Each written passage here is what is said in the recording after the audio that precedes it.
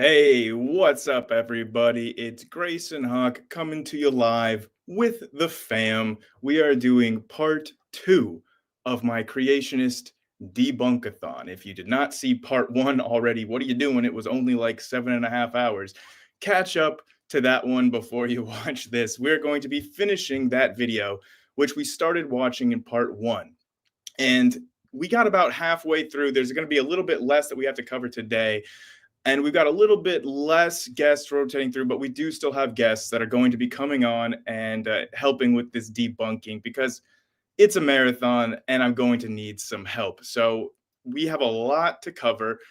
We are not going to be starting exactly where we left off last time. Now, I know we left off right in the middle of Raw Matt's presentation, but you guys, I care about my audience. And you can't just go from the start of the stream or right into a Raw Matt presentation like that. You have to ease into it. So we're going to actually go a little bit out of order. We're going to start with Donnie from Standing for Truth's presentation about how genetics supposedly proves Genesis and the Bible. Remember last time we covered Matt Powell's first presentation of the 3, where he covered dinosaurs, and that was a lot of fun, shall we say. We started going to Raw Matt's presentation and we didn't even get to Donnie's. So today we're going to be starting with Donnie's presentation. And then after that, we're going to finish Raw Matt's. I'm going to be finishing this freaking creationist video if it kills me, okay? There's not going to be a part 3. It's just these 2 parts. So now let me go ahead and put here in the screen, you can see Donnie over here. And let me see, volume is up, everything should be good. So let me know if you guys are having any problems and you can't hear it, but we're just gonna go ahead and get straight into this. These are the 4 things that Donnie's gonna be using as an example. These are not new. Donnie's used all these arguments before. Myself and others have directly refuted these arguments to Donnie's face. So we are going to be going through debunking his fallacious arguments, showing the flaws in logic or the direct empirically observable data that completely refutes exactly what Donnie is saying, and explaining to you exactly which parts are lies that he should know better than to be saying out loud. Let's go ahead and begin. Okay. Is there scientific evidence? Does the genetic data confirm or verify what the Bibles clearly teach? The answer is yes, profoundly yes. There is no point in us working hard to compromise God's word with really bad pseudoscientific theories. That is, honestly, I chose to start it at this part because this is one of my favorite quotes I think I've ever heard Donnie say in my whole life. He said, "There's no need for us, as in young earth creationists, to make up a whole bunch of pseudoscientific nonsense to try to reinterpret biblical stories." Well, if you really believe that, Donnie, then what's the whole point of your entire channel? I mean, just accept the Bible stories on faith. You don't have to introduce all of these pseudoscientific concepts like created heterozygosity or genetic entropy to try to support the Bible story, even though those are pseudoscientific nonsense. You're claiming that you don't need to do this. There's no point in you coming up with a bunch of pseudoscience to justify your Bible, but that's literally the entire function of your whole channel since its inception. So I just love the delicious irony of that line coming from Donnie. We don't need to reinterpret what these verses are clearly telling us, that Adam and Eve are the first 2 human beings, and Genesis, again, claiming to be the history book of the universe, because the scientific data has actually confirmed what the Bible says here. And so there are several lines of evidence here for the Bible's account of origins, and I am going to touch on at least a few of them. Mitochondrial Eve, Y-chromosome Adam/Noah. We'll touch a little bit on genetic entropy, and we probably will have a little bit of time to touch on design diversity. Okay, so firstly, I want to... So yeah, that's his overall outline of where he's going to go. Donnie has the shortest of the 3 different presentations. So, you know, this one should not be that big of a deal to get through. I mean, I've debunked most of these topics to Donnie's face directly to him before. So I will go over exactly what I have shared with Donnie, showing that he should know better than to say the things that he's saying.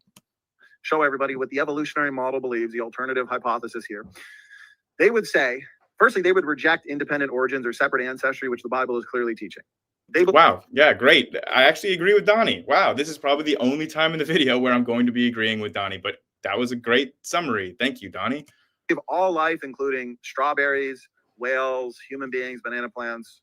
They believe they're all related. All plants, all animals go back. And look, he even said banana plants instead of just bananas. I mean, this is like, you can tell that this is a man who said a lot of dumb things to scientifically minded people before that have corrected him. So now when he speaks, I mean, saying banana plants instead of bananas is indicative that he is capable of hearing criticism and incorporating it and changing the things that he says to at least try to, I was about to say make them more accurate, but it doesn't feel right when describing a young Earth creationist. But he's at least trying not to say things that are very, very easily debunked that we hear creationists saying all the time. Like, oh, if humans evolved from chimps, why are there still chimps? Like, Donnie stays away from these kinds of arguments and he tries to dress up his arguments, which are no less pseudoscience. He tries to dress them up using this technical jargon and this scientifically sounding vocab that his followers aren't going to be able to call him out on.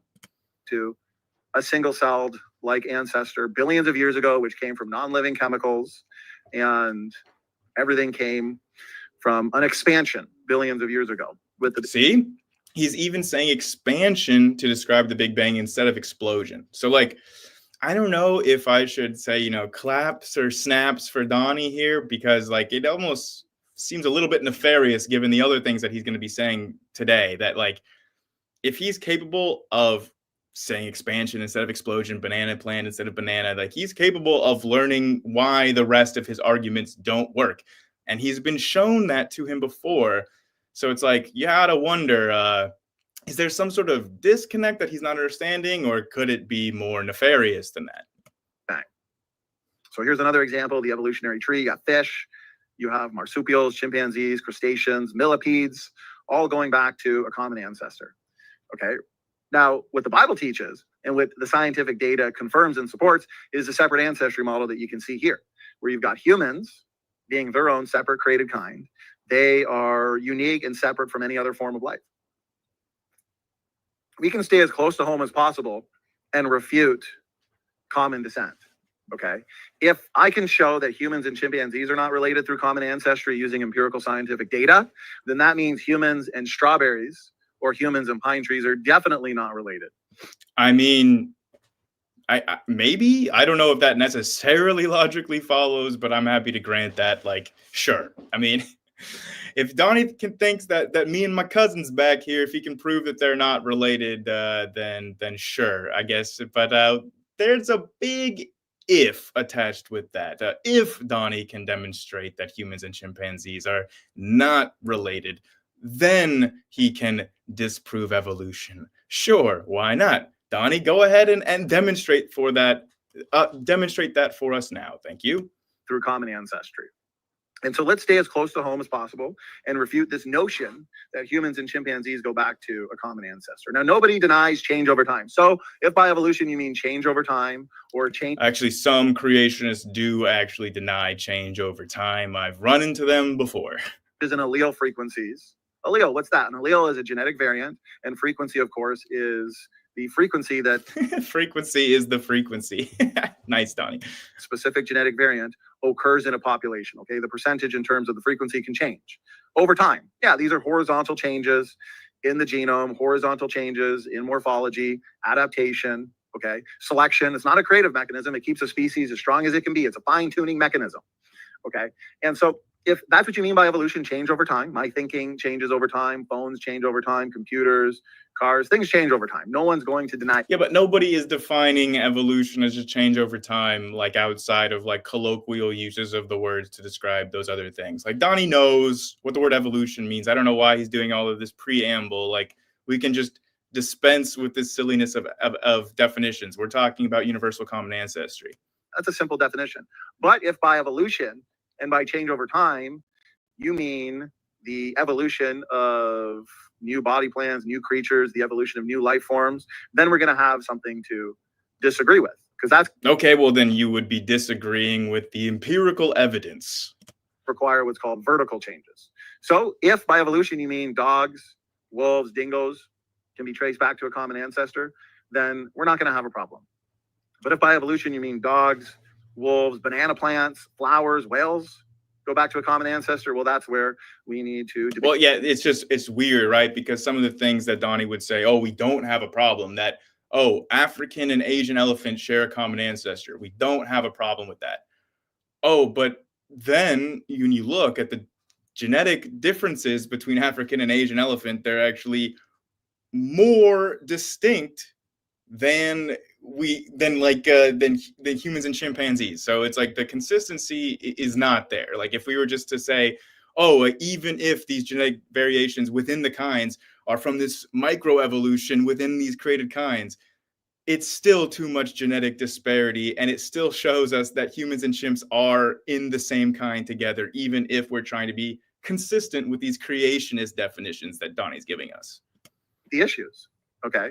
And so the evolutionists, they think time. Well, with enough time, you can get, as long as it doesn't contradict physics, physical limits, you could basically get anything. Fish to fishermen, particles to people, bacteria-like organisms to biologists. I mean, no, you can't get just about anything. I mean, you're not going to get things that are not going to be selected for. I mean, that seems pretty obvious, but it's not like these are only limited by the laws of physics. They're limited by the fitness landscape. So, I mean, yeah, that seems obvious, but Donnie doesn't seem to get that. For time. Because they'll say, well, don't you see change every generation? When cows produce cows, aren't those cows that are produced just a little different than the previous generation? Aren't your kids just a little different than you?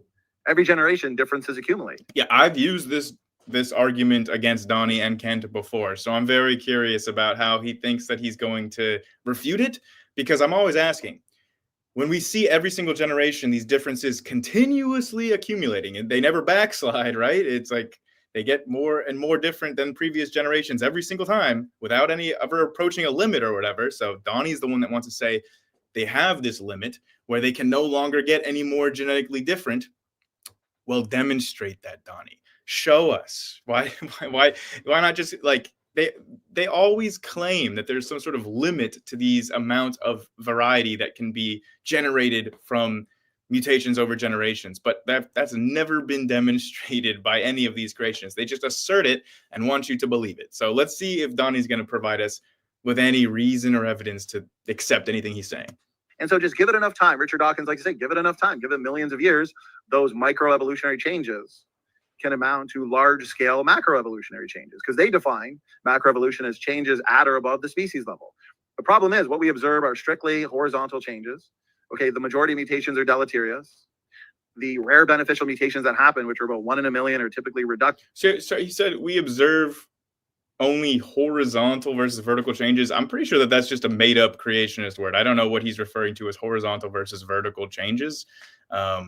I guess vertical change or horizontal is just within this made-up kind. So vertical would be changing from one kind to the other. So like, yeah, if we just make up all the definitions for these words and use definitions that are not recognized by any actually practicing scientists in the field, then sure. I mean, if we just change the definitions to mean whatever Donnie says, then I guess we can just accept what Donnie's saying is true. But since we can't do that, then we can't accept it. Productive and functionally compromising to organisms. Okay. So and yes, this should be also pointed out. The majority of mutations are neutral. I mean, doesn't need to be said, but Donnie continues to make the false claim that the majority of them are deleterious or harmful. That's just not true. Also, I want to say hey to Bree. I want to say hey to Maya. Hey, Deviant Outcast. Hey, Shassit. Hey, Rastaman. Hey, even we have the man himself, apparently, standing for truth here. Apparently is in the live chat, and we have a special guest, our first one joining us. We've got Dr. Dan Stern Cardinal from Creation Myths. Dr. Dan, how are you doing? In watching the Republic fall before my eyes, adjusted terms, I'm doing just fine.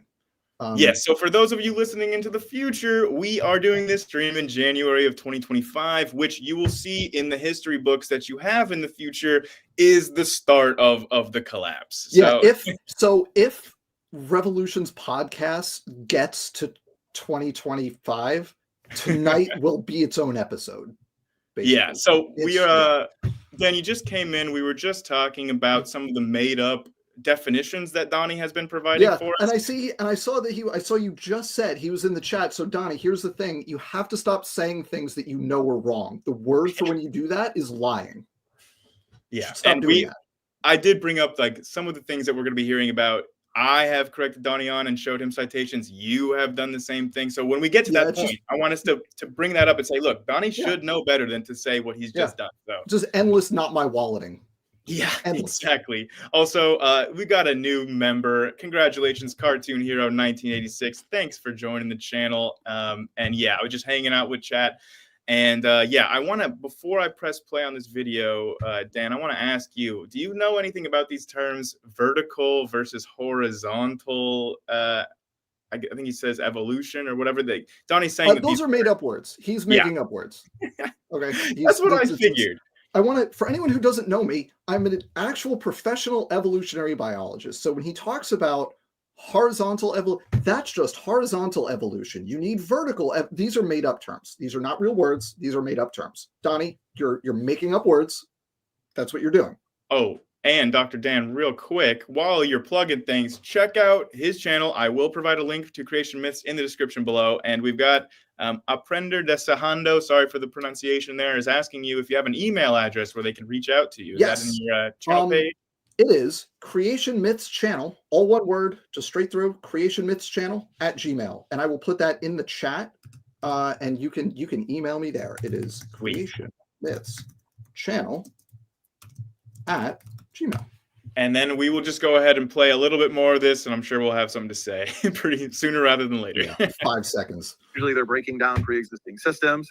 Things are breaking. It's easier to... Oh, he was just describing beneficial mutations as breaking down parts of... Oh, like, I mean, come on. Like let me rewind so we can get the full effect here, because I feel like I'm taking crazy pills hearing him describe beneficial mutations as breaking down biological systems. Like, yeah, not beneficial. Reductive and functionally compromising to organisms. Okay, so usually they're breaking down pre-existing that's wrong. I mean, he just lied. Like, I want to be clear about this. That's wrong. And here's something that I've noticed that I've been doing lately when I've been recording videos is rather than having to like go through a certain thing, I can just say, here's the link to the video I released on this a year ago or 3 years ago or whatever. Yeah. So I actually I have a video on this, and I went through several examples, such as lactase persistence. And what creationists will tell you is that the ability to digest lactose as an adult in humans is the result of the loss, the breaking of the regulation of that gene. That's a lie. That is not true. It's an upregulation of an enhancer. So it's an element that basically allows you to increase the level of expression, and by making that enhancer work better, you keep the level of lactase expression high, even as other metabolic pathways come online. Normally, it kind of gets outcompeted and it drops off. And here's the thing. I had a conversation on that exact thing with Donnie last year. Of course, and he's still using the term. And he's still saying, and like, I literally showed a figure where it's like, here's the one gene, here's the adjacent gene, here are the mutations, that's an enhancer. You can still turn this gene off. It just means the maximum level of expression is higher. Yeah. One of the things that I like bringing up is just like gene duplications, to where you have a duplicate, so you still have the original. Like, that's what I brought up whenever... the last time I was talking about this with Donnie, we were talking about the tetrachromacy mutations. Yeah. So these are mutations that give you like an extra color receptor that normal people don't have, this variety in their eyes, and an extra channel in your brain to connect it so that you can see additional colors that normal people can't. Yeah. And Donnie was saying, oh, well, the normal color receptor is then broken. And I'm like, it's a duplication. So you have the normal one and the mutant. It's literally just all it's doing is adding new beneficial information to that genome that's doing a new thing that you couldn't do before. That's exactly what Donnie is just saying is impossible. Right. And I've shown it to him before he recorded this. So yeah. And real quick, another new member, Deviant Outcast. Awesome. I love Deviant Outcast, talking to them about Egypt and Egyptology is kind of we share that interest. And I mean, they're like the resident Egypt expert in my chat, so I always love seeing them. And then we've got a great comment from our newest member here that vertical and horizontal evolution are sales bros trying to talk about biology like it's a promotion, which, you know, makes sense for Donnie Deals, which, by the way, Dan, I got to say, Donnie got really mad at me after the last stream that I did for saying that he was a used car salesman. And he wanted me to clarify. So I want to clarify this, that he also did sell new cars as well. Okay, so he was both. A new and used car salesman, and he also used to be a nurse. So he felt very offended that we didn't highlight the fact that he also used to be a nurse as well as being a used and new car salesman. So he said I was lying for calling him just a former used car salesman. I mean, it's true that he is a former used car salesman. He's also a former new car salesman. But let's just be clear, Donnie, you know. And we got our first super chat. Thank you, What the, by Rob Chaos, asking, will Donnie turn up today to refuse discourse again? So Donnie already showed up today. I'm not sure if I'm going to offer him a position on the panel. Grayson, if he'll do it, let him in. If he'll go for it, get him in here. Let's do it. Okay. I've heard, I think the chat would want that too. So, okay, Donnie, if you're listening to this, you have a place on the panel. I will send him, I will send a link right now for him. So then he will have this link so that he can join us. You know what? No, this is being nice, because rather than just rag on him and all he can do is shout into the void in the chat, you know what? Donnie, you come in here and defend yourself. Tell us why we're wrong about all the nonsense you're saying. Okay, I'm sending him a link, and we will press play on this for a little bit longer. Do it. It's easier to break a gene than to build one up. And so more time actually equals more degeneration, more extinction, more deleterious mutation accumulation. So more. Yeah, if that would be true, Dan, if there was maybe like no known mechanisms that might be able to purge deleterious mutations out of a genome, if we didn't know any of those, then what he just said is accurate.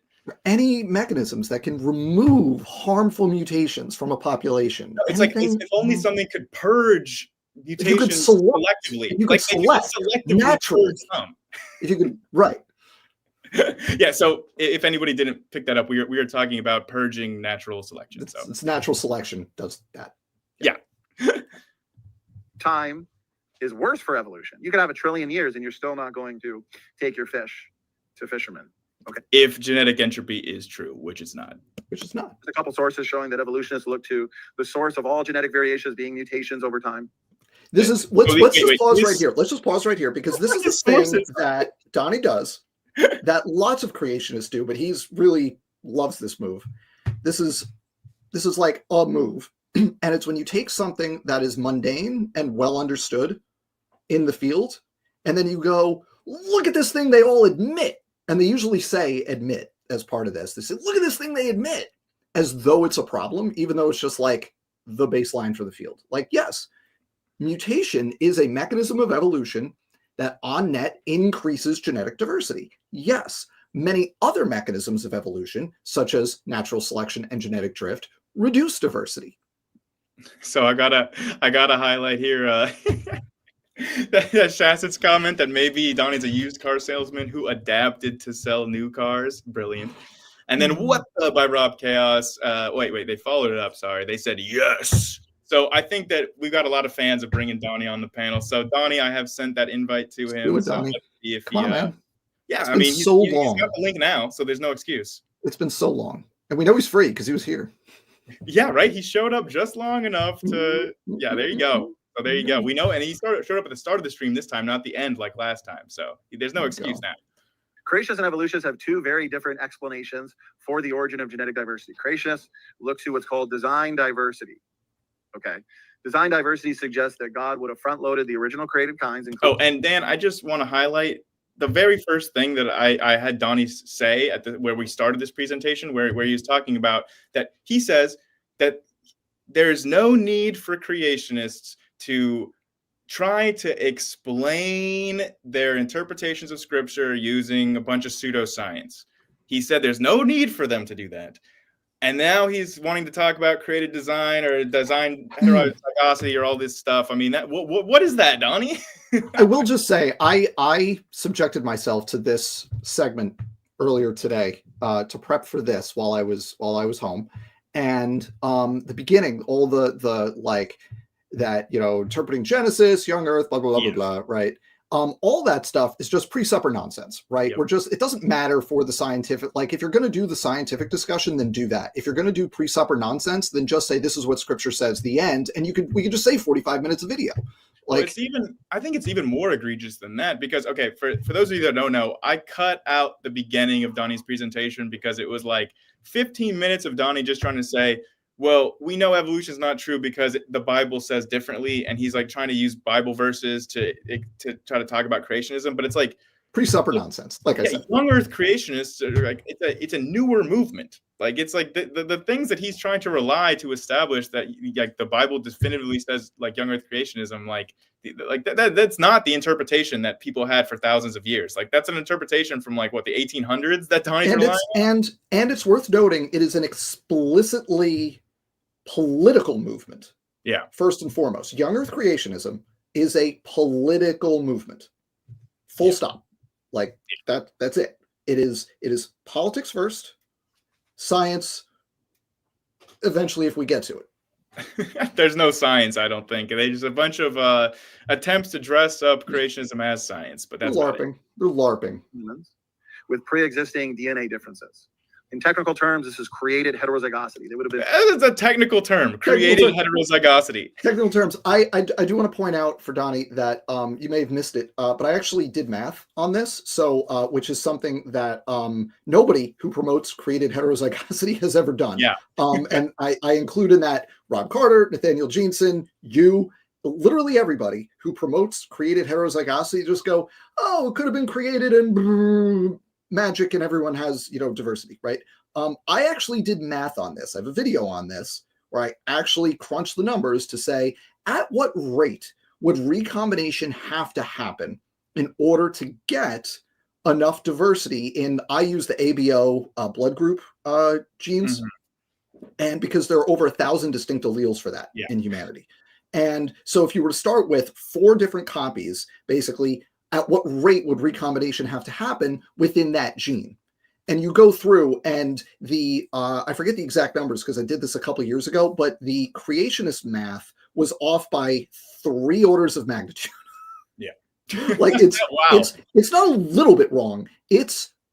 And that 3 orders of magnitude, I was just like, and we'll round down to make it easier, and we'll round up over here to make it easier. We'll assume that there's no hot spots and cold spots. Like, I made it as easy as possible. And it was off by multiple orders of magnitude, given directly observed recombination rates. So I will say you can make it work there's 3 ways to make it work. One is you just say God intervened to make recombination happen faster, or recombination happen in specific places. You could have divine intervention. You could have ongoing miracles happening. The second option is to push the creation further back. And Dr. Josh Swamidas has actually done the math on this. The concept is called time to most recent 4 ancestors, right? Because if you have Adam and Eve created with 4 alleles, you can go back in time to those 4 alleles. That gets you somewhere in the neighborhood of hundreds of thousands of years ago. So that's no good. And the third option is, of course, Adam and Eve can be polyploid. Because if instead of having 2 each, they have like 100 each, then that solves the problem too. I think that is what Donnie is saying. And I brought up this exact point about the ABO blood system to him before, and he was just saying, well, all those other alleles could just be at other loci. No, they can't. Because there's other stuff at other loci.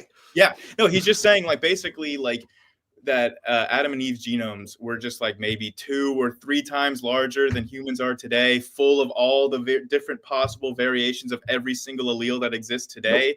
And then somehow all of that can be coordinated coherently to express one individual person that wouldn't be some sort of insane chimeric monster.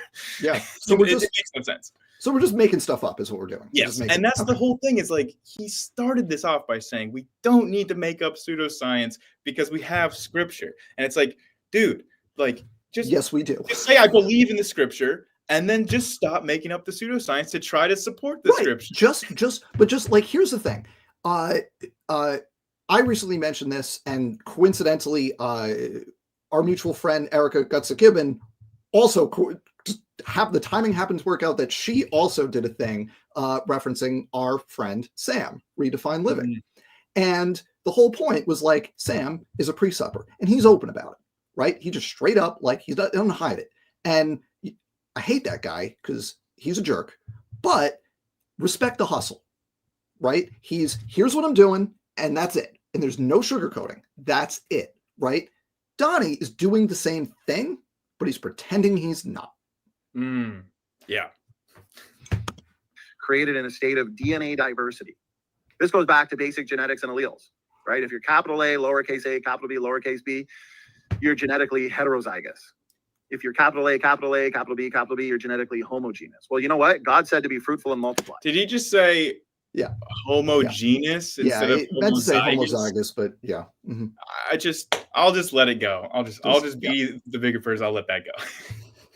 It wouldn't make any sense for that command to be carried out through cloning. And that would be the case if God created Adam and Eve genetically homogeneous with no flag on the play. Twice. That's not a mistake. No, true. Fair enough. Fair, but flag on the play. Also, now it's okay for Donnie to get into God's head and what God would have done, but it's not okay for us to be like, that's bad design. He wouldn't have done it that way, right? Pick one. Because once you start making that argument, then all of the that's bad design arguments start to come into play. And I don't think creationists want to open that door. No, they do not. Pre-existing diversity. No, front-loading Adam and Eve and the original created kinds with these pre-existing functional DNA differences makes sense both theologically. Wait, where's that in the Bible? I mean, where's creative heterozygosity in the Bible at all? Find that. He's preaching it here like it's some sort of established fact, and like it's literally not in the Bible, and it's not in the actual real evidence. So like, not the source for creationist claims, not the source for scientific claims. The created heterozygosity claim is literally not sourced from either party. It's just totally pulled out of fan fiction. It's population genetics fan fiction. It's like, well, if the Bible is definitely true, then what kind of pseudoscience can we make up that could maybe, possibly, if you don't do the math, maybe rescue the biblical narrative? It's like, it's so bad.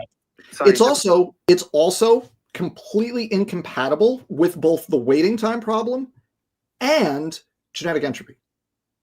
Yeah, that's awesome. That's a great point. You can't have, because if you have created heterozygosity, right, and you've got all of these differences that are built in, and then a whole lot of subsequent changes occur that just get you different functional variants. Yeah. Where's the genetic entropy? Wow, what a, I'm glad that we could debunk the created heterogeneity model. I put the link, folks. I put the link to my video on this where I actually did that math in the chat. So if you want the numbers, because literally I'm the only person that has actually done math on this, there they are. Yeah, and Dan probably has a video for literally every single point that Donnie is bringing up tonight. Oh, I do. He's already been refuted to his face on every single one of these points multiple times. Yes. That means with processes like recombination, which scrambles up these genetic differences every single generation as the chromosomes line up, crossover takes place, and you get scrambled versions of the chromosomes, right? Biparentally inherited DNA would be the autosomal nuclear DNA that you inherit from your parents. One chromosome, one from mom, one chromosome, one from dad. Okay, 50% DNA from mom, 50% DNA from dad. So in a single generation, you can get incredible diversity, novel chromosomal combinations because those DNA differences are built in. So you don't need millions of years to build up the necessary amount of them. Yes, you do. Because the rate of recombination is approximately one crossover per chromosome arm per meiosis. That's the rate of recombination.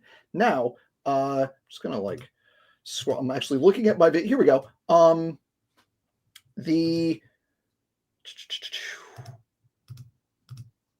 are you looking for there, Dan? So I was just going through my created heterozygosity video. The gene, the ABO blood gene, makes up approximately 1/5,600th of the chromosome that it's on. So you would need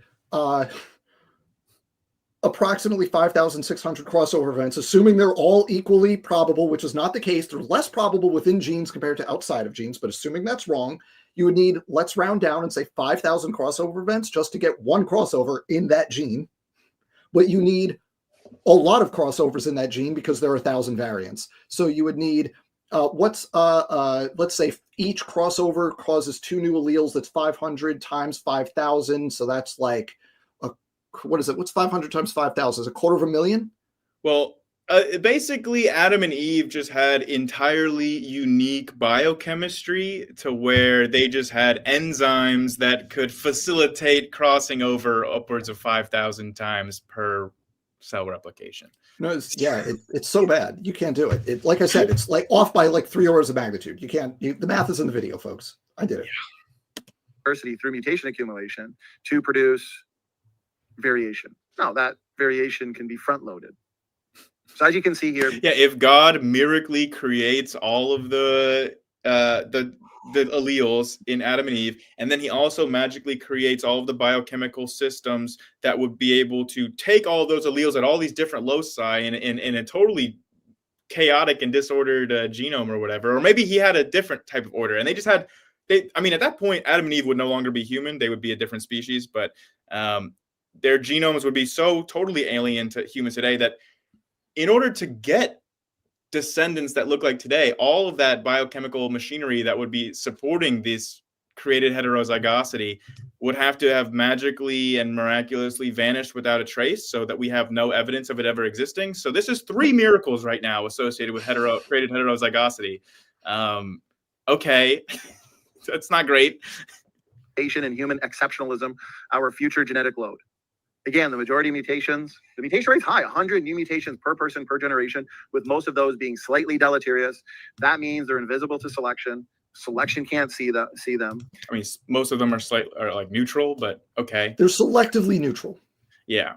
And over time, and let's just be clear about the way this works.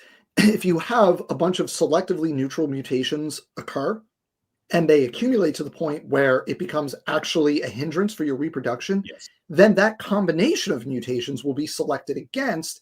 The only situation in which that doesn't happen is if the entire population is completely equal in their relative fitness.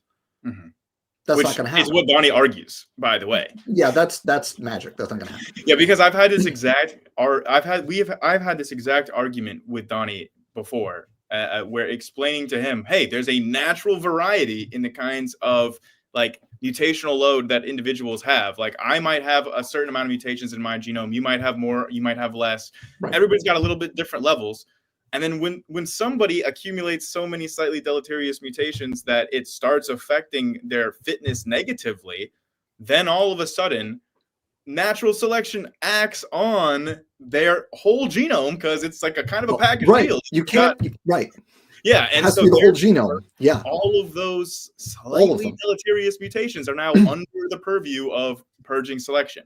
Yeah, and Donnie doesn't seem to understand that. He tries to make the point that, well, if everyone's getting 100 new mutations every generation, then they all approach that limit at the exact same time. Have the identical relative fitness. And that's so stupid. And you have to assume that all of these 100 new mutations are all like of an equal effect on fitness at that point. Which, even he just clearly says he doesn't assume. So it doesn't work. Rust on a car, much like single spelling mistakes in a book the size of an encyclopedia, on their own. Neither of which are analogous to the buildup of mutations. Like, I mean, he thinks that these are analogous things, but they're not analogous because, like, like, you can have a mutation that doesn't affect even the amino acid sequence of the final protein, right? You can have a mutation in the third codon position, and it doesn't change anything about the final protein.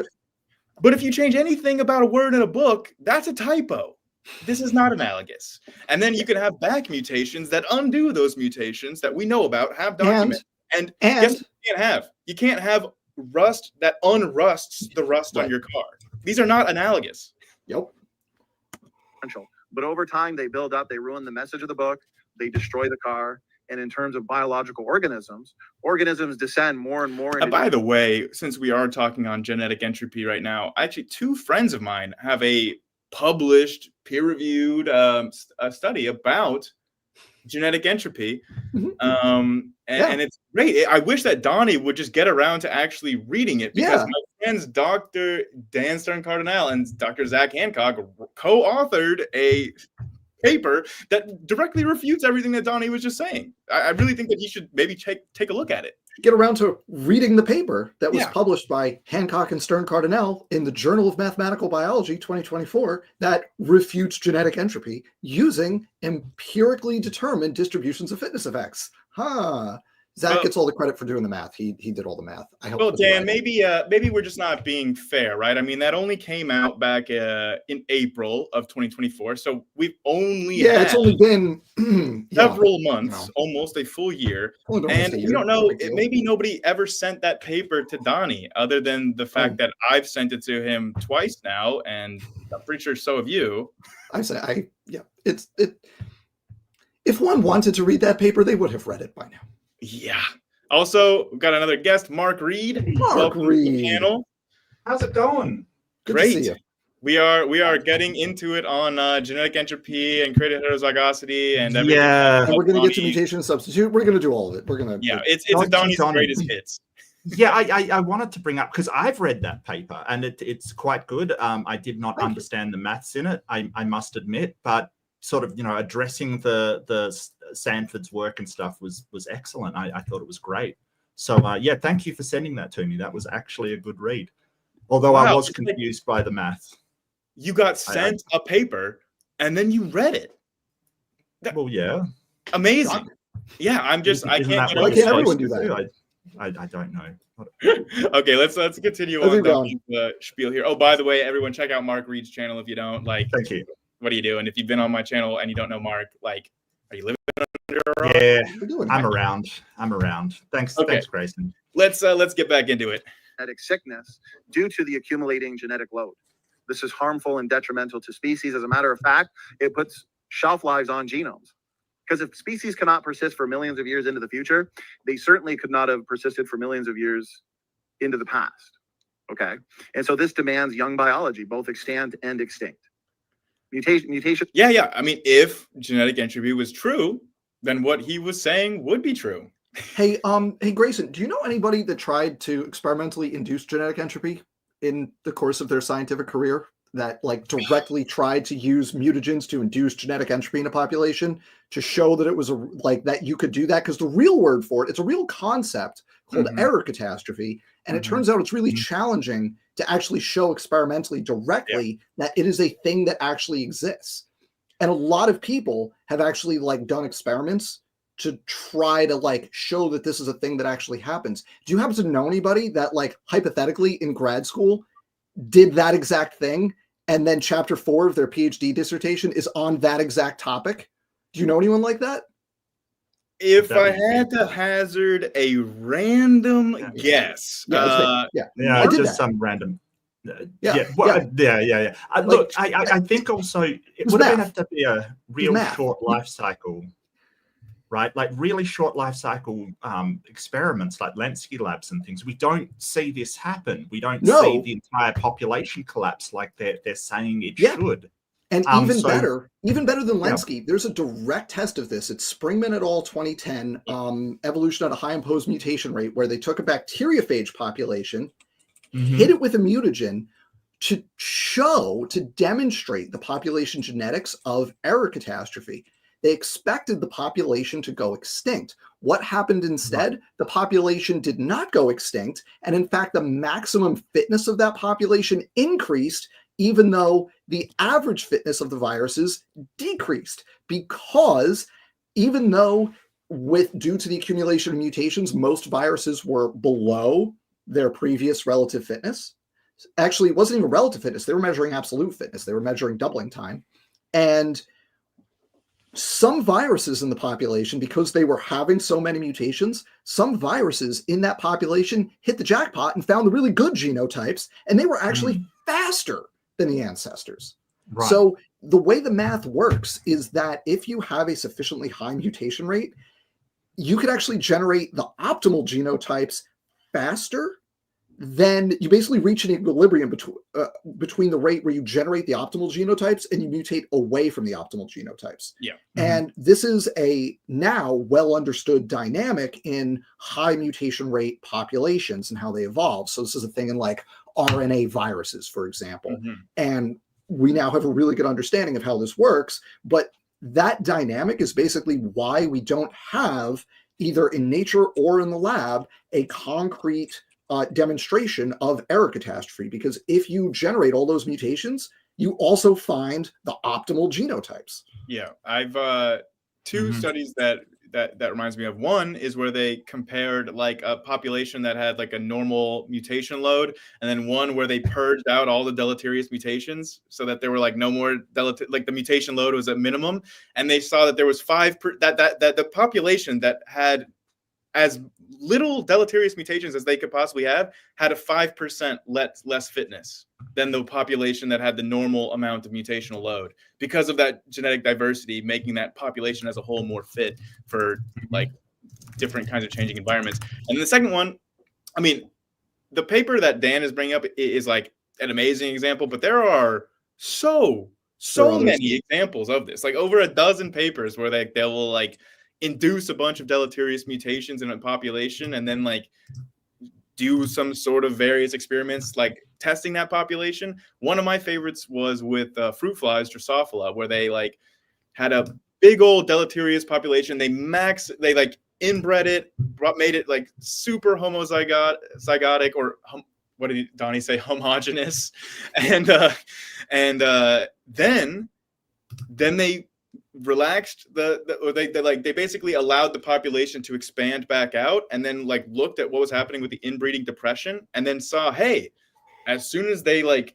passed through this bottleneck and then the population expanded back, remember that initial population, really high mutation load, really inbred, and then they expanded and the population grew in size, and then the inbreeding like depression decreased, and the amount of homozygosity, the amount of inbreeding, the amount of mutational load all went down.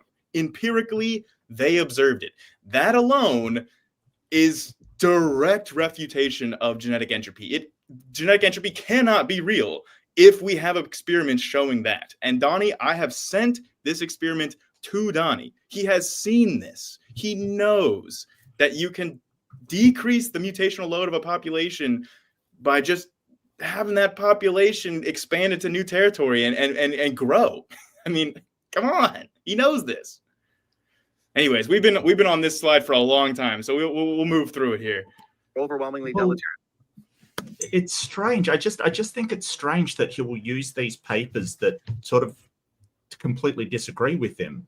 Like, so this sort of suggests that mutations are vastly deleterious, but what does that doesn't show genetic entropy. They're confusing genetic load with genetic entropy, which are two different things. Yeah. And like the paper that he's citing right here, also if you read that paper, and like they're like talking about like such minutia of like, oh, well, if you change a C to a G, well, the biochemical pathways are actually a little bit more energetically demanding to produce a G than a C. So therefore, it's slightly deleterious because it's slightly less energy. Like the amount of slight deleteriousness of these, like when this paper is saying the vast majority of mutations are deleterious, like they're talking about like real minutia. Vast majority of mutations are deleterious. This is one of the most well-established principles of evolutionary genetics. Whereas, like, if an evolutionary biologist talks about deleterious versus neutral, they're basically just talking about whether or not like selection can have an effect on it and purge it out, or whether or not it's basically invisible to its selective effects. And it's a result of like your environment and your population size and a bunch of different variables. So Donnie just is making stuff up. Supported by both molecular and quantitative genetic data. Wait, hang on. Sorry. I know we're never going to finish this, but we have to just point out when he says quantitative genetic data, the way he said that is a red flag, because he said molecular and quantitative genetic data. And when he says quantitative there, he thinks it means with numbers. That's what he thinks it means. But he got that phrase from somewhere, because quantitative genetics is a specific thing, referring to the inheritance of traits that are governed by multiple loci in the genome. And the way we study that is quantitative genetics. And it's the study of traits that occur on a distribution rather than having like discrete phenotypes. And that is a specific thing. And based on what he just said, he doesn't know that. He just thinks it means we have data with numbers. Quantitative. Right. No, that's a specific thing, Donnie. It's a whole subfield. So if he said quantitative data, he might be talking correctly, but when he said quantitative genetics is a very genetics, specific right. thing. Like when I teach evolutionary biology, one of the days of class is called quantitative genetics, and we talk about the inheritance. And but Dan, he wrote a book. That's what really irks me is that among the young Earth creationists that frequently show up in all three of our comment sections. Donnie, among like the lay audience of creationists, they typically consider Donnie to be a expert in genetics. Like among creationists, he is. Do I have to show as an expert? Do I have to show the Do I have to show the Punnett square? No, because the things that we've already gone over tonight have clearly shown that like Donnie's understanding of genetics is like not even at like an introductory collegiate level. He would. Just on the basics, he would totally fail like my 200 level Welcome to Evolution class. Just nothing. I'm definitely not an expert either. I will point at experts and say, hey, go listen to them. But Donnie doesn't. That's the thing. He will say, hey, I know more than these experts talking in the field. And I would never make that claim. Like, Donnie will tell it to their faces. I mean, like, no, I'm aware. I'm very aware.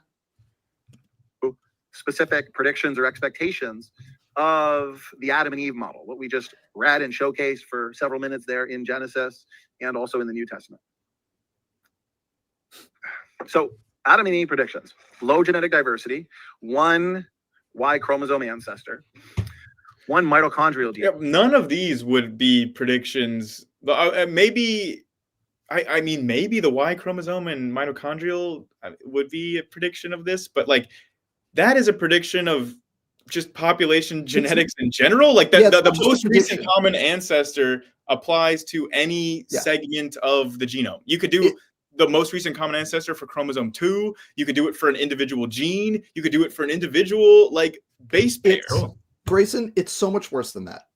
Having one common ancestor is not just a prediction of like basic evolution. It is a mathematical necessity of like basic population genetics. Yeah, that's what I'm trying to say is like it is a mathematical certainty that we have a most recent shared common ancestor for every single part of the genome that you could arbitrarily want to define. Yep. Every single one. From individual letters to genes to chromosomes to the entire genome, it is mathematically certain that there is a most recent common ancestor for all of those parts.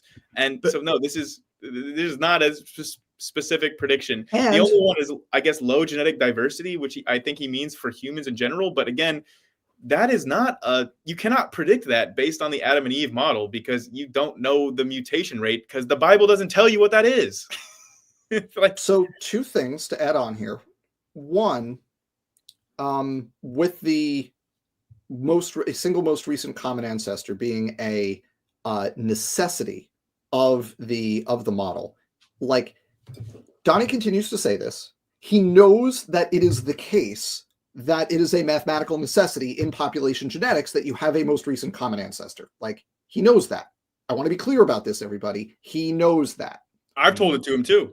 The second thing is the low genetic diversity is interesting because I'm pretty sure I heard him just say a couple of minutes ago about how they were built with diversity in there, and then you get a lot of diversity. Now, what he would say to that is the Y chromosome and the mitochondria are non-recombining, right?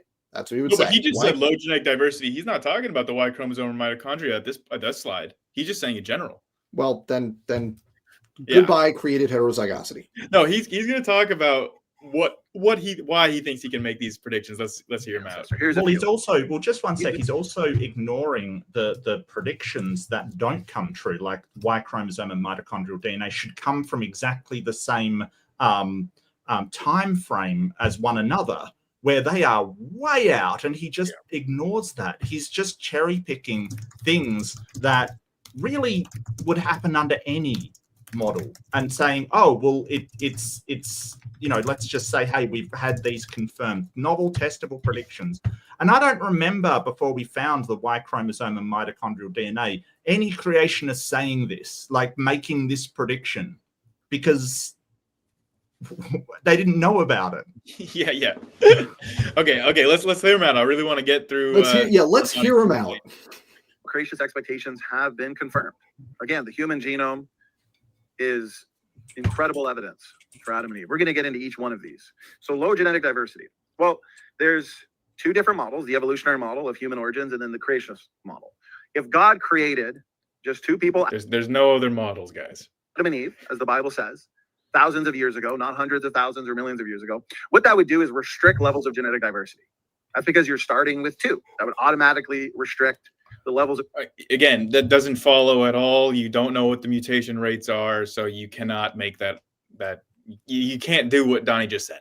Well, he's presupposing the mutation rates. He's sort of going to go to these genotypes were so pure that there was, you know, it had a low mutation rate. That's basically where he goes with this. He front loads it with all of these assumptions, Grayson. Well, no, he's talking about. We'll get to that. We'll get to that. I don't. Okay. Know Sorry. That's necessarily what he's claiming, but we will hear.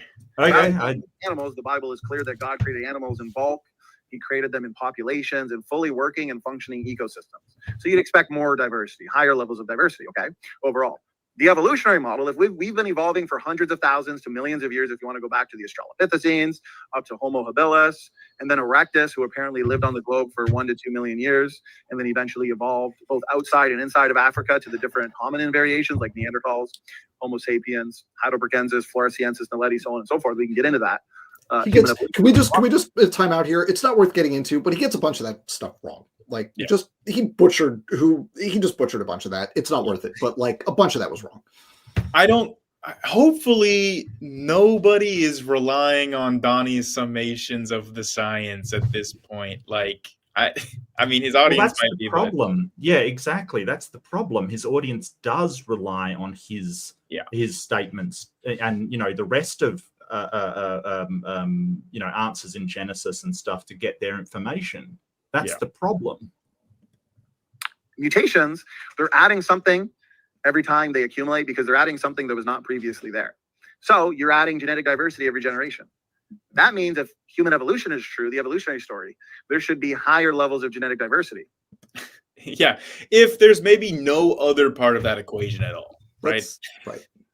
Like we already went over this, but if there was no process or mechanism at all that we knew about that could decrease genetic diversity in a population over time, then maybe what Donnie was saying would be true. But sorry, Donnie, we know about some processes that decrease genetic diversity, so you can't actually just say, well, if evolution was true, therefore we should expect every population to be highly genetically diverse.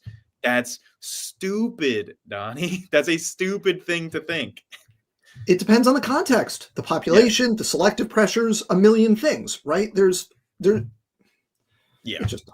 not a time. It's just, I can't. Yeah, it's like if we only look at one variable in this multivariate system, then we can make a prediction that we shouldn't have any expectation of being right at all because we only used one variable in a multivariate system, right? If we ignore all the wavelengths, everything is orange. Yeah. That is true. If you ignore all the other wavelengths, then everything is orange. Yes, that's true. Yeah. There are other wavelengths. I make the prediction, Dan, that everything is orange. Because and you're only going to look at whatever wavelength. You're only going to look at like what does that work out to, like 650 nanometers or whatever, whatever it is for R. If light is composed of wavelengths of orange light, then we can predict that all things should be orange. And because it's not, therefore, light is not composed of photons. There you go. I knew optics were fake. I knew it. Because over hundreds of thousands to millions of years, you're going to have a lot of genes floating around these populations. So, two very different predictions. Creation model. You know, just quickly, you know what it reminds me of? Flat Earth arguments. Right? Ignore everything else and just go for this one part of the equation. Oh, it can't be right because, you know, the end of the equation is right. It's like we've ignored. That's exactly right. It so reminds me of they it. do this with like the second law of thermodynamics. Oh, Right, apparently, right. to the second law of thermodynamics, the atmosphere should diffuse into space, but it doesn't. So therefore, we can't have an Have to atmosphere. have a dome. The dome is real. Yeah, It's absolutely. They forget about intermolecular forces that can actually keep things together, like gravity keeps And not to mention atmosphere gravity. on the Earth. They Gravity's forget about that. And just like Donnie has forgotten about all the things that we know about, like bottlenecks, population bottlenecks that decrease genetic diversity in populations. It's just funny how that just slipped his mind. Although, we'll get there. At one point, he confuses bottlenecks with founder effects, which are nice. Two different things. So the reason why that he's doing it this way and not bringing this up is because he's trying to set it up as a failed prediction, even though nobody predicted this and it's not a failed prediction at all. He knows that population bottlenecks and different kinds of other known phenomenon decrease genetic diversity. So you can't make the prediction he just made. He knows that. He's doing it anyway to just try to pin this false prediction onto evolution that is completely fabricated. The evolutionary model, higher levels of genetic diversity. What do we find? Not necessarily. Every single human being on the planet is nearly identical genetically. That goes for autosomal nuclear DNA. That goes for uniparentally inherited DNA like mitochondrial DNA. I guess that debunks created heterozygosity then. And Y-chromosome. Y-chromosome is uniparentally inherited DNA. It's also nuclear DNA, but it's passed down on one line, the father's line. Very low genetic variation in all DNA compartments. Notice this, genetic variation from the secular literature. Human genetic diversity is substantially lower than that of many other species, including our nearest evolutionary relative, the chimpanzee, exactly what we'd expect. Animal species, higher levels of genetic diversity. They were created in bulk. And just 1 second, I just have a question. Isn't the Y chromosome prone to mutation? Although because it doesn't recombinate, it has... it doesn't recombinate, but it still is very susceptible to mutation, I thought. It's small and it's less, it has very few genes. I don't know about its gene density compared to the other chromosomes, but in absolute terms, it has very few genes. Right. And it is the smallest by a long way. And what I'm sure I think it's this part, he's going to get into the Y chromosome differences between chimps and humans. And this has been explained to him to his face about sexual selection. And it's just like, Erica explained it. Yeah. Very well. Yeah. And I mean, we're getting into where there's going to be a lot of Donnie Deal's fallacy. And for anyone who's not aware of that, Donnie, I'm sure you've heard this, you have your own fallacy, which is where you make an argument. You say, okay, here's my argument. ABC. And then someone responds and goes, okay, but XYZ, and that means ABC is not true. And then the response to that is, aha, but have you considered ABC? Yeah, that's what he does. Donnie Deal's fallacy. That's what he does. And that is where we're at, because all the stuff that he's saying here is stuff that has been explained to him slowly and carefully to his face, in most cases more than once. And yet here we are in the year of our Lord, this was recorded in 2024, and we're still doing the same stuff. And just Mark, FYI, the paper that we'll be talking about when we get to that Y chromosome part does sort of walk through and explains that the Y chromosome exhibits much more dynamic evolution over time, whereas the X chromosome is more stable through evolutionary time. And it gives reasons about that. So we will get into that when we get to that point. There's a good reason for that. You don't actually need a Y chromosome to survive. You can do fine without a Y chromosome, so there is more flexibility there for changes to accumulate relative to like an X chromosome. If you don't have a good X chromosome, you're dead. Well, okay, so there are some genes on the Y chromosome that are crucial for male reproduction, where you can have like some deletions that you could be infertile. Not survival. But like, on the X chromosome, you've got stuff that's like vital to cognition. Like you've got stuff that's vital to just like you operating as a person. So Turner syndrome is a monosomy of the sex chromosomes where it's 45XO, so you have a single X chromosome. Individuals with Turner syndrome are perfectly healthy. They can't reproduce. I think they're sterile, but they're perfectly healthy. The opposite does it, like 45YO does not exist because you're dead. That's not a thing. I'm gonna go through 2 super chats here. We got Cartoon Hero 1986 said, "Fun way to troll creationists. Agree with them, then say it all makes sense if antediluvian humans were alchemists and refuse to move on that point." Which, Nice. yeah, Nice. or like some sort of ancient aliens thing, or like simulation or whatever would be fun. What the by Rob Chaos said, "Struth, wouldn't it easier to truth than creation?" Struth, wouldn't it easier to truth than creation? Yes, sure. Sure. And then Austin Sims says, 3 of my favorite brainwashed evolutionists. Here's the thing. I just need to clear this up, and I had to correct Kent on this at least once too. Yeah. I am not brainwashed. I am one of the people doing the brainwashing. Get it right. Yeah. All right. I am doing the brainwashing. Yep, my brain had a good thorough scrub. Lower levels of genetic diversity. Based on an examination of our DNA, any 2 human beings are 99.9% identical. Let me read that again. Any 2 human beings are 99.9% identical. So evolutionists looked at this and said, well, we must have originated from a small ancestral population because we're all basically the same. Our genetic diversity is much lower than ever expected, ever predicted. That's why the evolutionary community, they didn't predict this, they didn't expect it, but what they did, rather than tapping out, as this confirms the Bible's account of origins. Oh my God, just the amount of fallacies are just a mile a minute over here. Oh man, okay, yeah. So like, if you have historically a small effective population size, then you will have low genetic diversity. Yep. Those 2 things go together. And for most of human history, we were restricted to sub-Saharan Africa, hunter-gatherer. That is a low population cap situation. You're going to have a low effective population size. It's almost as if there are like mathematical equations that Donnie could look at that would show exactly what variables contribute to genetic diversity in populations. And if he looked at those variables, he could then understand that evolution and creation don't tell you what those variables are going to be. So you can't just say, if evolution is true, then humans should have high or low genetic diversity, because you don't have all the variables. You can't make that statement. He should know this. He does know this, honestly. I think he's looking at these things like over his worldview. His like, well, humans have only been around for a few thousand years, basically, 6 to 10,000 years. I'll be generous.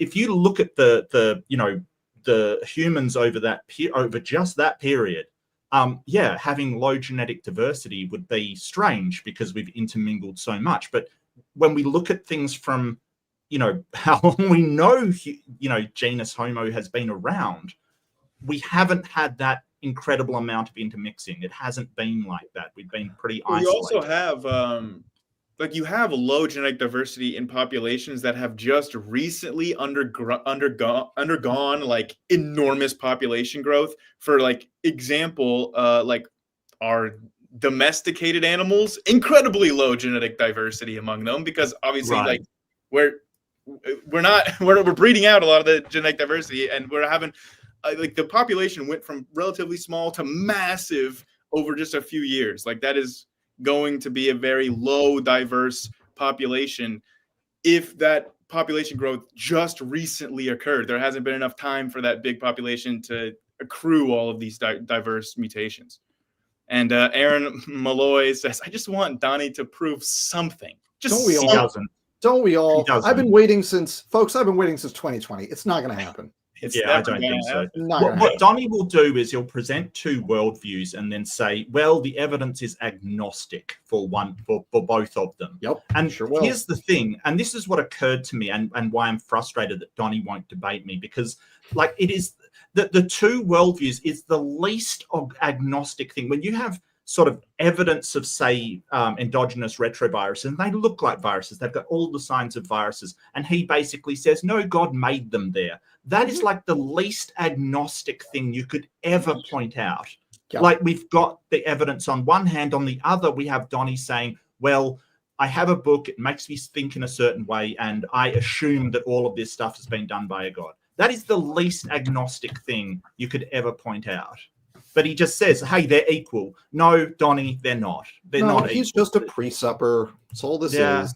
Yeah, That's I mean, true. I could do the exact same thing with what's that, like last Tuesdayism or whatever, where the universe was Sure. Last created last Thursday, Thursday, yeah. or Tuesday, Yeah. Thursday, whatever the day is. You could do that and say, oh, well, look, all the evidence is ambiguous, right? We can't say Yeah. one way or the other. You could do the same thing if I just put my unfalsifiable belief up as one of the Sure. only two alternate worldviews. And then you could say it's agnostic, you know. Yeah. Retail story, post hoc, ad hoc, after the fact, to explain the data. Right here from the We knew about genetic bottlenecks before, like it's not like a post hoc rescue device. Like we knew what population bottlenecks would do before we knew that there was a human one. So that's just another lie. National Human Genome Research Institute, all humans are 99.9% identical in their genetic makeup. So this isn't really contested. This is well known. The Human Genome Project has helped to inform us about how remarkably similar all human beings are, 99.9% at the DNA level. Fascinating. The evolutionary rescue devices don't work. So they'll say, well, okay, in order to reduce levels of... Can I just say something on that? Because that's important. Okay, it's really important to understand what post hoc rationalization actually is. So post hoc rationalization is attributing something to what you've found out without there being a causal relationship, right? Without you establishing a causal relationship. Mark, I got an example. I have an example of this. Is it God? It's created heterozygosity. Right. So without establishing the causal relationship, this isn't how our science works. It establishes that relationship. So this is just him basically trying to undermine the actual science behind it and insert his own creationist talking points, which is hilarious. He does this all the time and he doesn't understand. Like, that's not post hoc rationalization. No.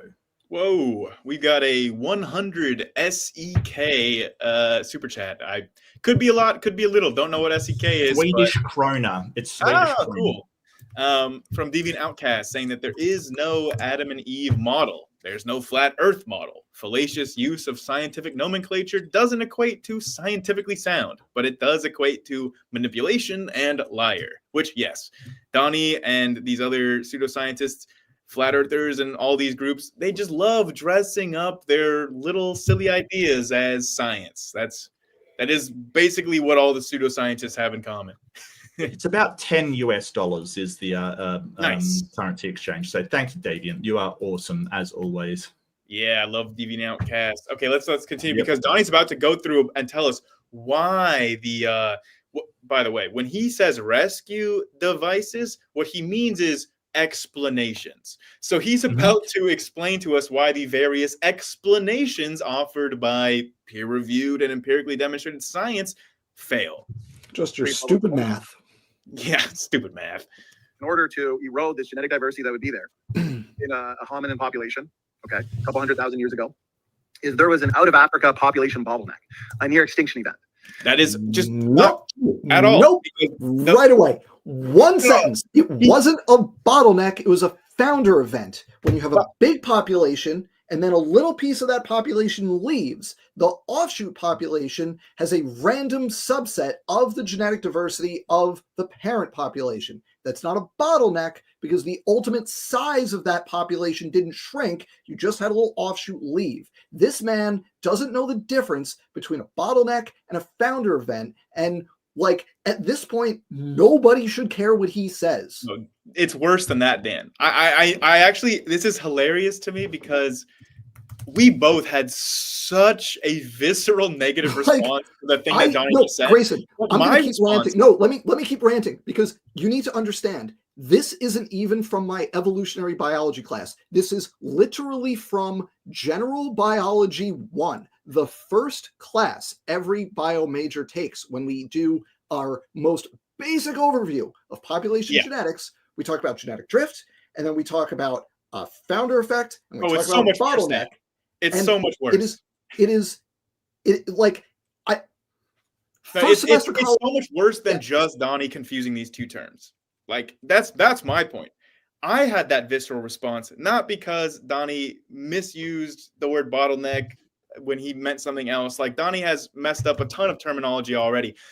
My visceral response is because I know what Donnie means to say here. Oh no. Because I've had a debate about Out of Africa with Donnie, and his confusion is so much worse than you just thought, Dan. It's so much worse. I don't know about Because- that.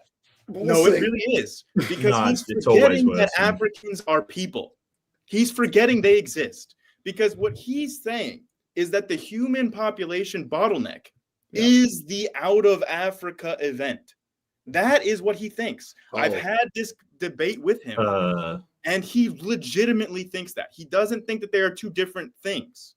He thinks that there was a population bottleneck 70,000 years ago with the Out of Africa event, and that is what explains the present amounts of genetic diversity in humans. Oh, so he thinks really that thinks that. all African populations went back after. No. He just doesn't know any better. He doesn't know that he should be thinking about African people. Like when he thinks Out of Africa, he says that explains the genetic diversity of everybody. Like they all just He left? forgets Like everyone that left? Africans are still real today. He's Well, that's thinking what I was about the gonna genetic mention. diversity of every continent outside of Africa. Yeah, he thinks that just this population split off. There was no intermingling. There was no back and forth. There was nothing. Like they just teleported somewhere without any. No, you know, that's not what I'm saying. I'm saying like he literally hasn't thought that. He hasn't thought it through to get to that point. He doesn't know that that's what he's thinking because he hasn't thought about it at all. He thinks that the current genetic diversity of everybody can be explained by an Out of Africa founders event because he literally hasn't even, the thought has not occurred to him, could that explain the diversity in Africa? He hasn't thought about the diversity in Africa. He hasn't thought about that at all because he thinks the population bottleneck for the whole human species is the Out of Africa event. And I had an 1.5-hour discussion with him on this to where I finally understood that that's what he thinks at the very end of it. Because our discussion was supposed to be about Out of Africa. And he spent an hour explaining about the population bottleneck. Not from 700 to 900,000 years ago. That's what he was talking about the entire Is that why he thinks that he's going to show the famous 3-node tree at some point? Is that why he thinks the long branches are faster mutation rates rather than just being older? He thinks that African people have a higher mutation rate than right, because they have to be the same age. But if they've been there the whole time, then they just have more time. No. He's not saying that they've been there the whole time either. Like no, that's what I'm saying. That's the real answer. The reason those branches are is because they're older branches. They've been there longer. Yeah, and he'll get to the tree and unrooting and rooting the tree, and we'll talk about that and everything. But wasn't Out of Africa like what 70,000 years ago or something? 70,000. Yeah. Yes. So the difference between these two events. Yeah, like the difference in the events is one is 70,000 years ago that only affected non-African people. The other one affected. Okay. Thanks, Dan. Majoritively affected non-African people. The other one is for the whole human species, anywhere between 700 and 900,000 years ago, and affected Africans and non-Africans together. But he thinks they're the same events. He thinks they're the same thing. He doesn't get why I keep trying to differentiate them. Like when I tried to do a debate on the first one from 70,000 years ago, he wanted to have an entire debate about the second one, and he kept insisting that he was staying on topic. He legitimately doesn't understand that these are two different things separated in time and space entirely. Real quick, What the by Rob Chaos just became a new member. Thank you, Rob Chaos. What was that? I just saying awesome. Rob Chaos. What a guy. Yeah, and he sent in a super sticker that I don't know if I'm not seeing it or what, but it just says super sticker. But thank you. A fox writing #1 on a piece of paper, as far as that's my interpretation. I think that's what I'm all about, honestly. Fox Red Panda. I don't know. My cheap super chat before was meant to say Struth. Wouldn't it be easier to do truth and science instead of creationism and pseudoscience? So you would think so. Truth you would think so. So the question isn't what's easier. The question is what's more profitable. And this is something that I've wanted to bring up, that it seems to be more profitable to lie to religious people than it is to actually be somebody that does honest content about things that are truthful. And that is something that, for instance, I and Ember have discussed. Like, wouldn't it be so much more profitable if we just sold out and told people, you know, that all of this stuff? And yeah, it would be, but you know, we've got integrity. We don't want to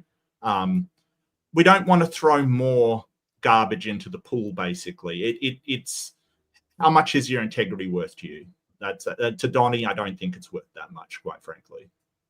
Yeah, I'll just go ahead and do my best JFK voice here. We do creationism and pseudoscience not because it is easy, but because it is hard. And which is a terrible impression, by the way. I'm really bad at impressions. Yeah, yeah. Okay, but I don't think they do it because it's hard. I mean, like, seriously, some of the people that Mark, it was a joke. We don't have to analyze. No, it's just I do. I have to analyze everything. Have you met me, Grayson? Have you met me? It's just like some of the baffling things people say that make way more bank than I do, that just say the most random stuff. Like, they could say anything to these people. They're looking for an excuse to disbelieve evolution. All they need is an excuse. It doesn't matter how good it is. Oh yeah, anything that confirms their own identity and relationship with the world. I mean, it's a strong confirmation bias. And so you have Erectus on the globe for 1 to 2 million years. Numbers vary, okay, because it doesn't support the evolutionary story. So there's a lot of guesswork. Perhaps there were 1 million Homo erectus. Eventually in Africa, Homo erectus evolves into Homo sapiens. And then there's a near extinction event. That population, whatever it was, is reduced rapidly to somewhere between 2 and 10,000. Some say 30,000. Okay, that's a near extinction event. Then that population has to remain small in Africa for an extended period of time because they need enough time to erode that genetic diversity to roughly where it is today.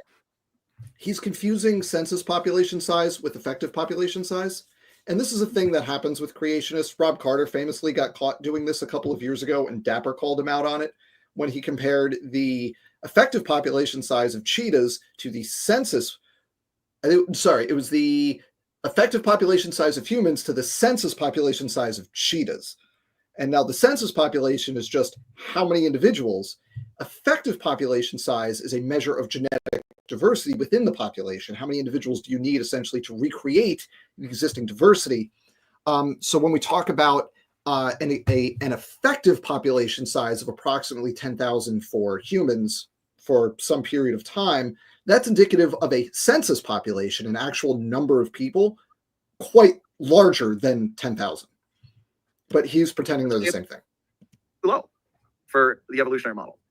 The problem with that is inbreeding. Inbreeding reveals the hidden reservoir of genetic mistakes. And there would be a lot of genetic mistakes accumulated. There would be a lot of deleterious mutations in recessive form. And so what this would do to that population of 2 to 10,000, even 30,000, is it would accelerate genetic degeneration. Diseases would become manifested. That population would be incredibly genetically compromised. And we're supposed to believe that that population of 2 to 10,000 or 30,000 suddenly, in a genetically compromised, highly diseased state, highly inbred state, leaves Africa, spreads out into all parts of the globe, sees dominion over the planet. Yeah, this is an incredulity fallacy, but like we already brought up the fact that we've had studies showing exactly this, of like you can take a really small, high mutational loaded population that like is exactly what Donnie's saying. Highly inbred, super homozygotic, I guess. If I'm just going to make up words. Homozygous is the right word. I'm just making up new words now since Donnie's opened it up. So it's a super homozygotic population, and it's very inbred. And then we saw what happens when these fruit flies gain access to new territory, new resources, such that the population can grow. What happens is that as that population grows, that effective population size gets larger and selection becomes more effective, and the fitness rebounds and the negative effects of inbreeding go down and the fitness of that population goes up over time. We have seen this happen. We've empirically observed it in populations of fruit flies and other model organisms. Like what Donnie is just saying is directly refuted by known experiment. And even if he did have a point, which he doesn't, they're separated by like 630,000 years, these two events. So it's a slight problem. It's a slight problem. Now he is just talking about the in Africa bottleneck for this part. He's talking about it. He still thinks it's the same thing as the out of Africa, but at least what he's talking about right here would be a criticism that he at least thinks he's lobbying against the in Africa bottleneck. Before we get to that, sorry, everybody, one more thing. We're never going to finish this video, but one more thing. The techniques that Donnie is relying upon to say, we had this founder event, we had this bottleneck, yada, yada, yada, right? The data that he's using and the techniques that indicate these things that he is saying support the creation model, those techniques and those findings are not agnostic about the time frame when these things happened. So the time frame that's attributed to these things is, again, 60, 80, 100,000 years ago. Right? So he's saying, oh, look, even, mainstream biologists admit there was a population bottleneck, and that's indicative of the flood.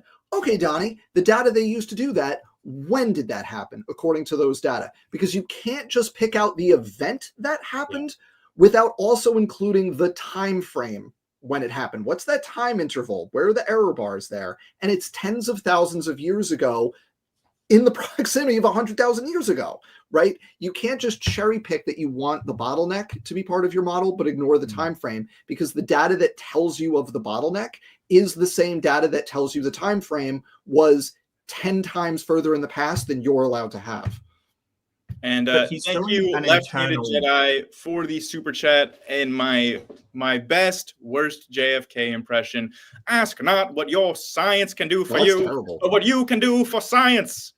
Oh, look, mine's going to be worse, so I have no right. That was awful. That was almost Winston Churchill. That was really bad. Okay, look, I'm really bad at impressions. This has been established. Okay. My subscribers should all know that by now. You should see my Hoven impression. It's disgusting. Also, look, I really need to clarify one thing that Dan said. We are finishing this video. Okay, Dan might not finish this video. But I'm going to have to go to bed at some point. Yeah, all that Dan is doing. What are we up to? What are we up to? I have to stay here for like 12 hours instead of 8 hours. What are we up to? What time? How far? Oh, you don't want to know. You don't want to know. Just tell me what we're up to. 2:42. All right, it could be worse.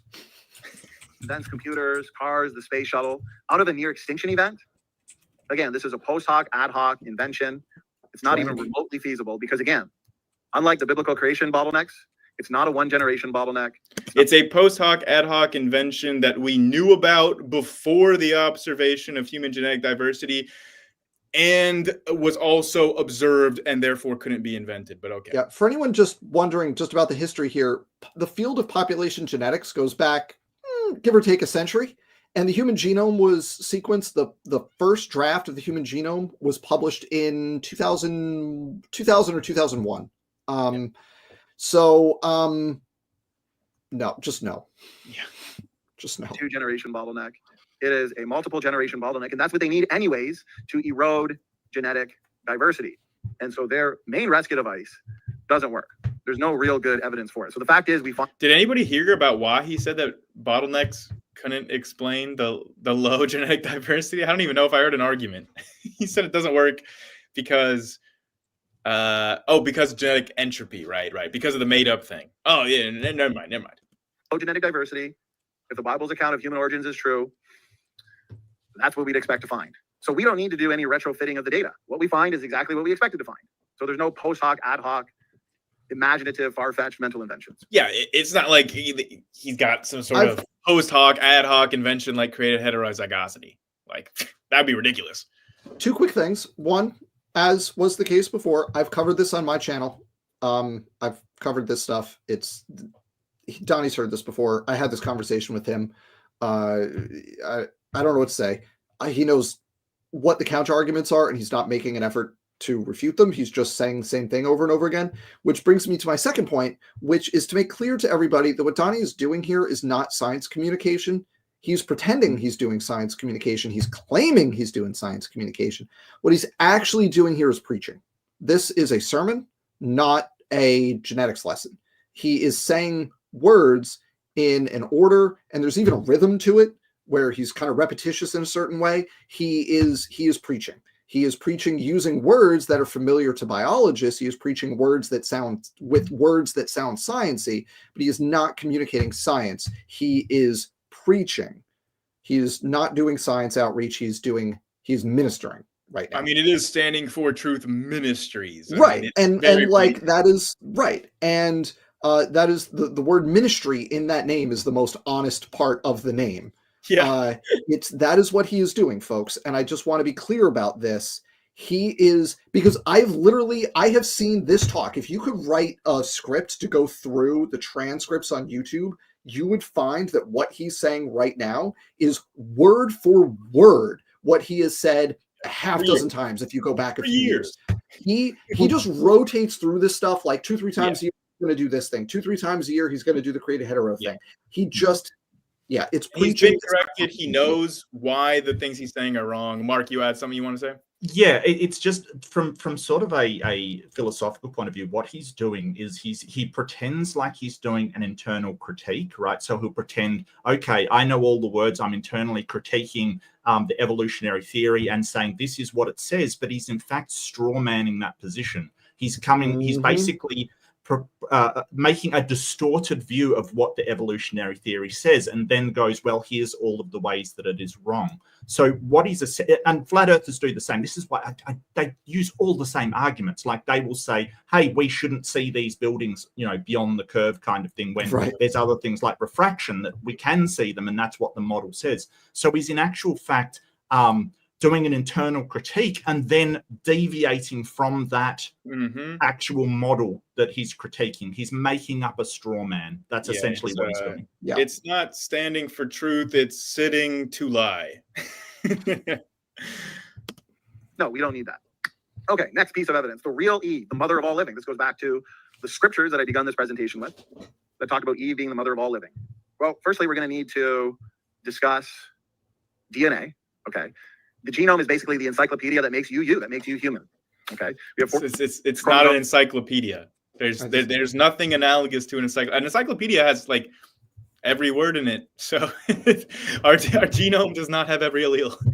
We inherit 50% from mom, 50% from dad. So again, 1 chromosome 1 from mom, 1 chromosome 1 from dad, 1 chromosome 2 from mom, 1 chromosome 2 from dad. There's recombination and gene conversion. And so you get scrambled genetic variability each generation. This is why hypothetically, any two people, they could have, if they could live long enough, if it was possible, they could have 1 million kids, and every single kid would be different genetically. Because we actually have built-in heterozygosity. Okay, so here's your chromosomes. Again, you have biparentally inherited DNA. You got 22, but then you got your sex. How does he know that's built in? How does? I think he's just saying like we've got heterozygosity in our genes. I don't know. We're gonna watch. So we already did created heterozygosity. He's gonna do some real BS here in about 30 seconds. Okay. So I'm gonna get angrier, is what you're telling me. No, you're gonna get angry in about like 12 seconds. Yeah, we'll just have to get through this because we did already easily debunk this argument. Just it's a different thing. We're gonna get mad about. Just play. Yeah, your Y chromosome. You're a man if you're XY. You're a woman if you're XX. Very simple. Only Time out. Grayson, can I swear on your channel? Yeah. Go fuck yourself, Donnie. Yep. Like, I mean, no. This is like, we're not playing games. Like, trans people exist. Intersex people exist. Like, don't just try to erase people's existence based on your bullshit definition of what you think sex is, because you feel icky about people who have different chromosomal makeups than 46XX or 46XY. Okay, like, it's gross. It's not funny. It's not a joke. Go fuck yourself. Yep. And stop using your pseudo-scientific bigotry to like try to justify what your ancient book says. Like you even said, you don't see a reason that you should have to do that. So stop doing it. The Y chromosome. But there's another DNA compartment. Okay, there is the mitochondrial DNA. That's only inherited from the mother's side. It is also uniparentally inherited DNA, but it's not nuclear DNA like the Y chromosome. It actually exists outside of the nucleus in an organelle called the mitochondria. Okay, this is going to be, I'm going to nitpick something right here, but just, you have to let me do this. I'm sorry, but listen to what he's about to describe the mitochondria as, and it's technically right, but I hate it. If you remember the science basics in high school, typically the mitochondria is referred to as the cell's power plant. Power plant? They drove this into our head. I know. Wasn't a powerhouse. No. I mean, like, literally, you cannot exist as a human being on the internet without hearing the mitochondria as the powerhouse. This tells me this man has never been in a biology class. I know he says he was a nurse. I don't know what nurses have to do, but this man has never been in a biology class in his life if he doesn't know the phrase powerhouse of the cell. Yeah. I don't know if they're like teaching it differently in Canada or something, but like literally, even come on. Don't hassle it. All Canadians will know that. I'm in Australia and I know that. Maybe You they know say that, power yeah. plant instead of powerhouse in Canada. I don't know, but I'm saying, like, literally, even the worst performing, like, even the kids that skipped 60% of the year, even the kids who didn't even go to biology, if they were just on social media, they know it's the powerhouse of the cell. That's the one thing that every single student, every single kid in America knows. Every single Canadian chat, they said it too. The reason why he is saying that is because he's got to tie in these organelles and the mechanisms of the cell to human constructions that have been designed, right? Because just saying powerhouse, well, there's no analogous thing that we say, hey, that's a powerhouse, but there is a power plant and it's been designed and, you know, it's been set up to provide power. So that's why he's saying it. I don't think it's a mistake. I think he's trying to connect his audience with the idea that this has been designed by a god. I think he's doing it.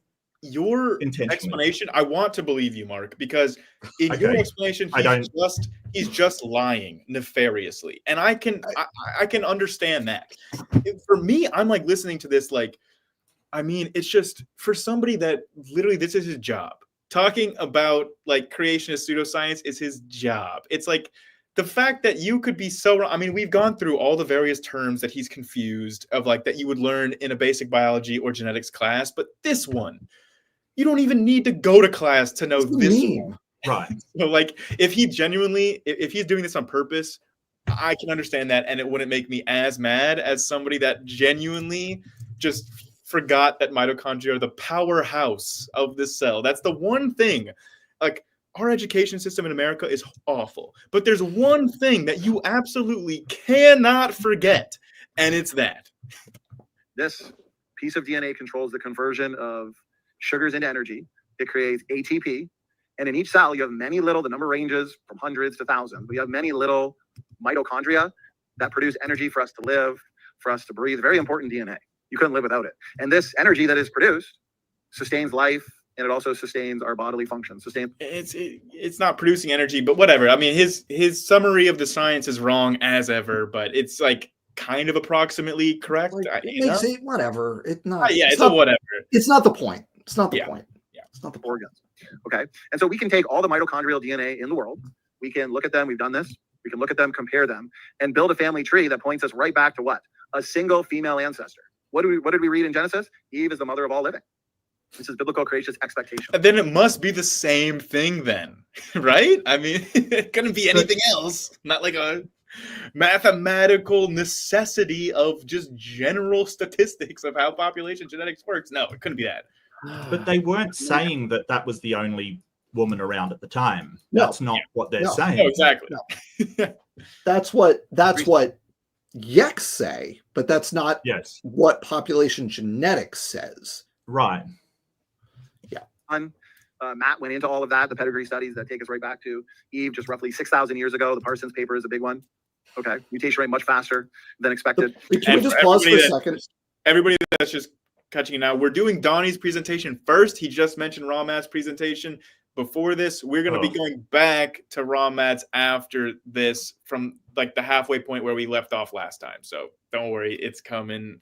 Can we just say that Parsons paper that Yex love, that's from like 1997 or I always forget the year. It's 97 or 98. It's from before we had the human genome sequence. Wow. Dang. But here's what I really want to focus on. The fact that Eve is known. Let me say that again. Eve is known. There's no guessing. We know what Eve sequence is. We have like, this is so just most recent MRCA, most recent common ancestor. When you do coalescence analysis, you're calculating the time back, the TMRCA, time to most recent common ancestor. What we're talking about is a population, right? When we do that, we are working backwards towards a common shared population, and we can say this is the member of that, this is representative of the member of that population that is the only one with living descendants in the present, right? Yeah. He wants to treat all of this like it's about individuals, right? That is one single individual and nobody else existed. When you do the phylogeny, each node is an individual and each branch is a kid, but that's not what this is. It's not individuals, it's populations. We need to be clear about that. The typical Eve sequence, and this is fascinating data. This is why you're getting tonight the most up-to-date presentation, data, evidence for special creation that exists. The most up-to-date. I am going to flip my desk. I am going to flip my desk, and y'all are going to spend the rest of this looking at my ceiling. Guys, flip it right over. So if you take all the mitochondrial DNA in the world, it's a smaller DNA compartment. It's only about 16,000 letters roughly. Mm-hmm. What you can do is line them up. Dr. Rob Carter did this here in a secular journal. This is a secular research study, nucleic acids research. Search the paper yourself, mitochondrial diversity within modern human populations. And so what you do is you line up the mitochondrial DNA. And when you do so, you realize that 85% of the letters, everyone in the world, the DNA letters, everyone in the world has the exact same letter. What that means is pause right there. Pause right there, because this matters. Yep. If you have 16,000 nucleotides, yeah, and 85% of them are identical, what that means is that they are under strong selection to stay that way. Yep. That's going to be, just put a pin in that, everybody. That's going to be really important. Yeah. Put a pin in that. Yeah. That is extraordinarily strong, purifying selection to keep I think it's 85% of that identical across all of humanity. I think it's a very, very important point to keep in mind just how small the mitochondrial genome is when we hear what Donnie's about to say. Genetic variation. Worldwide, mitochondrial DNA is nearly identical. It's the same. Okay, there's not a lot of mutations. There's not a lot of diversity. And so that means, let's say everyone in the world had... Which, by the way, I think it's really funny now that Donnie is characterizing 84% sequence homology as literally the same, when earlier 85% sequence homology, when you use like Tompkins' horrible math for like chimp and human similarity, that 85 means it's so dissimilar that they're separately created. But this 85% similarity means that they're basically literally the same, I think he just said. So an A at a specific genetic location. Okay. And then one person has a T. Well, what did Eve have? Well, Eve would have had an A. Okay. It's pretty easy to figure out. And an illustration could be if I wrote a book, so I had the original book, and then I made 30 copies of that book and gave it to 30 different people and told them to copy out that book by hand a bunch of times. Okay. Well, because of human error, just like mutations or errors in the nucleotide sequence of DNA, ATCG. Okay. And so in a book, it's a typographical error. Could be akin to that. So you hand out all these different books that I wrote, let's say, and people copy those out. Well, you're going to get those books, take those books back. Okay. And let's say the original book that was wrote went missing. Well, each copy that somebody wrote out, there's going to be mistakes. There's going to be deviants. Well, what you can do is go through all those books, take out the rare deviants, because the majority of those books and letters and words are going to be the same. So take out the rare deviants, the mistakes, you can tell what they are, remove them from the equation, and then what you're left with is the original manuscript, the original book. And so yeah, except you can't really do that at all, because like you don't like this doesn't follow at all, because he's forgetting about the entire process of genetic fixation. But even with his book example, I don't know if Donnie necessarily believes this, but I've heard a lot of Christians and creationists tell me that the book of Mark, that we don't have the ending for it. They say, oh, when you talk about the Gospel of Mark, that it ends on this really abrupt way that doesn't describe any of Jesus's post-resurrection appearances. And Christians have told me that that's because we're missing it. Even though all of our different copies of the Bible that we have, they all contain it. So the consensus sequence of the Bible is to leave out any sort of ending to Mark that these Christians claims exist. And this shows us exactly why Donnie's reasoning is just bullshit and doesn't work at all. Like, I mean, literally, he's saying if you look at our population and 51% of people have allele A and 49% of people have allele B, then we know, he said, we know Eve's sequence. So he's claiming that we would know that Eve would have allele A because there's slightly more people in the population with allele A. But then you forget about the fact that, hey, just through selection or drift, allele A could just go up in proportion in allele frequency over time. And it can totally mess up your whole consensus sequence of Eve, and you wouldn't even know it, Donnie. It's just like the basic logical flaws. they can't escape him. He just has to be lying about them, right? It is. I just want to just put a pin in this also for everybody, that this is from a Carter paper in a legit journal, Nucleic Acids Research from 2007. Nucleic Acids Research is a legit peer-reviewed journal. This is Rob Carter with a real, legit peer-reviewed paper. Just going to put a pin in that. That may be useful in the coming weeks, just FYI. In case someone wanted to, say something to Rob Carter that this might be relevant to. Or, Thanks, those Donnie. people that say that creationists can never publish because they're creationists. No, Grayson, it's so much better than that. Okay, well then I'm gonna be watching Dr. Jan's channel in the coming weeks to check out what This that's.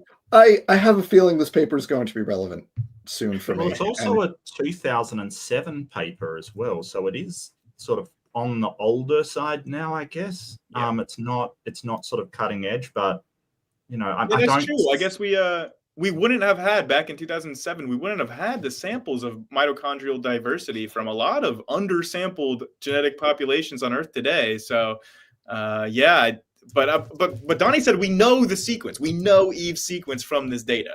So I assume that they must have genetically sampled some of the uncontacted tribes to make sure that genetic sequence was accurate. So, well, in the conclusion, it says at this time it is not possible to perfectly balance the sampling among the various people groups due to a dearth or a lack of sequences for some groups. For example, there is a preponderance of non-African mitochondrial sequences in our data set, and there is a general lack of available samples from certain geographic areas, for example, Central Africa. This will doubtless be corrected over time as more full-length sequences become available. Inclusion of more sequences from sub-Saharan Africa will increase the total number of variable sites. However, since the African-specific lineages are so highly heterogeneous, it's not to expect that these additions. So it's basically, this is a proper paper. It is pointing out that there is a lack of data in what we're doing, but I don't see it reaching the conclusions that Donnie has reached from it. And I'm not an expert, of course, but I don't see it.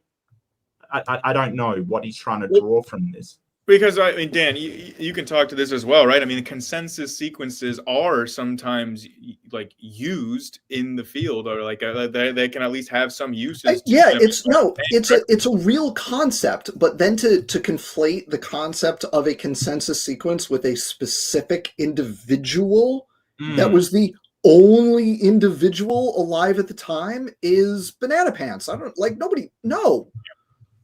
Yep. The only way I can think to react to that is just what are you talking about? No, that's not what that. Yeah.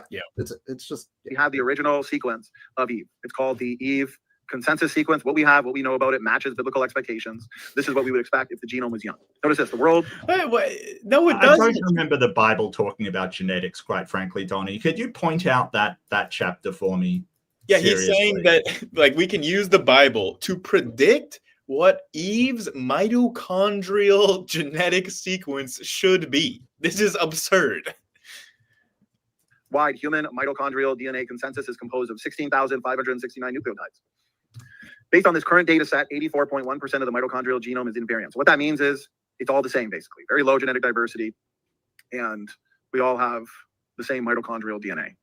The world consensus sequence is unambiguous. I just want to say, I know Rob Carter is never going to see this. Probably. I don't know. But if you see this before my video comes out, probably in 4 weeks or so, you done messed up, buddy. Except for a very few nucleotide positions. But remember, this is maternally inherited DNA, so it's only passed down on the mother's side. That's why the mitochondrial DNA going back on the female side to a single ancestor is so important, because the male inherited DNA, the Y chromosome, also goes back to a single male ancestor. Okay, and the chromosome 2 also goes back to a single most recent shared common ancestor of chromosome 2. So does chromosome 16. So does the Sonic Hedgehog gene. So does base pair number 6,292 or whatever. Literally all of those things you could calculate the time to most recent common ancestor for. And they're not the same most recent common ancestor. That's the problem. What's that? They're not the same. Yes, they're not the same most recent common ancestor. You know, the hemoglobin gene has the most recent common ancestors like 2 million years ago or whatever, right? Well, The X chromosome is the, 800,000 years ago, right? They're all different. Yeah. And here's the actual prediction of Adam and Eve, right? Is that Yes. all of those should give you the same number. Yes. And they don't. Yeah. They don't. And like, regardless of like whether or not Donnie or the creationists want to say, oh, well, like the numbers that evolutionary assumptions give you are way too big. It's 150,000 years for, or like 180,000 years for mitochondrial Eve, or whatever, like larger numbers that they can't have in their model are. It doesn't matter what the absolute value of those numbers are. If the biblical narrative is correct, they should all be the same, whatever they are. They should be the same numbers, and they're not. And that's the point that debunks all of this whole Adam and Eve nonsense. Of all men on the planet, mitochondrial DNA of all women on the planet. Okay, because it's passed down on the mother's side. So, for example, Eve would have children, her children would have children, their children would have children, and every time a mutation accumulates, it create a new branch on a family tree. You can track those back to a single woman. You can do the same thing with the Y-chromosomal DNA. Okay, mitochondrial diversity within modern human populations. That's the paper.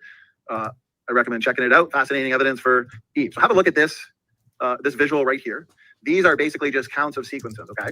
So this is important. These are counts of sequences. Most people differ from each other by about 22 mutations. So again, any two people on the planet, you're going to differ by about somewhere between 20 and 25, maybe 30. That's your mean, okay? Now there are... Yeah, with severely undersampled populations that would be much more diverse than this. Groups like over here that are more divergent, okay? Somewhere between maybe 100 or 120, but still very low. Not a large number of mutations at all, which speaks to the youth of the genome. Well, why don't we do this with any other part of the genome then, Donnie?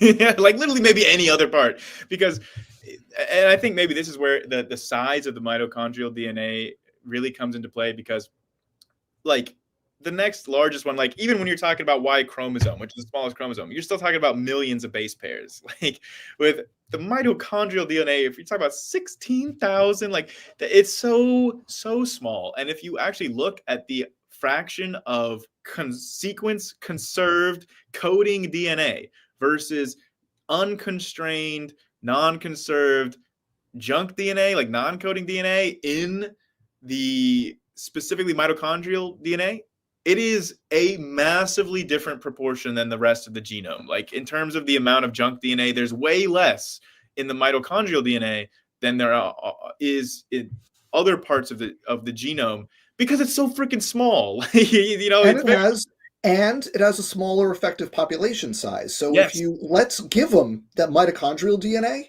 okay, let's use the exact same math. Let's use the same everything for the rest of the genome. You just blew straight through the young Earth timeline. And the point is that it's actually, I think it would be 4 times smaller, somewhere around there, the effective population size for humans, because mitochondria are haploid, so they only have they don't have 2 copies of their DNA like we do. And then they also, it's uniparentally inherited. So it's not like they're undergoing recombination. Right. So the effective population size is like 1/4 of the human population size, like approximately. So already, like this explains a huge amount of what Donnie is trying to say is evidence for his Adam and Eve idea. So if we compare everybody on the planet to Eve, the Eve consensus sequence, most people are just within a few differences from Eve, which makes sense. We've only been accumulating mutations. We've only been changing in terms of our DNA for a few thousand years.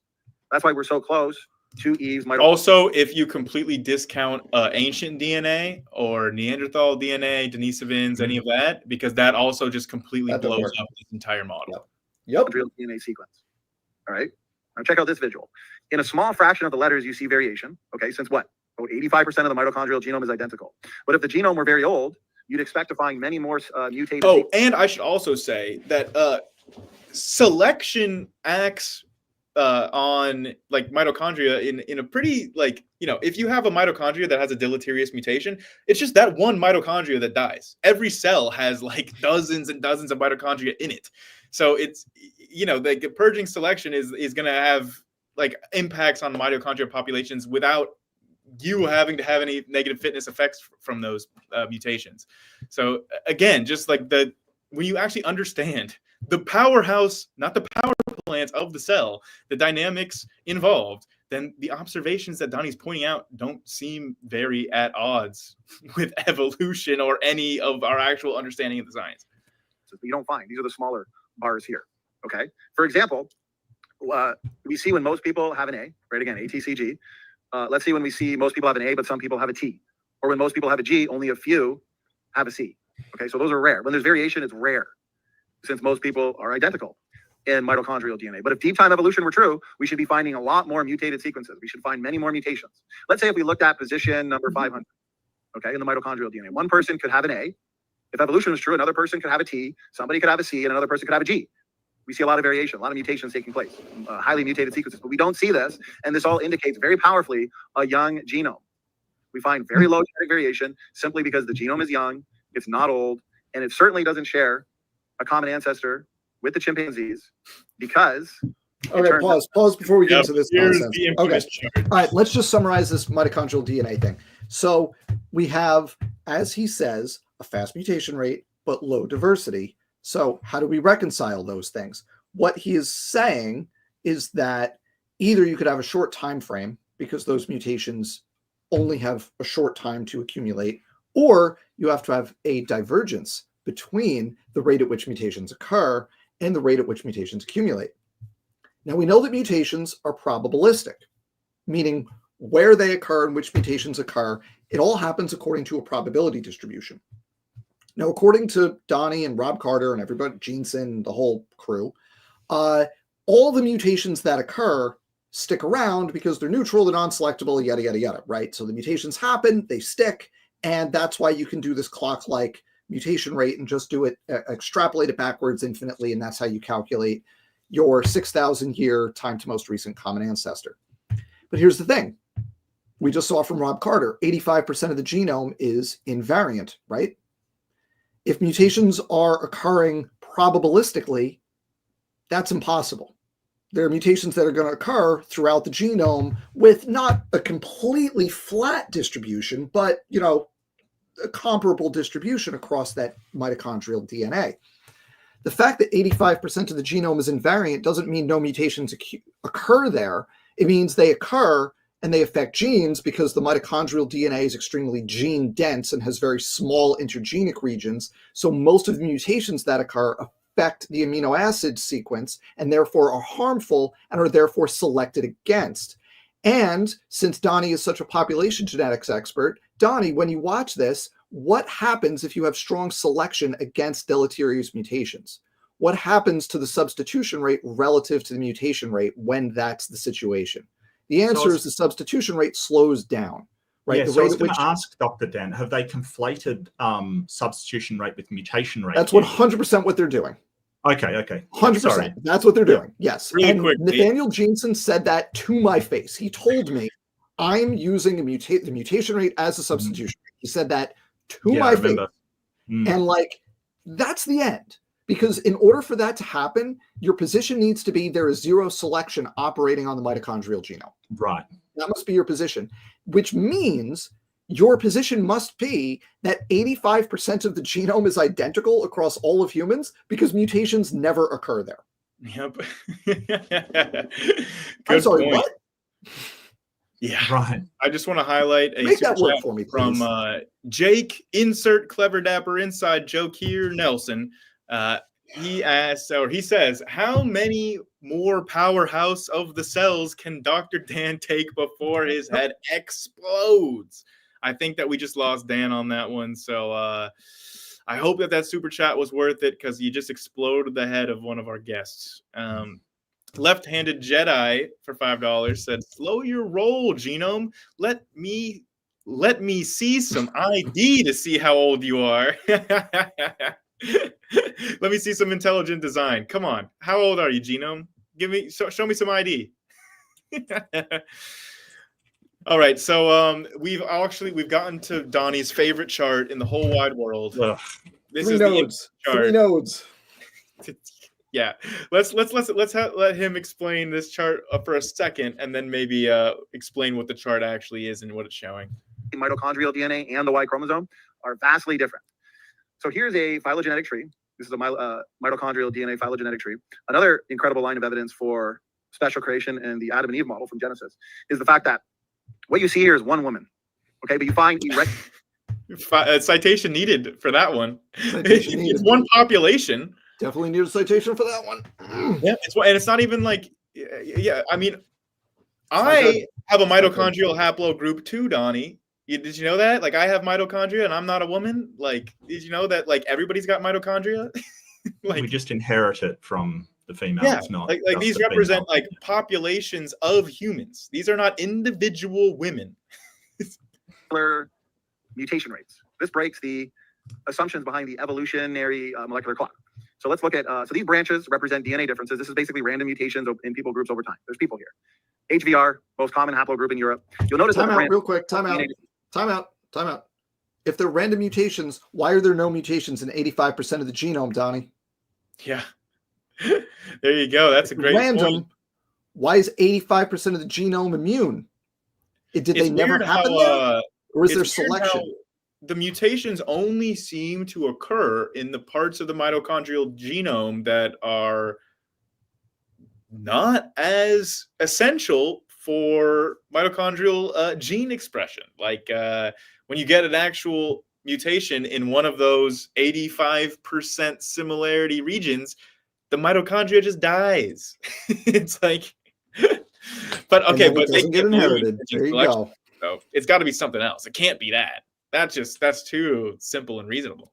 Their mutations, they're differing in size. Well, what does that mean? That means some people are picking up more mutations in the same amount of time than their cousins, right? Because they go back to a common ancestry here.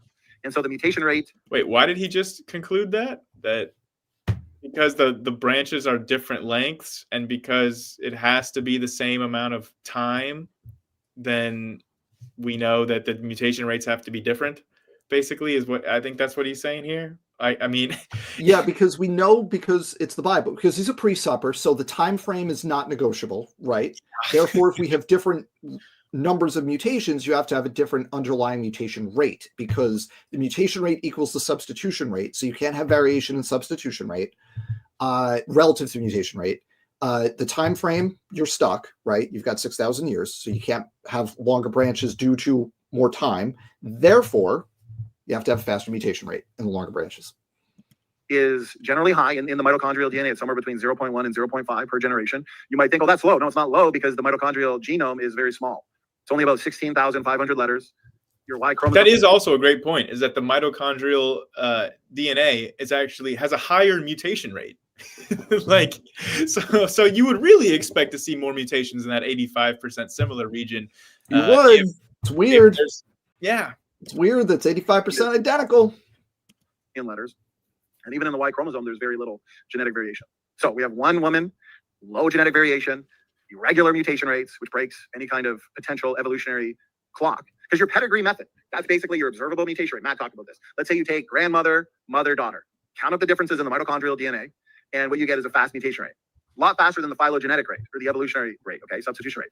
But the problem is there's what's called fixation equilibrium. There's the fact, and Fatuma talks about this, famous population geneticist, okay, respected by evolutionists. The neutral mutation rate equals, in an evolutionary timescale, the neutral mutation rate equals your substitution rate. Mm-hmm.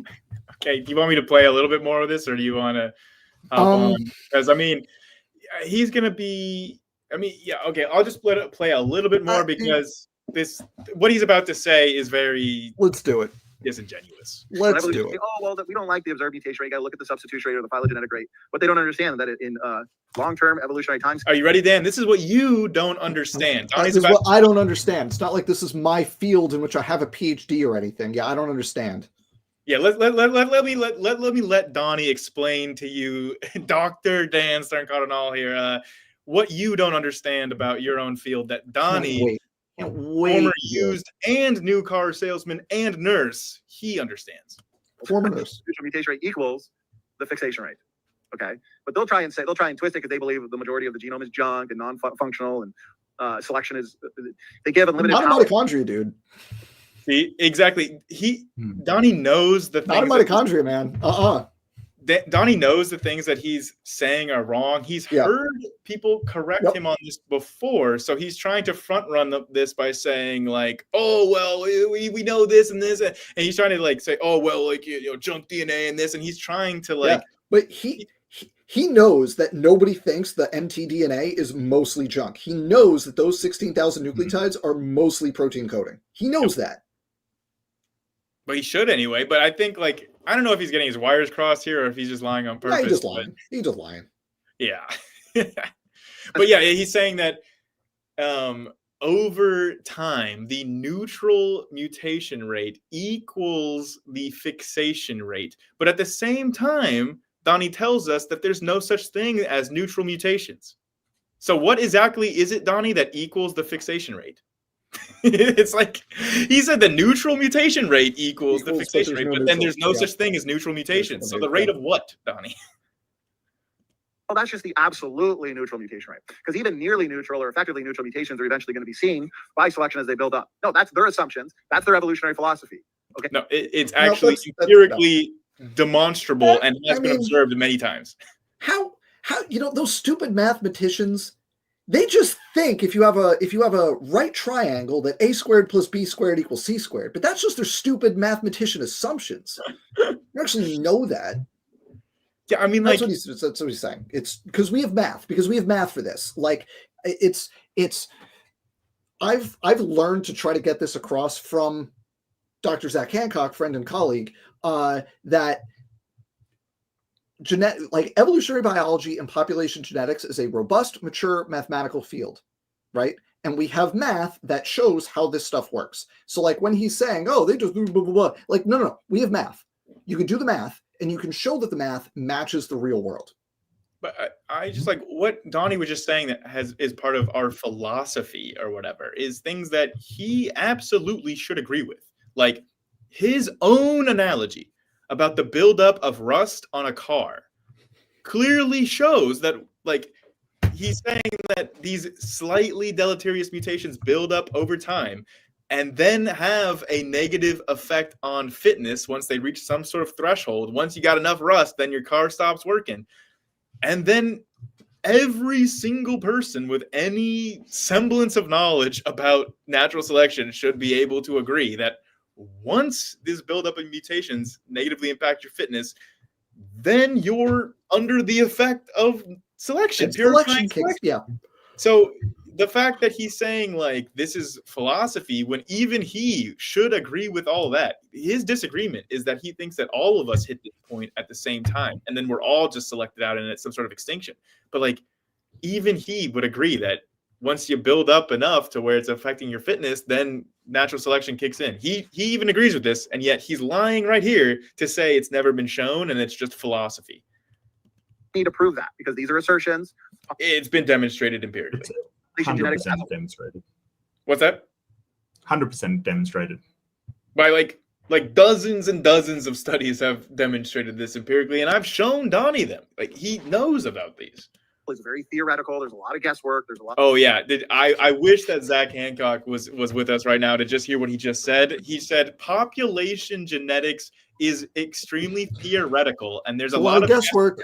Guesswork. Wait, a lot of guesswork in there. I don't know, man. What else is there besides guesswork? Let's let Donnie explain. There's a lot of magic going on that doesn't fit what we see in the real world. So there's a lot of magic going on in population genetics that doesn't fit what we see in the real world. Donnie, why don't you provide us with one single example of magic in population genetics that doesn't correspond with the real world?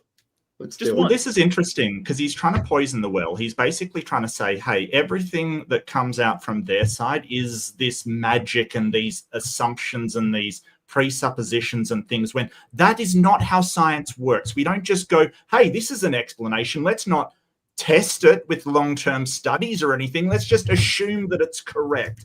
That's not how we do things. But it's interesting that he's comparing it to his worldview, which is sort of, well, God did it through some sort of miracle.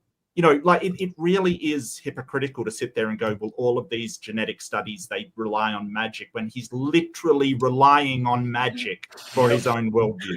Yeah. And philosophy. Yeah. Magic and philosophy. Yeah. Absolutely. And guesses. Every single thing that he just attributed to population genetics is actually something that is intrinsic to his worldview. Good pointing out the projection there, Mark. Your observed mutation rate is fast, and it turns out that your observed mutation rate equals the long-term substitution rate. So their counters don't work. We find a regular mutation rates. Did you want to take that? Just no, it doesn't. And we've directly measured this. We've measured this in pedigree studies. I did a whole video just about pedigree studies showing that they cherry pick the pedigree studies that they want to use, biased towards older studies and studies that actually don't provide informative data that you have to like do some CSI stuff to like get the data. When you look at studies, both single generation and multi-generation pedigrees that actually directly provide the data are like modern studies, they show that even over a span of just a handful of generations, the rate of mutation accumulation for, say, a century or 2 centuries approximates the long-term substitution rate, not the single generation mutation rate. And like, there's just direct data on this, and they're just cherry picking dishonestly, and there's no other explanation for it. They just ignore the studies they don't like. And you've even shown Donnie and like these other creationists the studies of like, well, here are some historically known populations of in islands like Tristan da Cunha or like in the Pacific, like where we know when these islands were peopled, factually know when it happened. And then we look at their mutation rates and they fit the substitution rate, not the pedigree mutation rate. That's a directly empirical, observable fact. And can I tell you my favorite one of this? My favorite one of this is with it's using the descendants of an English king, and it was from King Richard III. And they were looking at the unbroken matrilinear relationship. So it was King Richard III's mom, unbroken female lineage to the present day, and then using that to identify conclusively the remains of King Richard III. And if you look at and you compare the mitochondrial sequences, right, and you use Jeanson's math, you're predicting, I forget what the number is, it's like several dozen mutations in there. And what you actually find is a single mutation across all those centuries in that mtDNA lineage, which is exactly what you'd expect based on the conventional population genetics. And it's just like, nobody disputes when King Richard III was alive, right? That is, even like creationists will even dispute like things that happened within the last couple of thousand years, like when Vanuatu was first settled or when the Canary Islands were first settled, right? I've even heard creationists dispute when Iceland was first settled. Like, oh, maybe there was an earlier settlement that we don't know about. Like, nobody disputes when King Richard III was alive, right? Everybody agrees on when those dates. Right. Dan, you want to know something? This is going to be because I don't think that you're going to be with us for Raw Matt's presentation, but just as a little teaser, Raw Matt is going to be showing us a pedigree for Elizabeth II, Queen Elizabeth, that goes all the way back to Noah. I'm not sure if you could hear that, but it goes all the way back to Noah. And he's going to be trying to argue that this is a legitimate family tree that is evidence for the Bible. So, because the Queen of England had a family line that they can trace to Noah, apparently. So I've had a debate where someone argued that the royal family, that the House of Arden, as it is, dates back to Vladimir the Impaler, so Dracula. Oh yeah, you get that a lot. About. He's trying to say that the royal family is like a bunch of vampires and stuff. I know he's talking about. Oh yeah. Low genetic diversity, fast mutation rates. So, Dr. Nathaniel Jensen, this is his phylogenetic tree. Another expectation. Remember, Eve, we read earlier, Eve was formed from Adam's rib. Okay. Now we don't expect because of that human beings would lack a rib. It'd be like if my finger got cut off, my kids are not going to lack a finger. Okay, because that wouldn't be inherited. So yeah, one of Adam's ribs was removed to make Eve, but their kids would have that rib back. That's not something that's inherited. Anyway, so Eve created specially, supernaturally from one of Adam's ribs. Then we'd expect 2 versions of DNA. And that's what we find. In the majority of cases, there are exceptions, of course. We have explanations for that. But in the majority of cases, most genes come in 2 variants. There's an expectation. Low genetic diversity, there's an expectation. Okay. I got to say something here. So that's a fallacy called affirming the consequent. It's basically like saying, if we would expect to see this, we see this, therefore it affirms what we expect, kind of thing. It's like saying, if my cat got into a fight, I would expect to see scratches on my cat. I see scratches on my cat, therefore it got in a fight. You're basically discounting every other explanation for that. Like it could have failed to make a jump, or it could have, run through a bush and got scratched. Like there's other reasons for that. But what he's doing is actually a logical fallacy. He's saying, hey, if this is true that God created this and all of my stories are true, then we would expect to see two sets of DNA. We see two sets, therefore that is what happened. It is a bewildering way of thinking. It does not work.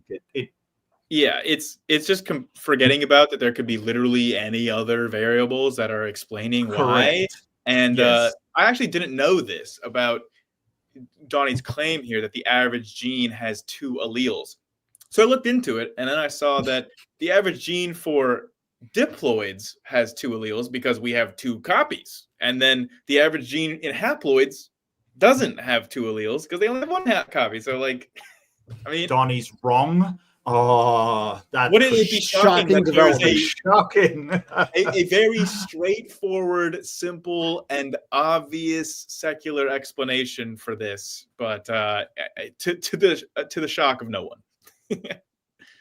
Woman of whom we've all descended from, the mother of all living, there's a biblical expectation. 1 man, Y-chromosomal Noah to be specific. See, here's the thing. The reason why we have 1 Y chromosome is because Noah, he passed on his Y chromosome to his sons. Wait. Where did Y-chromosome Noah come from? Wasn't it Adam? Well, okay, so it would be a single person. It had to be Noah and then his son. So it went through a bottleneck with an N of 1. And that's also why they try to make the claim that they have different times, because 1 is for Noah and not Adam. I've heard that claim. Okay. And Japheth, they are related. They're brothers. They got their Y chromosome from Noah. So we'd expect a single Y chromosome, and yet that's what we find. Now, there might have been a mutation or 2 in there, of course. We don't really know for sure. And then Noah's Y chromosome probably didn't mutate all that much from Adam's. Probably. Probably. Whatever.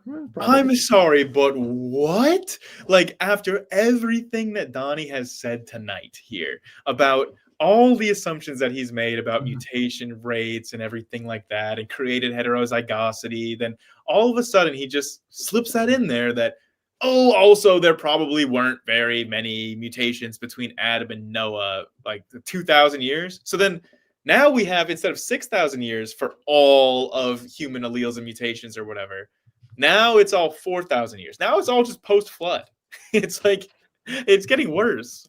So it's horrible. What's horrible is the way that he conflates reputable journals with this garbage, right? Like he will show these reputable journal things saying, hey, for instance, his one on switching sides, how endogenous retroviruses can be co-opted into helping humans, and then put all of this AIG and all this garbage after it. And his people think they're reputable journals. They're not. They're not recognized scientifically anywhere. I think that, Mark, if you stick around enough for Raw Matt's presentation, you'll see that Raw Matt's actually worse. And that what Donnie does here, in comparison to what Raw Matt I actually really appreciate Donnie for citing his sources on the screen. Because if it was Raw Matt showing this screen right now, it would be cropped in such a way that you couldn't actually tell if this was from a reputable source or a creationist source or an AI source or just a Google image result.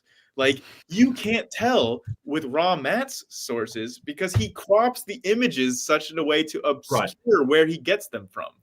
I found one where Raw Matt inserted the word God into a journal. Right. Instead of origin, and I looked it up, he put the word God in there instead. So he actually edited what he got out of a journal and added this. Can you send me that? Do you have that on video somewhere? I can't remember. I was going to do a thing about it, so I'll see if I've got it in my downloads. If you have it handy, find it. Email that to me, because that's the kind of thing I like to keep in my back pocket. Let's let Donnie hang his own on this. His petard, but it's probably not that different from Adam's. When it comes to mitochondrial DNA, you have Noah's wife, but then she probably didn't have any more kids. Bible doesn't really say, it's kind of silent, but I would say she probably didn't. And then Noah, his 3 sons, Shem and Ham and Japheth. Again, Donnie just made the point to start all this about how you should not try to use pseudoscience or reinterpret the biblical scripture to try to make it work. And now he's just adding in so much to the text to force it to work, and it still doesn't. That's what's so funny. Trust the Bible. Don't interpret the Bible, except when I say to add extra interpretations to the Bible. Yeah. Right.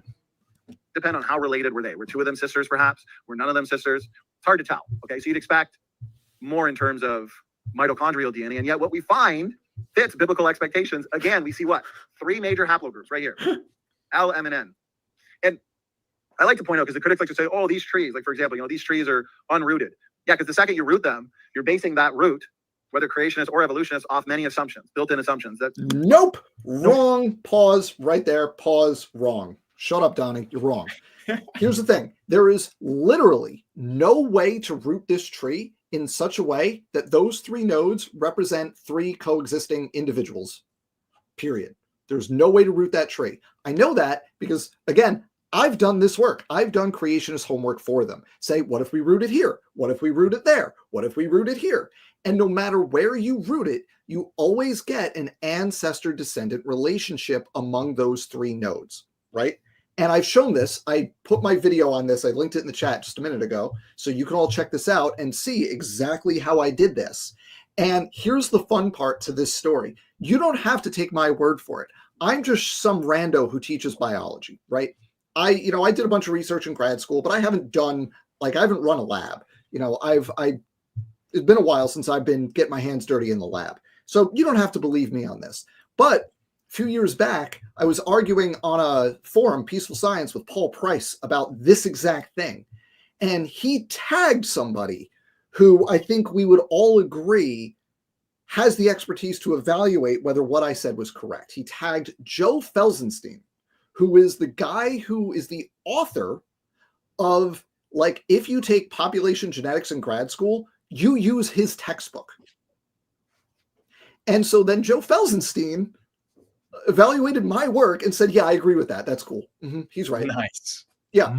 So, That's awesome. You don't have to take my word for it. You can just go with the guy who wrote the grad school level population genetics textbook that everybody uses. Also, let's just take a quick step back, Dan. You want to explain to the audience the difference of rooted or unrooted, or what it means to root the tree? Yeah. So what it means is, if you just give me a second, actually, Grayson, I'll read another super chat while you're. Yeah. Give me a second. We got a super chat in here. We can do this. Yeah. Yep. I'm gonna read it while you're doing that. By Rob Chaos said, Donnie is/has become low-hanging fruit. Comical. Yeah, I don't know if he's ever become that. He's just sort of always been. Yeah, he's kind of always. Well, the thing is that Donnie won't actually debate anybody on the subject. He has discussions and things where he gets can control it, but I think he knows that anybody that's sort of studied up on this subject will rip him a new a-hole. So he won't actually debate it at all, which is very telling, because he'll sit there on one side and say, oh, atheists are unwilling to debate Hovind and things like that, but he won't step up himself. He just makes these videos. So I think it's pretty telling that he's sort of not willing to, really engage with anybody outside of his control on a neutral ground. I think it's very telling. Okay. Would it be okay, Grayson, if I shared my screen for a moment? Absolutely. Because I got this ready to go. This is thing. This is my jam. So let me just share this screen real fast here, and we'll talk about just what it means to root a tree. Okay, so here you go. So this is what we're looking at is a phylogenetic tree of 4 species, A, B, C, D, and this is unrooted, which means each branch, each line between the letters, which represent the extant species, the living things, and then the nodes, the points, like they're numbered 1 and 2. Each of those points is called a node, right? Each branch just represents the genetic distance in an unrooted tree. It's how many differences are there between those points. It's just an unrooted tree is just a visualization of how similar or different things are genetically. Now, when you root the tree, what you're doing is you're giving it evolutionary direction. You're saying, here's where the ancestor was, and therefore this sequence is more similar to the ancestor, and these are more divergent from that ancestor. And there's lots of different ways you can root a phylogenetic tree. So looking at this one, there's at least 5 ways you can root this tree. So you can root it at the red branch like this, where you're saying, okay, somewhere in here is your common ancestor. And then like A branches off first, and then B, C, and D are more closely related to each other because they share more recent common ancestry than any of them do with A. And you could do that all around the whole tree, right? So you could do branch B, you could do C, you could do D. And depending on where you root the tree, basically where you say, okay, this is where the common ancestor belongs, goes back to what we were talking about a while back with the consensus sequence, right? Depending on where that consensus sequence is in this constellation of diversity that we see, you're going to get a different shape of your tree and you're going to get different relationships. So like, for example, here we see that C and D are what we call sister taxa. They're each other's closest relatives if you root at the red branch. If you root at either the yellow or the purple, then C and D are not sister taxa. And instead, C down here, for example, is the sister with the AB branch. C is equally related to A and B because they share a common ancestor, node 2, at the same point in the past. You could also do this thing called midpoint rooting, where you say the root is somewhere in the middle between nodes 1 and 2, and then you get a tree like this. So doing this gives your tree an evolutionary direction. Now, the problem with what Jeanson does and what Donnie is conveying here is if you do that with this tree, there's no way to get it. So those 3 nodes are coexisting individuals.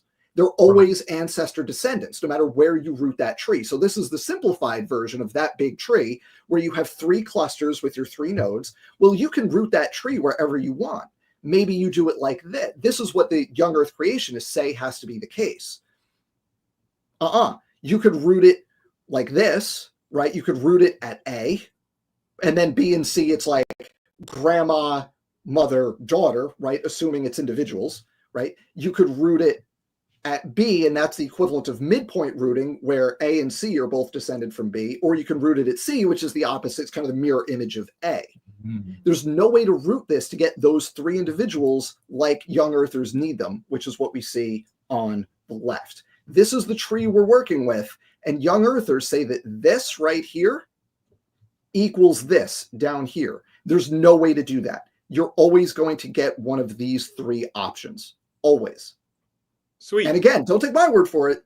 You could go to Joe Felsenstein, who literally wrote the textbook on this. Mm-hmm. He agreed with me on this. Now, and it's making sense to the live chat too. So thanks for explaining that one to us. Now, if only hang on, Grayson, there's one problem, because that whole analysis relies on those nodes representing individuals. They're not. They're populations. They're not individuals. Yeah. I was gonna say, if only it could make sense to Donnie, so he could stop saying such wrong things about these concepts. I think it doesn't matter. I think that he's going to believe that God did it all based upon it. Like, see, the thing is, like, he doesn't believe this because of the genetics. He believes it because of his presupposition. He's a presupper. Right. Yeah, he's just 100%. Trying to abuse the genetics in order to make it seem like he has a reasonable, supported position, even though he just has to lie to do that. It's a justification. Verified or proved or demonstrated. So unrooted trees give the most natural reading of the data. Evolutionists don't like the natural reading of the data. They want to make evolutionary assumptions. They want to root it on the African line. Okay, they want to say African populations are older and non-Africans came from Africa and so on and so forth. So many assumptions there. Okay, this is the most natural reading of the data. Notice this. Well, you could also just like look at like how these things nest together, and you could see that all the other haplogroups nest within the African haplotype. So like it's not one and the other. It's within. There's no assumption involved with that. Like you can clearly just see by the sequences, like the nested hierarchical pattern of these haplotypes. So it was like years ago that somebody asked him in a live chat of a stream, somebody asked him, like, Donnie, he said that exact thing, word for word, natural reading of the data or whatever. And I don't understand what that means. No, he doesn't either. Someone asked him, can you explain what that means? And he couldn't do it. And I have the whole conversation. All I can guess is that by natural reading, it means the interpretation that fits most with my presupposed worldview. That's all I can. That's what it means. thing. Yeah. Major haplogroups. Those aren't even contested or disputed. L, M, and N. Well, we have Noah, his wife, their 3 sons, Shem, Ham, and Japheth, and their 3 wives. So the Bible says that from these 3 They're haplogroups. Yeah. They're not people. Yeah, that's not how this works at all. Populations. Wives was the earth overspread or dispersed. So every single person today came from those 3 couples. And yet, what do we find? 3 major haplogroups, L, M, and N. Could that be Noah's 3 daughters-in-law? Could be. No, it could not. No, we can't. No, we can't. Because that's what we. Well, no, there is certainly no problem with that with you creationists. You are right about that. There's no problem with that with the creationists, but there's a problem with that with the data. Fact. Okay. What about the real Adam? Okay, so hang on. Can we just pause right here? I'm going to call it a night. I need to go to bed. This has been great. This is a good point for me to leave. I think. I'm sorry it made you angry. It raises my blood pressure. I still get you. Yeah. I'm still mad about him not knowing the difference between a bottleneck and a founder effect. I can't. Well, hey, Dan, thank you so much for coming on with this and sharing your expertise with the panel, with the chat. And you make an effort to try and share it with Donnie, and we all appreciate you for trying to bring, you can bring a horse to water, but you can't make it drink. You can't. Look, it's just, is this your wallet? Nope, not my wallet. Just endless. Yeah, exactly. Endless, not my walleting going on here. Yeah, so I would like to give a ringing endorsement for Dr. Dan's YouTube channel. I have learned tons off of it. It's really amazing science communication. So I really want to give a big shout out for that channel for having amazing. And that is at Creation Myths, and I will have a link to that in the description. Everybody that gets on this stream, I will link their channels in the description, including Mark Reid's after the stream is done. So check that out. And thank you. All right, thanks a lot. Have a great night, Grayson. Thanks for doing Dan. this. This was fun despite my elevated blood pressure. Oh well, we're gonna keep going. So I know. Maybe if after you sleep a full 8 hours, you come back. We're still on Raw Matt's presentation. You know what? If you're free to hop back in. Dan, thanks for joining. All right. Good night. Good night. All righty. So we are going to try to finish Donnie's presentation. We're almost done. He actually doesn't have that much left in his. So Mark and I can do it, and then we will see how we're going to conquer Raw Matt. Let's power through this, Mark. Yeah. Is uniparentally inherited DNA.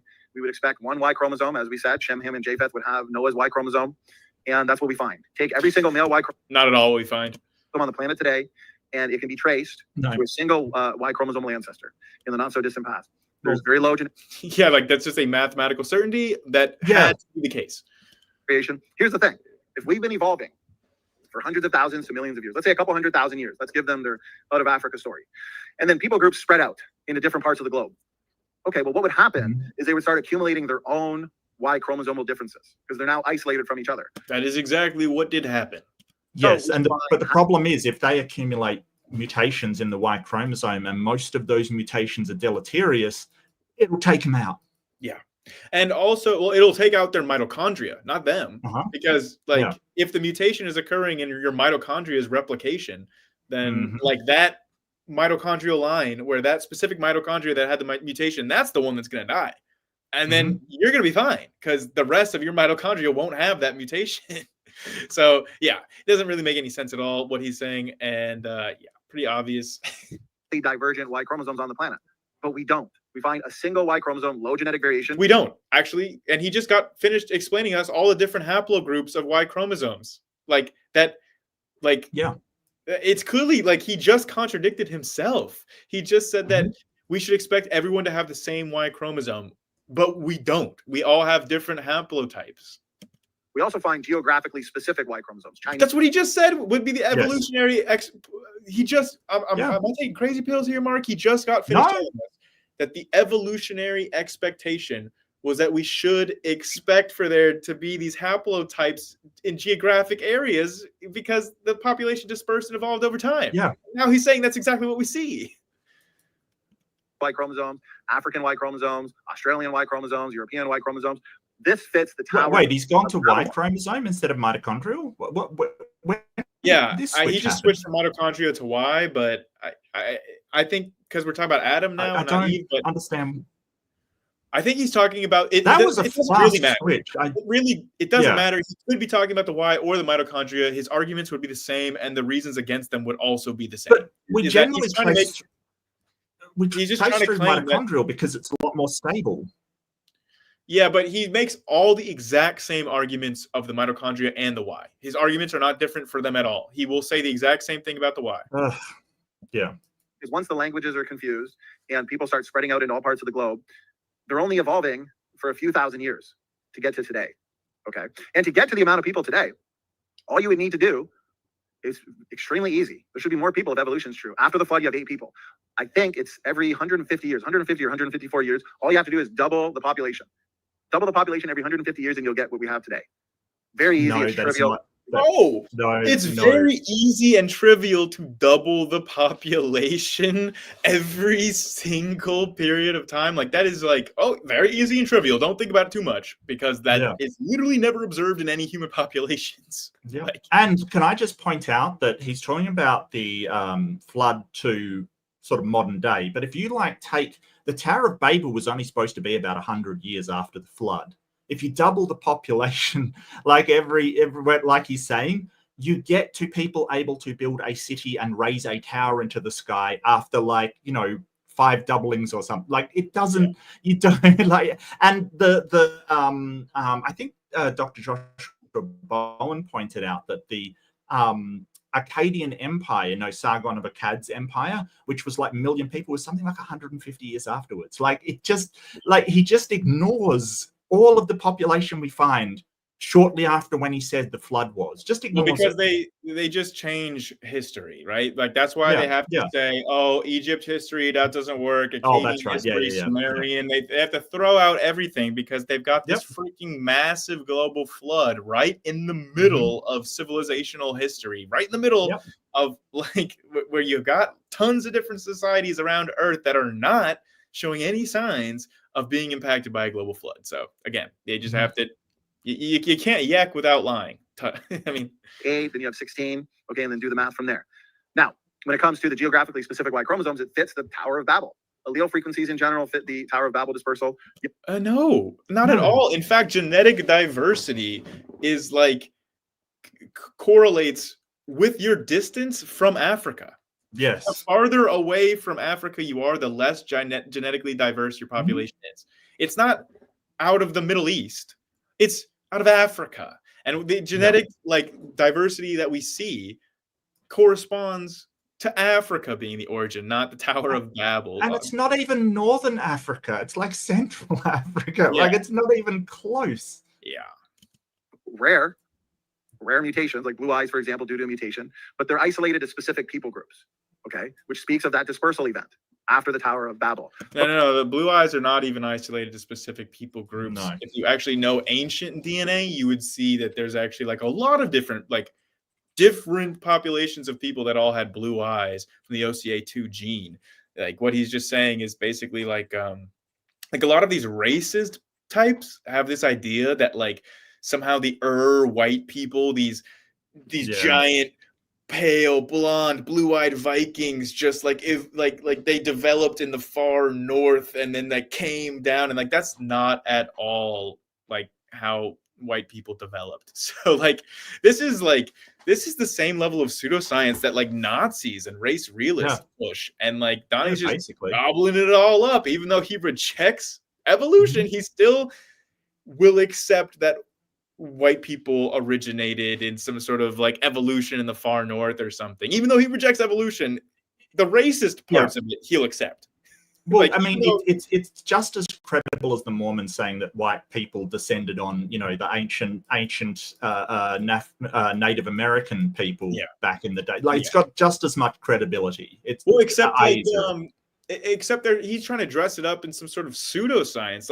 I'm sure that there are Mormons that try to use genetics to try to justify the Book of Mormon, but he's trying to make it sound he's just gesturing to the science that all agrees that white people originated this way. No, that's pseudoscience. That's not what we understand from ancient DNA or evolution at all. So it's just racist pseudoscience. And it's just crazy to me that he will accept the idea of people evolving, if it's racist and pseudoscience enough.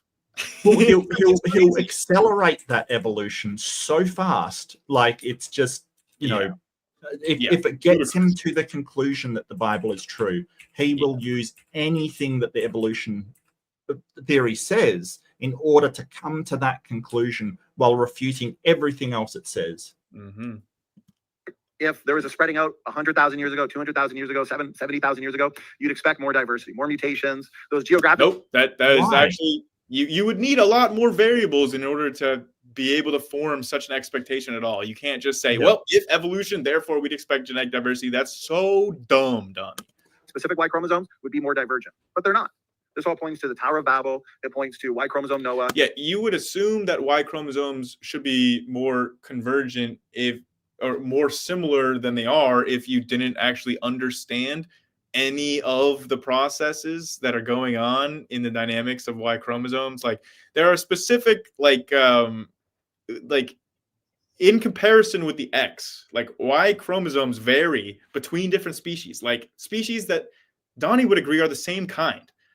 Right. And the Y chromosome varies in size. They have low alignability, like all these like structural rearrangements and deletions and insertions of these palindromic sequences. Like there's a lot of diversity that occurs in Y chromosomes, just like within really closely related groups, like chimpanzees and bonobos or other great apes. Like there's a huge amount of variety in Y chromosomes. And like, again, like this is just, there's so many more variables that are explaining why this is, rather than just, oh, well, evolution predicts diversity and creation predicts similarity. Like that's so reductionistic that it's actually just stupid.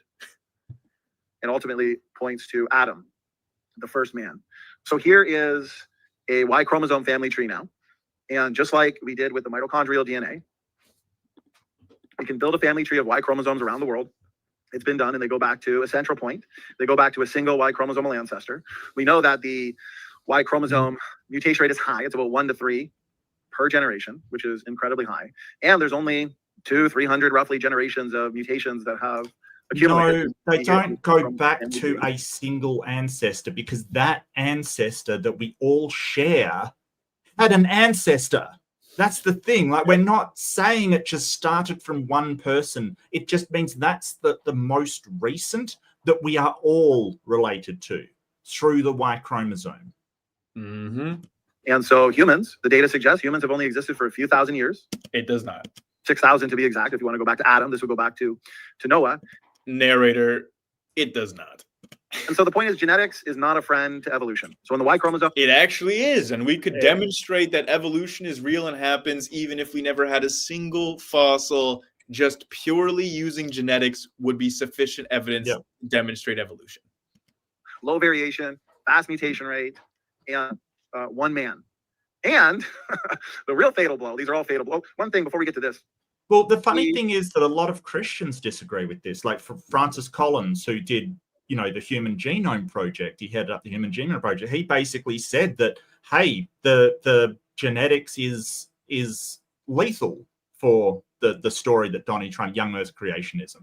Doesn't work under the genetics won't work under their story. It just won't. That's exactly why they have to come up with the rescue device like created heterozygosity, which is nowhere in their Bible. It's literally solely exists as a concept because the actual data about, inbreeding and what would actually happen if you had an Adam and Eve, like shows from genetics that it's impossible. And so then they have a post hoc rescue device that they come up with, this totally spurious and not at all evidenced idea of created heterozygosity, just to try to explain away the fact that their model is in conflict with the actual reality of data. And then he accuses us of using magic. Yeah, exactly. Then he accuses the population geneticists of using magic. Not even us, but like the entire field of population genetics. Basically, he's saying that God did a miracle to make all of that genetics be pure or work or somehow have all of that stuff in it. And then he accuses us, who is going through the population genetics, of using magic. I just want to point out how insane that is. Yeah. Argument for mitochondrial Eve and Y chromosome Noah, the rescue devices don't work. The evolutionists want to say, well, mathematically, now remember, this wasn't predicted. This is post hoc ad hoc. So, they got to come up with a rescue device or a rescue mechanism. Post hoc ad hoc? Yeah, that's just like, that's a little expression he uses. You're going to get two lineages anyways, because eventually people are going to converge into one. No, that actually is not expected, because if it literally is, and it's a mathematical necessity, Donnie. the evolutionary model is true, you wouldn't have what's called random mating, for one. You'd have people groups that are spread out. Okay.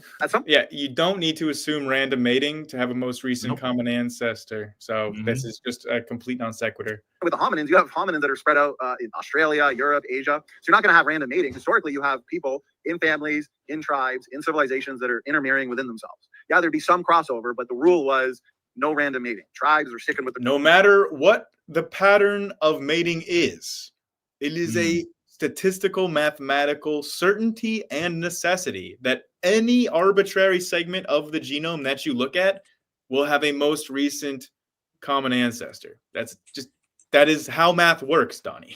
Right. You're not going to have random mating between Australia and, let's say, Africa. Okay, so what you'd actually expect with that is many lineages, many mitochondrial DNA lineages, many Y chromosomal lineages. So no, we would not expect to find one mitochondrial DNA lineage, one Y chromosome DNA lineage. Those are biblical expectations. We don't. How are they biblical expectations?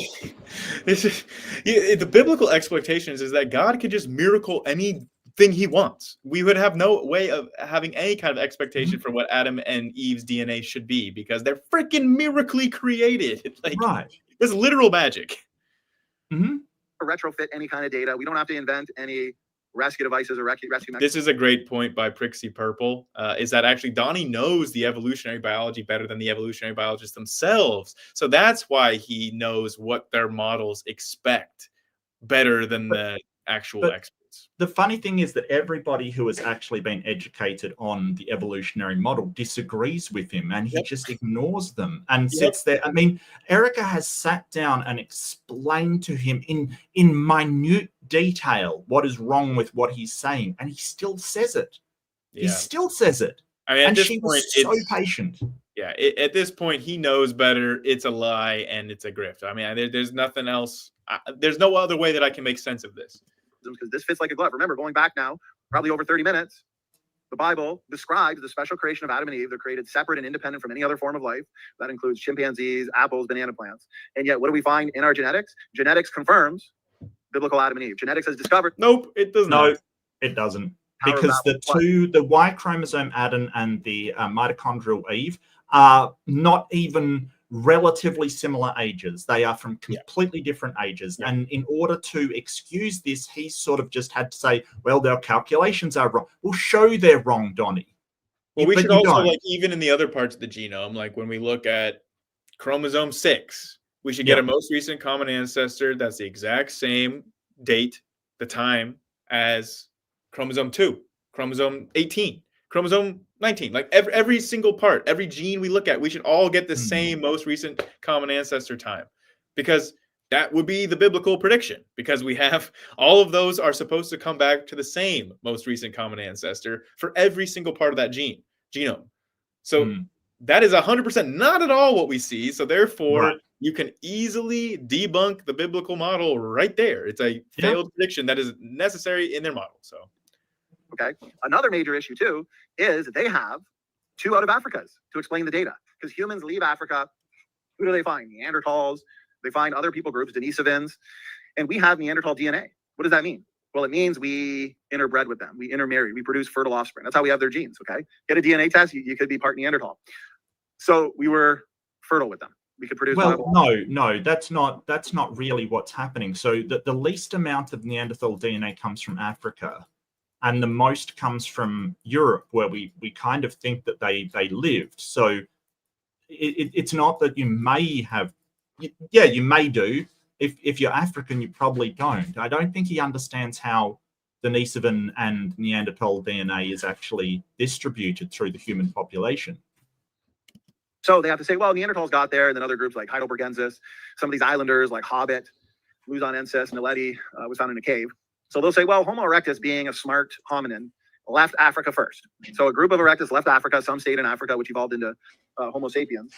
Outside of Africa, they evolved independently into groups like Neanderthals, Heidelbergensis, Denisovans, okay, to name a few. Now, what this means is you have all these different hominins accumulating their own mutations in mitochondrial DNA and the Y-chromosome. And then we leave Africa, humans leave Africa, modern Homo sapiens, and meet up with these hominins and even interbreed and intermarry with them.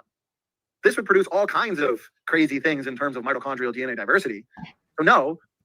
Well, no, it wouldn't, because like it's uniparentally inherited. Like, I mean, what is he talking about? I mean, he's talking about like your mitochondrial DNA is like you get 50% from each parent, so that it blends, so that we get some sort of weird like mixture of. It doesn't recombinate. Exactly. Like he spent hours making that point, and now he's like accidentally forgetting that now. Like what? Not an explanation why it wasn't predicted, and I challenge any evolutionist to show me a prediction before this data was discovered, where they say, well, this would be what the Bible describes in terms of human origin. Yeah, we can absolutely do that, because like you could see like the actual like mathematics for calculating the time to most recent common ancestor. That is a requirement.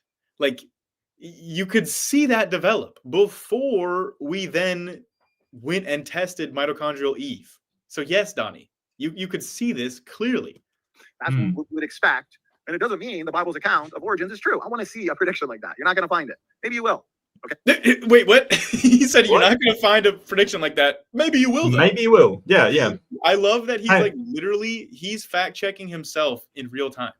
Well, he's basically putting on a parachute, right? So basically he said, oh, well, the way you falsify me is you find something that disproves this biblical account, but you won't. But maybe you will, and I'll have to come up with another excuse. So maybe you will, and I will just come up with some other crap. Like, but he's preparing the parachute ahead of time. If somebody says, hey, you said that we won't find this and you were wrong, he can go, look, I said maybe you will, and I have this excuse. Exactly. Like it's like in real time, you could see the little gears turning where he like made a claim that was like too extreme and too absolute and not defensible. And then his brain was like, oh crap, that could come back to haunt me later. So then he immediately walks it back. Like sorry to link it back to flat earth again, but they did exactly this thing with the 24-hour sun, right? They went, oh, well, you won't find 24-hour sun. Oh, but if you do, you know what I mean? This is what explains it, kind of thing. That's exactly what he's doing. I read every single paper out there, but I doubt it. This is all post hoc, ad hoc. These are rescue devices. You would expect a lot more diversity. You would expect more lineages. No, you wouldn't, Donnie.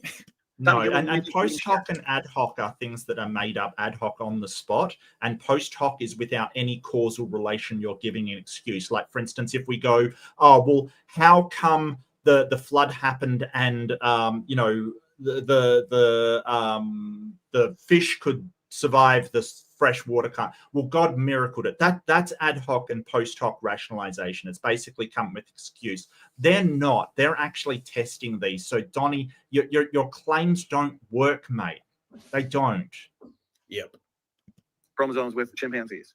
Since we're breaking away from a common source population, okay, we have different groups going different ways, experiencing different mutational events, different population histories. So if the evolutionary model were true, there could have been so many different outcomes.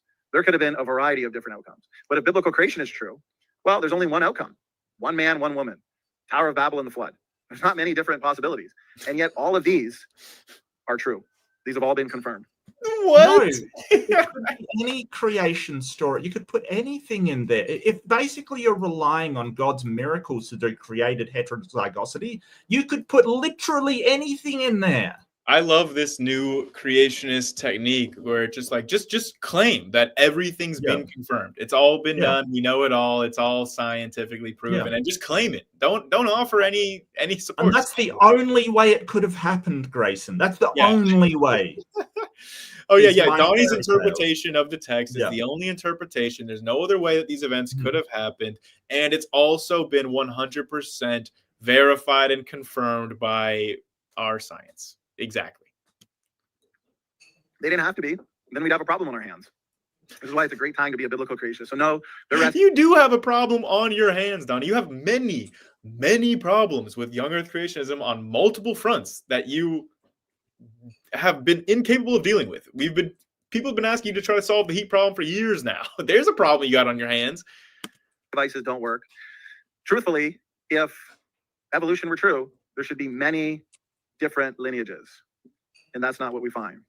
Okay, there are many different lineages. We have many different haplotypes. Yes. And it's a mathematical certainty that they all necessarily need to go back to a most recent common ancestor. Like that's shouldn't the African haplogroup be at the root of this? Yes, this is an unrooted tree. This is ridiculous. Like we know that it goes back to, what is it? Haplogroup L? Is it L? Yeah, he's good. Yeah. So we did cover that before earlier. We're talking about. Okay, sorry. Yeah, I must have missed it. All the other ones nest within L, and then this is an unrooted. Yeah. And we went through about like why you rooted in Africa. Yeah. Good. So we're gonna start winding things down here with this. So as we can see, in terms of humans, we find one man, right? Adam, the first man. We find Eve, the mother of all living. We've discovered the Tower of Babel. We've discovered the flood. Genetics, low diversity, overall low diversity in the Y-chromosome, mitochondrial DNA, too few DNA differences if we've been evolving for hundreds of thousands of years. Two main lineages. Yeah, if you just make every wrong assumption that you could possibly make, then all of a sudden, then if you use those wrong assumptions, then you would get wrong predictions. And then, wow, there you go. Most genes come in two versions. Geographically specific Y-chromosomes. Okay, these are just a few. Population growth fits in line with biblical creationist expectations. Now, let's assume, okay, are we related to chimpanzees? Do we go back to a common ancestor? Well, again, all human male Y-chromosomes are nearly identical. We bring in the chimpanzee, and guess what? Nothing alike. Because they're different species, you absolute ingrate. Chimpanzee from mitochondrial DNA. Erica has explained this to him on multiple occasions, that it is because... Let's let him. Sorry, let's hang himself here first, Mark. Okay. Because I will show the paper and everything, and we go. Let's Incredible differences, massive differences. So notice this visual. You have the chimpanzee Y chromosome. Again, Y chromosome is uniparentally inherited DNA. It's only inherited on the father's side. So I have my dad's Y chromosome. My two sons have my Y chromosome. XY means you're a man. XX means you're a woman. Mitochondrial DNA, for example, that's only passed down on the mother's side. So that's why when we read the Bible and we see that we have Eve, the mother of all living that God created, and we have Adam, the first man, we look to genetics and we need to think to ourselves, okay, what type of DNA, what DNA compartment should we look to see if what the Bible is describing is true scientifically? Well, again, we would look to the parentally inherited DNA. What? No, that is not how science works, Donnie. You don't go, hey, I've got this book that's my presupposition. Where can we look to prove it right? That is not how science works. You should be going, okay, I have this hypothesis. What tests can we do to falsify that hypothesis? Yes. Thank you so much for calling this out, Mark, because like literally, it's like you should say, hey, I've got this Bible. Now let's test the claims of this Bible. You don't just say, now what can we find about the world that we could reasonably think, hey, that could work with this Bible? And that's exactly, by the way, what Raw Matt is going to do. He's going to search every single thing that he could possibly find that involves the words 5,000 years. And then he's going to list them in a grocery list of saying, all these things go back to 5,000 years. There's all the evidence. And then he's going to ignore every literal other thing that doesn't go back to 5,000 years. Cherry picking, It's cherry picking. It's confirmation bias. It's exactly... It's the MO for these guys. Oh, yeah. We've discovered literally Adam and Eve. So chimpanzee Y. Literally, we've discovered literally Adam and Eve. So you'll notice it here. This is comparing the great apes because they believe that humans are human great apes, taxonomically. That's evolutionists. So you can compare the chimpanzee Y to the human Y. When you consider overall gene content, size differences, and architecture, it turns out that the human Y, and as of 2024, it's even more different, it's less than 30% the same. Just totally wrong. I mean, just totally wrong. Like he's saying, like, when we consider all these other factors other than just pure sequence, like how similar are these two sequences, right? Like if you're going to say, how similar are these two sentences, Mark? And one of them is in a different font, and one of them is a size 11 and one of them is size 12. And how percent similar are these two sentences when they say the exact same thing? It's like, well, these are only 30% similar because while they have the exact same words, they're different fonts and they're different sizes. So 2 out of the 3 things are different. Therefore, they're only 30% the same, even though they're literally the same sentence. That's what Donnie is doing here. If you look at genetic sequence similarity, just comparing all of the A's, the C's, the T's, and the G's, and just comparing how similar they are, the chimp and bonobo Y chromosome sequence are more similar to human Y chromosome sequences than they are to like gorilla Y chromosome sequences or any of the other great apes. It's the same thing as it is for the total genome of the body. Like when you look at all the sequence together, it's the same as it is for the whole genome. It's chimpanzees are more similar to humans than they are to the other great apes. So, or panins, I should say, not just chimps, because it's bonobos too. But like Donnie is just twisting the truth to say the opposite of what it actually shows. 30%. Every single male Y chromosome in humans is nearly identical, 99.9% the same. But then you bring in the chimpanzee, our supposed closest cousin, and it's less than 30% the same. If you lie about it, then yeah. Maybe it's because evolution isn't true. Notice the heterochromatin here in the light gray. This is all color coded. So heterochromatin, it's a important piece of DNA. It's densely packed. It comprises repetitive sequences like satellite DNA. Okay, you'll notice that it's basically absent. This here is absent in the chimpanzee Y. Where did it go?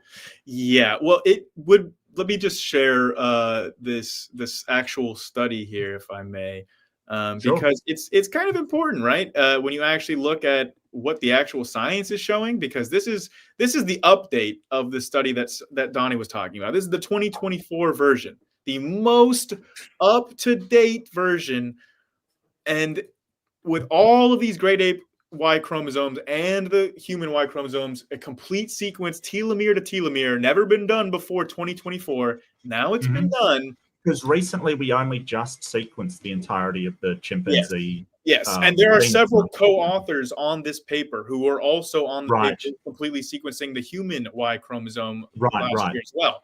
So when you do that, the chimpanzee Y chromosome is more similar to the human chromosome than it is to the other non-panning great apes. So big surprise there. But they specifically bring up the satellite DNA that Donnie was talking about. And they say here that compared to the X, the Y chromosomes vary in size, alignability, structural rearrangement. And they said the divergence on the Y arises from the accumulation of lineage-specific ampliconic regions and palindromes, which they say clearly are basically, they reveal lineage-specific expansions of multi-copy gene families and signatures of purifying selection. In summary, the Y chromosome exhibits dynamic evolution, and it says like their reasons for this. They specifically talk about how there are these palindromic and satellite sequences that are what we are observing in the dynamics of the Y chromosome, that these things specifically we should expect to be greatly varied between species, even closely related species like bonobos and chimpanzees. Even they have large differences in their satellite DNA. So like this is... Well, the way he tries to frame it is because they don't recombinate, they should be very similar. But that's only assuming that recombination is the only thing going on. Like, you can't just assume that if they don't recombinate, they should all be exactly the same. No, no. Yeah, and like there are specific like reasons we know of why the Y chromosome would be much more dynamic than the X chromosome or other like chromosomes in the body. It's specifically in regards to like transposon, satellite DNA, insertions, deletions, palindromic sequences, like the things Donnie's talking about. We know why that these are occurring. And he's trying to use this known phenomenon in Y chromosomes between a bunch of different species, not just between humans and chimps, but between chimps and gorillas, orangutans, like a bunch of them. And he's trying to say that this somehow debunks evolution or aligns with creationism. It's absurd. Notice this fits created kind's expectations, right? Chimpanzee and bonobo Y chromosomes, a little bit of difference, but still basically the same. Okay, there's not a huge amount of differences that can't be accounted for. Like it's actually the question would be then why isn't chimpanzee and orangutan not really similar, or chimpanzee and gorilla, or orangutan and gorilla. They're still not really similar to one another. Yeah. What it speaks to is an inherent instability in the Y chromosome, and not that all of these other apes were created as a kind and we were created as a kind. Yeah. Because they're still not similar to one another. Yeah. They're not similar to one another. And then also, when you just do the whole sequence, the chimpanzee is still more similar to the human. Oh, yeah. Absolutely. Than it is to the gorilla or the orangutan. No, so like, I'm just talking about Y chromosome here. Like, I'm not saying... No, so am I, Mark. So am I. Yeah. I'm just talking about the Y chromosome.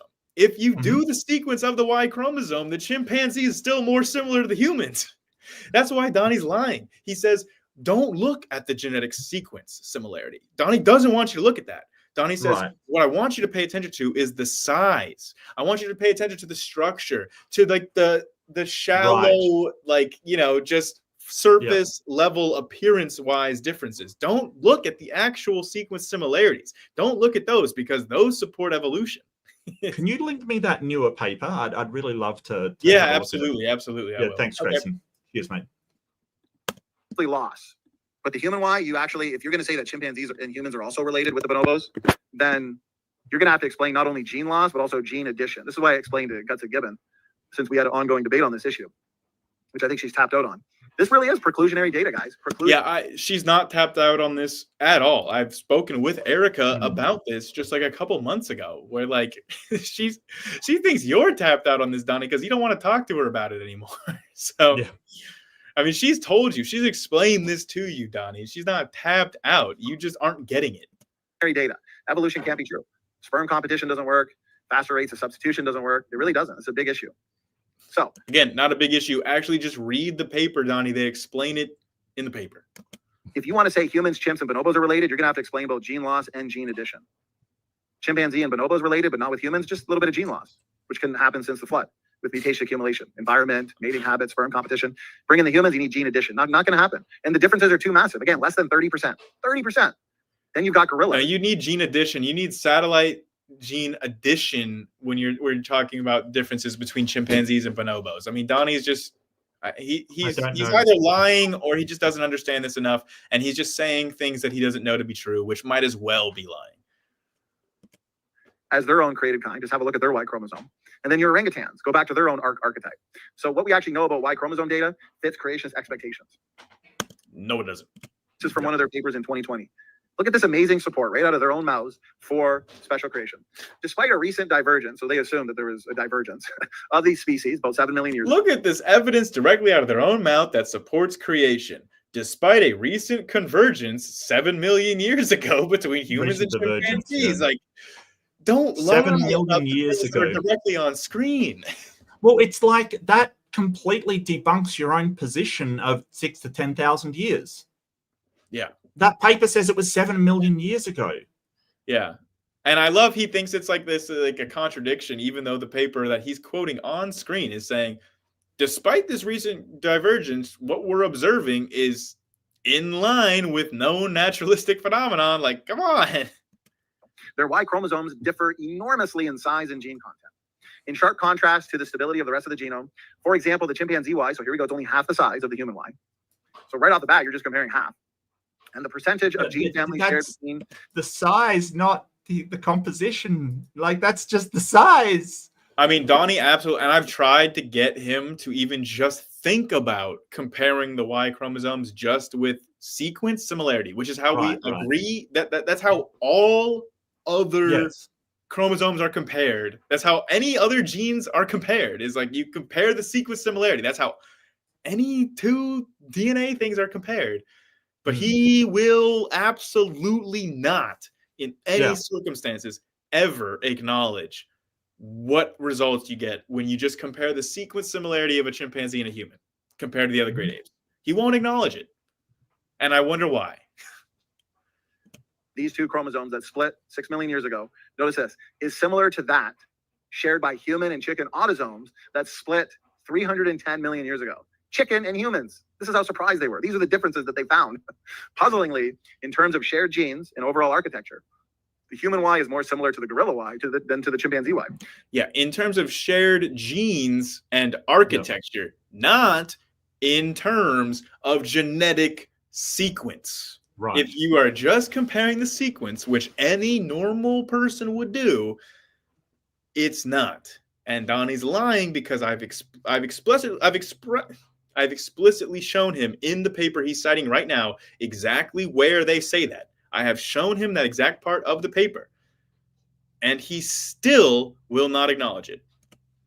What does that mean? That's a break in their expected nested hierarchy, where humans and chimps should be more similar to each other than gorillas, orangutans, gibbons, which they are in sequence similarity in the Y chromosome, and so forth. There's a break in the hierarchy, and just like there's no break in the hierarchy at all in terms of genetic similarities or like DNA similarities. There's nothing saying that the genomes must be structurally similar to what, like the size of them has to be this. Come on, Donnie. Also, seriously? Also, Mark, I'm pretty sure this is especially here just for you because you bring up the ERV argument with Donnie, and I'm pretty sure that he made this slide just for you. Oh, really? ERV is the topic for another day. Mutation rates, diversity with the Y chromosome.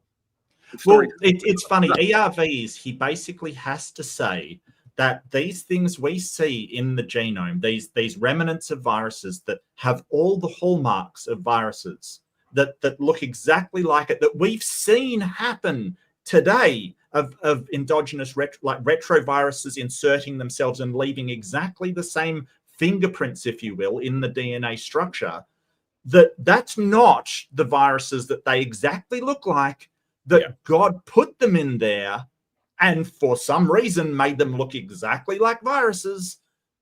That's exactly why Donnie brings up ERVs right here and then just says, but that's a discussion for another time. But this is a guy who then accuses us of using magic to explain our model, which is insane. Like, you're literally saying that, hey, God waved the magic wand and just made them look like viruses.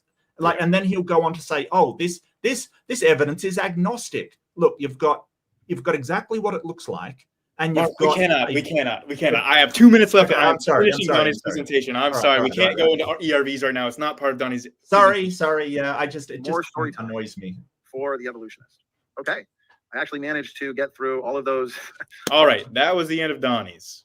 That's the end of Donnie's. I guess that was literally the last words that he was saying, was just to gesture to ERVs existing. Now we will go back to where we left off with our good friend Raw Matt. Do I have to? You don't. You could leave me right now and just let me do this myself. I'll try. That would be cruel, but yeah. Well, okay. So I stand by my mates. You know, like come on. This is around where we were last time, so I'm gonna, we're gonna try to get this because, like I said, okay. I mean, yeah, I'm just gonna try to get through this. Mark, feel free to leave whenever your brain is dead and just leave me in the trenches taking grenades. Let's go. Reading. Oh, and just FYI, for those of you that did not see part 1 or it's been a whole month, Mark, this is the part that you were here with me when we left off on this, so you saw Raw Matt. So, it was like a month ago. So.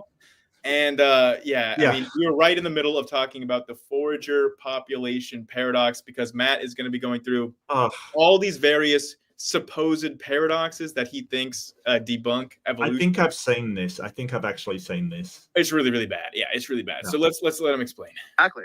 And that's you nailed it, Matt. They're the ones that have an inbreeding problem.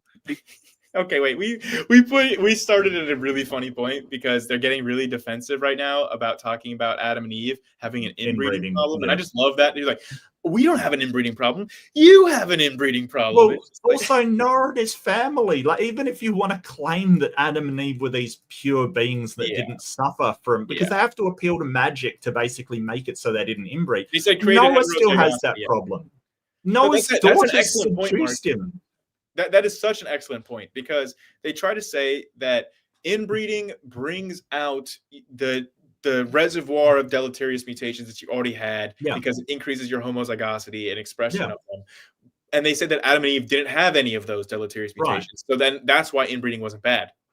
But Noah and his family would have. Correct. So they still have the inbreeding problem. You can't get rid of it because of created heterozygosity. And maybe that's why Donnie wanted to say, oh well, we know that that Noah's DNA wouldn't have been that different than Adam and Eve's, because he just like he knows that that's a problem for his model. Inbreeding reveals the hidden reservoir of genetic mistakes. These recessive mutations come to the forefront. They erode existing levels of genetic diversity. They lead to all kinds of harmful diseases, okay? They're the ones, according to their model, they explain the origin of all, or almost all, genetic diversity as being the result of what? Mutations, deleterious mutation accumulation over time. So yeah, they're going to have a lot of recessive mutations ready to cause harm, disease, and damage from inbreeding. And that's what they have in their Out of Africa model, in their evolutionary story. We have what? 3 bottlenecks. You start with Adam. Yeah, okay, again, this is, I mean, they're just saying genetic entropy disproves evolution, which is just like, oh, well, my made-up thing disproves the science. About creation. They're not created with mutations, deleterious mutations. They're created with what's called created heterozygosity, pre-existing diversity. Okay, so yeah, they have DNA differences, but those DNA differences are not due to mutations. That's the evolutionary assumption. Okay, so there's no mutations to come to the forefront to lead to any negative inbreeding effects. Then Adam and Eve, they have kids, their kids have kids. So it's a 1-generation bottleneck followed by rapid and exponential population growth. That's great. That's healthy for a population. Then at the flood, a couple thousand years later, you have another bottleneck. You have 8 people. Okay. All right, so let's see what the rescue device is here, Mark, because he doesn't have great heterozygosity excuse now. He doesn't have. And plus, you know, even if for some reason they didn't pile up those, it's still inbreeding. It's still the family. Like, do you think that if Adam and Eve had daughters and sons, they could breed with anybody but their own family? Yeah, no. Be some mutations accumulated, but not a whole lot, because the pre-flood world would have been healthier all around in terms of genetics and environment. Huh? What? Where does it say that in the Bible at all? In fact, I'm pretty sure in the Bible it says specifically that the pre-flood world was like full of evil and immoral unrighteousness and stuff. So like that sounds this is like no. I mean, I don't even think other creationists could even get behind what Donnie just said. I mean, that is just such a bald-faced lie that he just skirted right past to try to force his conclusion on us. Yeah. Okay, that's also a 1-generation bottleneck followed by rapid and exponential population growth. Okay, so it's a 1-generation bottleneck, and then you have the Tower of Babel, and then eventually they spread out in all. No, it's not a 1-generation bottleneck, because it just say they have 10 children. Mark, real quick. He's saying that the bottleneck is 1 generation, in that the generation before Noah was a full population, and then the next generation was just those 8. So it's like the population was decreased in that 1 generation time. That's what he's saying about 1 generation bottleneck. But the bottleneck doesn't last for 1 generation. He's like, oh, well, it was 1 generation and then it's fine. And it's like, no, a bottleneck, like, you know, like for a start, a bottleneck of 11 people would just destroy the species. That's it. It's over. It's game over at that point. You do not have enough genetic diversity to actually continue. And the whole point is that even when you get to thousands of people, it's still a freaking bottleneck. Yeah. And he also just showed that, like, after a bottleneck, then once you have a rapid and exponential population increase, then it goes back to being healthy and the fitness goes and increases. He just seems to tacitly acknowledge that, which destroys genetic entropy. So no inbreeding problem with us, but the evolutionists, they have these bottlenecks. They're extended. They're not just 1 generation or 2 generations, right, Matt? They go on for hundreds of thousands of years.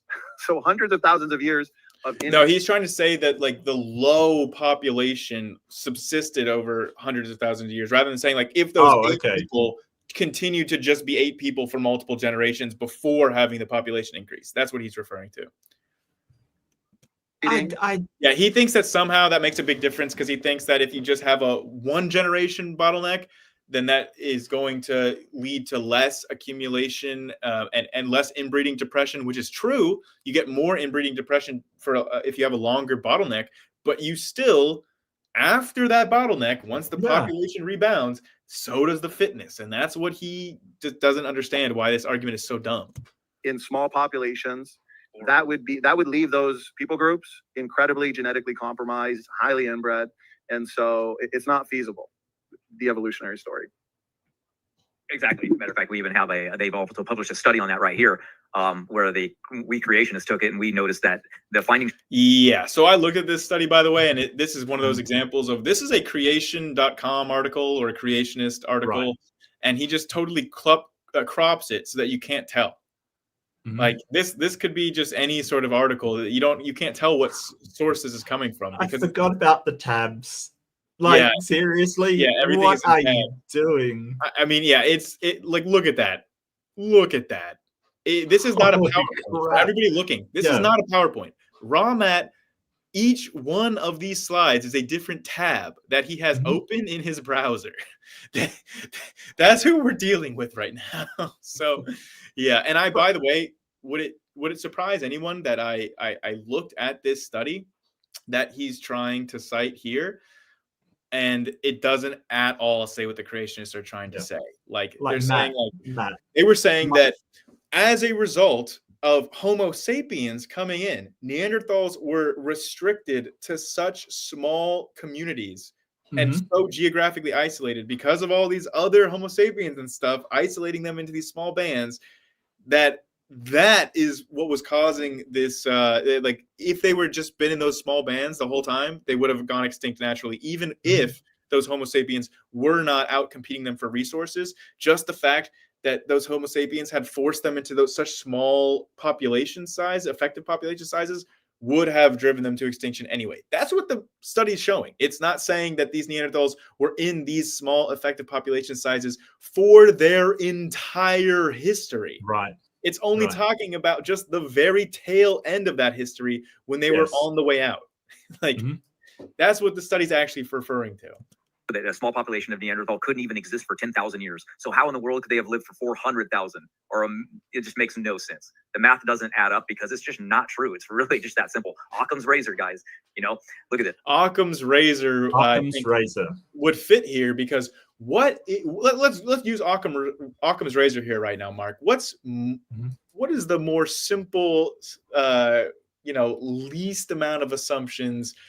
Is it that Raw Matt has figured out something that none of the evolutionary biologists have realized debunks the theory of evolution? Or does it require less assumptions that Raw Matt could just be lying to us? I think that there's one of those that is much more parsimonious than the other, and based on actually, like, hey, we've got a whole track record of this dude. According to evolution, the Earth has been here 4.6 billion. Humans have been here about 2.8. But yet, according to the human population growth rates, they're extremely high. They're extremely fast. So the evolutionist has to appeal to the consequences. Their catastrophisms were probably common. Wait. What? The population of the Earth is always... So... yeah, we'll get about this right now, but catastrophism is the opposite to uniformity.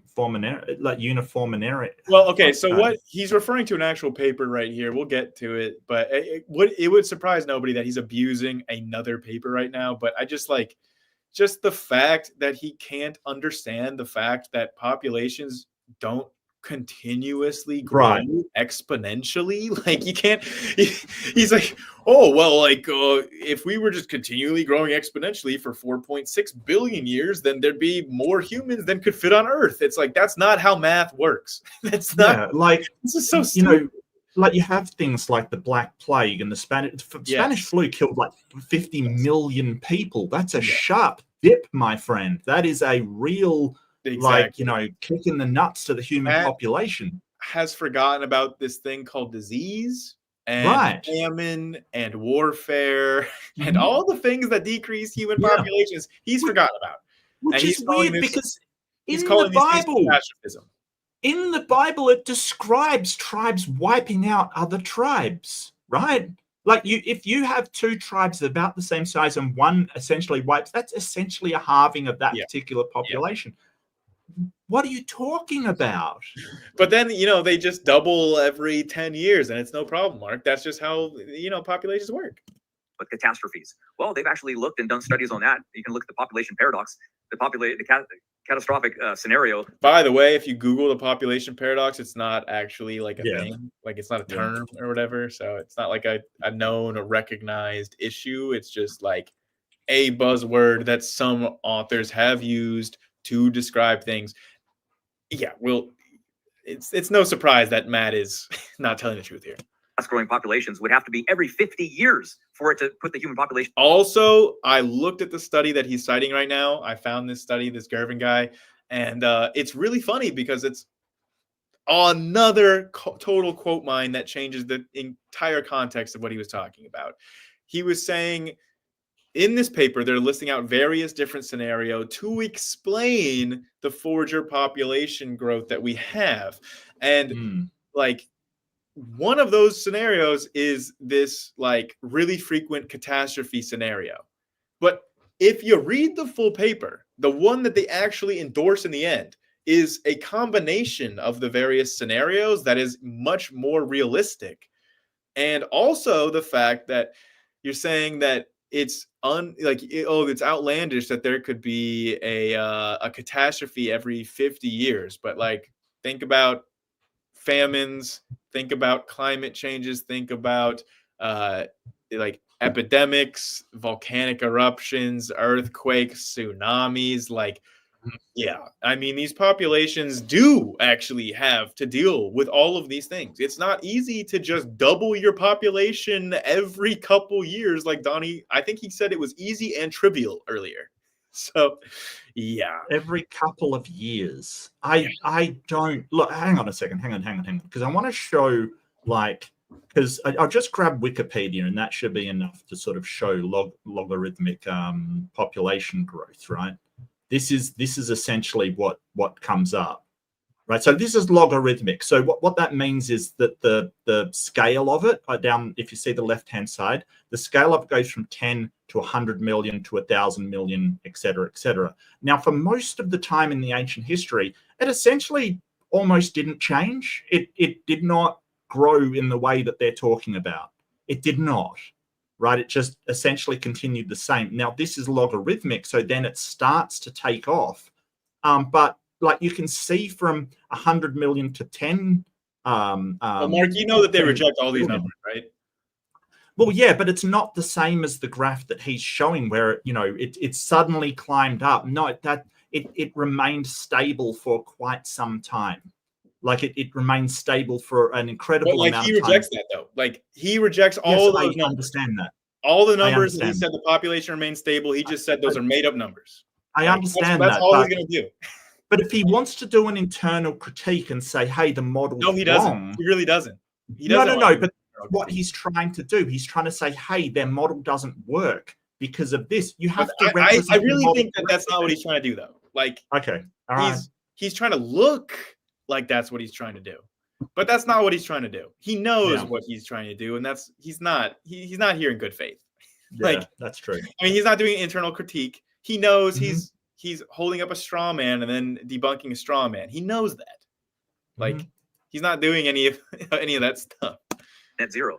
Catastrophes alone aren't enough to bring them to a net zero population. Think about that. They can't even. Yeah, and then later on in the paper, he then explains which more realistic scenario with a more realistic amount of catastrophes combined with other empirically supported things in the model then explains the zero growth. Like it is explained in the paper that Raw Matt is citing here.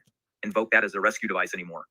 So they come up with another rescue device. Don't worry, it's evolution. Can't falsify it. This one comes. No, the very easily solution is not evolution. The solution is famines, diseases, natural disasters, the things that we know decrease human populations. That's not evolution. That's just things we know about. An argument of silence, the one you mentioned, right? They were hunter-gatherers. They were idiots. Well, check this out.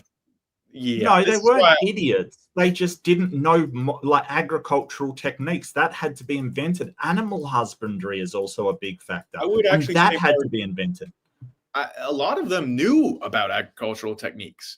Like hunter-gatherers know about agriculture. They don't want to do agriculture because it sucks and it's not fun and it makes your life worse. Like the transition from hunter-gatherers to farmers had to be forced. Like no human is just going to voluntarily make that change because your life goes from having a lot of free time and eating a really nice diet and spending time with your friends and family to working all day long and having a really bad diet that makes you die early. No one would make that transition unless they're an idiot or they're forced.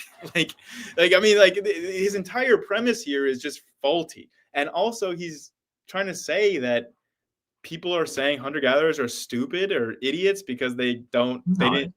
Nobody is saying that except for Matt. Yeah. And he's only saying it to make a stupid straw man. This study was done in 1998 where they took a voyage and they took a team and they tried to raft over to a nearby island. It was going to take about a week before their boat took on water. So trying to replicate a boat that they made 1 million years ago, they couldn't even make the journey. But don't worry, they were able to build these homes. These are called the Terra Amata. This is an AI picture, right? Yeah.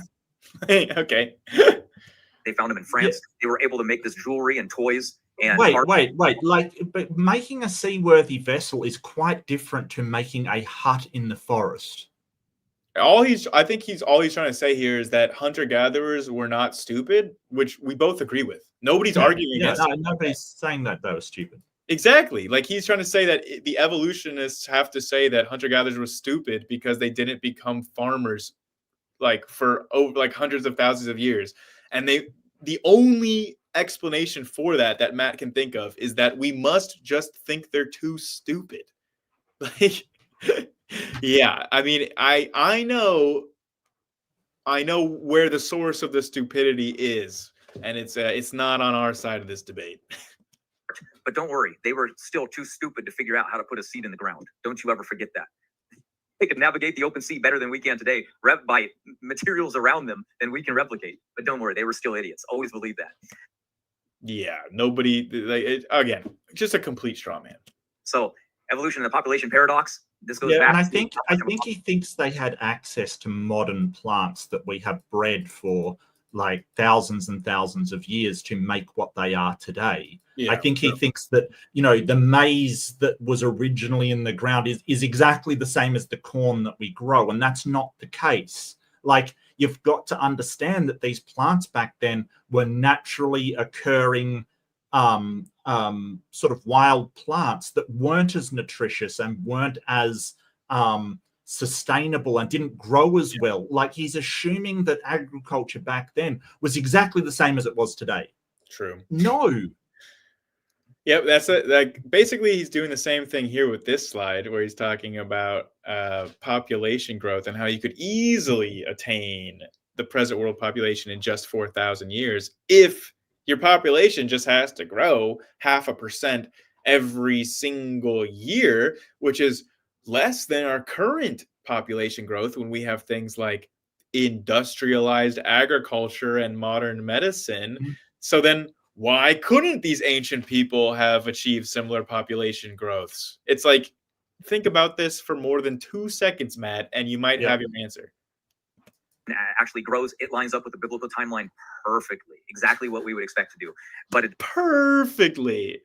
Dude, this guy goes through his slides like he just goes every 10 seconds he's on to a new bullshit claim. Dude, make PowerPoint. Fuck's sake. Seriously, Matt, just make a PowerPoint. It's not hard, okay? I mean, look, he's got this AI image that falsifies evolution. Oh, I'm convinced. Yeah. Oh, yeah, I'm convinced. Doesn't line up to evolution at all because it's just really simple. It's not true. With a population growth rate of 3% over 759 years from the flood till Babel, we would get about 74,000. He's saying that there are 760 years between the flood and the Tower of Babel? That does not, like, what? That does not stack up. Yeah, so like, wait a minute, like that is just so like he's saying that the post-Babel dispersion was like in like the late Bronze Age. Is like, I think so. I mean, that is. I don't even know if I don't think any other creationist has that timeline. Not that I've heard anyway. I think it's about a century. It's about 100 years after the flood. I've never heard 700. Yeah, I've never heard almost 800 years. Here's answers in Genesis. Let's go to the source of where Matt gets all of his information from to show that he's completely and utterly wrong. what time period was? Wow, they're slow for me. I'll let Maybe it play while you find that information. they're on to me. They're on to me. 700. Yeah, no, it says the Tower of Babel incident occurred about 4,200 years ago, about 100 years after the flood, but before Abraham was born. So then I'm curious about what his 3% growth rate gives in that time frame. If after 760 years you get 74,000 people, so for that time frame he needs way less, and he needs enough people to build the freaking Tower of Babel. Okay, yeah, I think the math ain't math in there, Matt, and maybe that's why you had to make up this 759 year number that none of the other creationists are saying.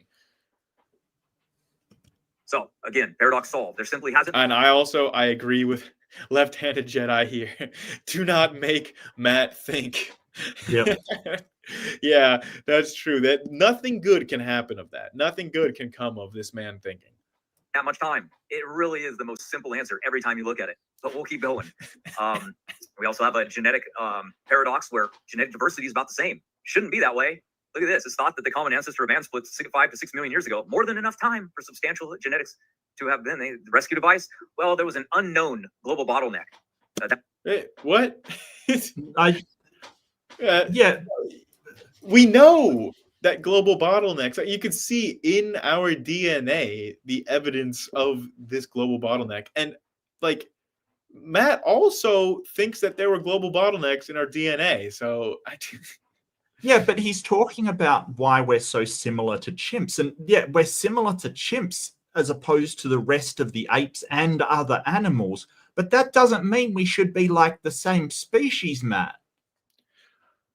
Yeah, I don't know, maybe I think he was talking about the genetic diversity within humans again, and I don't know. No, because it says invent a global bottleneck to reduce genetic diversity in all life. Global bottleneck. Uh-huh. Yeah, that doesn't make any sense. No, you're right, No. Mark. There's really no, I cannot even charitably read this. I think he's trying to say, okay, the evolutionary theory says that we're really similar to chimps, but we should be really different if it's been over, millions of years. Yeah. So therefore, they have to invent a global bottleneck, which nobody has done. Yeah, this is so stupid. And the key is that no matter how different chimps are from humans genetically, they're more similar to humans than they are to any of the other animals. So, yeah, but I've encountered this before when someone said, well, you basically think humans and chimps are the same thing. And it's like, no, that's not what we think. When we're saying they are the most similar, that is not to say that, they're essentially the same species. No. Yeah. Comparisons. The entire concept of comparing things. I never knew that would be so hard for these people to understand. Genetic variation in all life. Oh, that sounds like ours, doesn't it? 90% of all life, genetically speaking, is about the same age. Yep, and that goes for aquatic life too. What? Huh? I think right now what he's talking about is, here we go. You got actually something on screen here.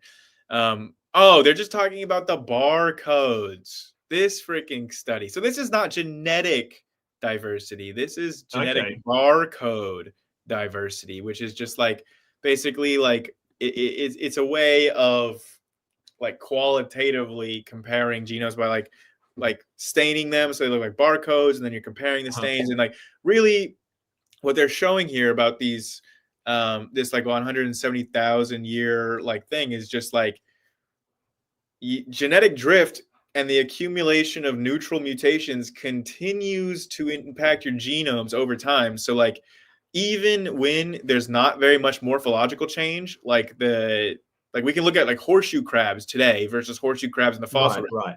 There are anatomical differences, but they're pretty minor. But the genetic differences would have been great. I mean, because in that entire time frame, even if the anatomy is not changing, your neutral mutations continue to add up, and you have genetic drift so that your genomes are getting farther and farther and farther apart. Even if it looks like the same species and has the same genes or whatever, it's the non-coding junk DNA that's getting more and more and more different, to where you get this kind of effect where it looks like, oh wow, all these species look like they all came from 90 like 170,000 years ago, because guess what? Like their freaking rates of accumulation of these nearly neutral mutations from genetic drift is causing that effect. Well, it's like the what is it? The coanthilus? What is that fish? The oh god, what is it called? I'm having a bad pronunciation. Coelacanth, yeah, that's the one. The coelacanth, they look at it and say, hey, it hasn't changed in all this time. And it has. It's just it looks the same because it's a freaking fish. But coelacanth is a genus or a family, actually. I don't think it's even a genus, it's a family. So the coelacanth species we have today are vastly different from the coelacanth species, but because it looks the same to them, they go, oh, it's unchanged. That is not how we measure change. It's just looking at it. Yeah. No. And it's an order, I think. That order, coelacanth. It's an order. Okay, yeah, gotcha. They're called. Okay. Next. Bottleneck in the evolutionary model kills aquatic life in the ocean and land life at the exact same time. They go, well, there's no evidence in the fossil record 200,000 years ago. Oh shoot! What did I just do? Oh, you got rid of that. I support this decision. I don't even know how I just did that. Yeah. So there's no trace in the geological record for any global event in the last 200,000 years. Wow. So no global flood. Okay. Any event that slashed human populations that significantly. So, yeah, I'm not sure where he got this from. It looks like this is a screenshot from somewhere. I don't know the source for this, but I looked at the article where he's about to reference. So let me just see if he'll flip to that. Go over this study. They go, yeah, this study. Did a discrete event 200 to 100,000 years ago produce modern humans? So I went and I read this study. And guess what this study's doing, Mark?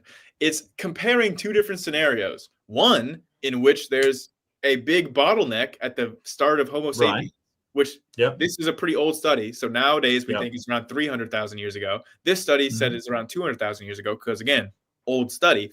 But what they were trying to do was see, well, which scenario better fits the evidence? The scenario where there's this big bottleneck, this huge event that Homo sapiens emerge out of 200,000 years ago, or a gradual evolution over time without a corresponding global major bottleneck event. And they were just comparing those two scenarios. And then this study showed that the evidence more aligns with a slow, gradual evolution of Homo sapiens. That's what the study showed. So, again, just the amount of dishonesty. Like, you've got to lie to do these things.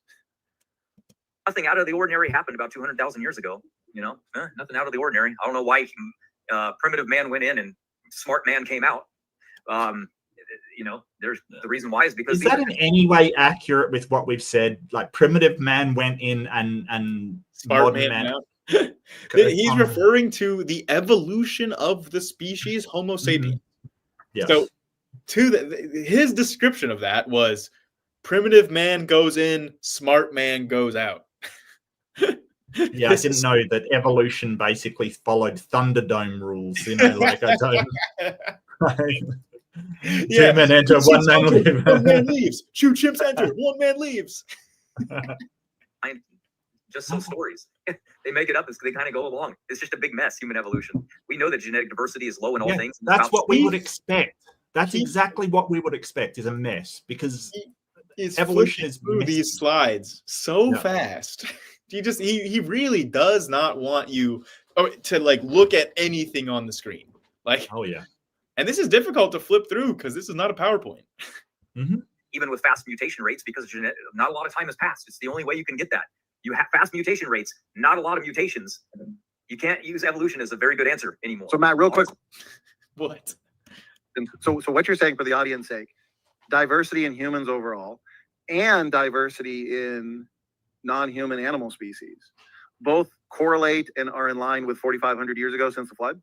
Right, exactly. What? I gotta say, what? Come on now. That is like such a okay. Donnie's argument was that human genetic diversity was low. Now that Matt has just said that the genetic diversity of every single species on Earth is low. Yep. What? Huh? Where is he? I mean, this is like, he has to know. Like, I mean, Donnie even should know that that's a lie, because in Donnie's own presentation, he talks about how human genetic diversity is so much lower than other relatively. species. Yeah. He brings that up.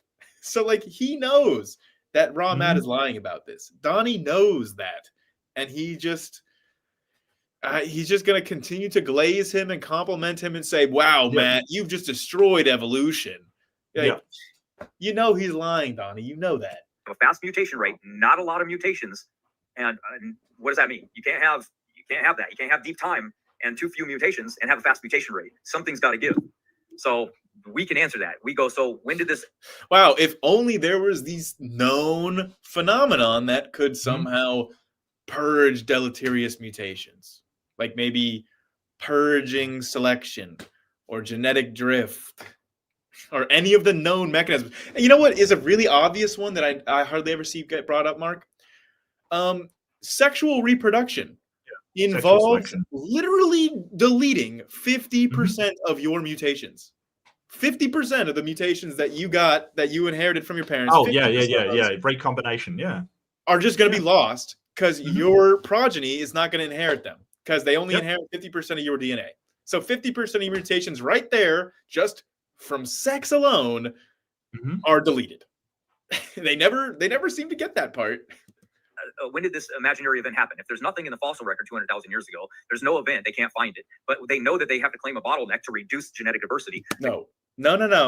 Matt is confusing the origin of Homo sapiens with the bottleneck of Homo sapiens. Two things that occurred at completely different time points. In fact, the bottleneck wasn't even for Homo sapiens. That was for pre-Homo sapien species. Well, it sort of makes sense if Donnie mistakes Out of Africa with the bottleneck, right? He's going off what Donnie's saying and then going even further, because at least Donnie isn't saying, hey, the bottleneck was at the start of when humans developed. So he's... Yeah. I mean, none of these guys understand any of the terms that they're using. When did it happen? If we look at the phylogenetic trees of evolution, they calibrate it to the fossil record, right? So therefore, to them, it had to happen. No. We calibrate phylogenetic trees based on molecular clocks, based on known empirically observed substitution rates that we have witnessed hundreds of thousands of years ago. But what happens when we actually look at the measured rates? This looks like a creationist website to me, but I don't know. It does.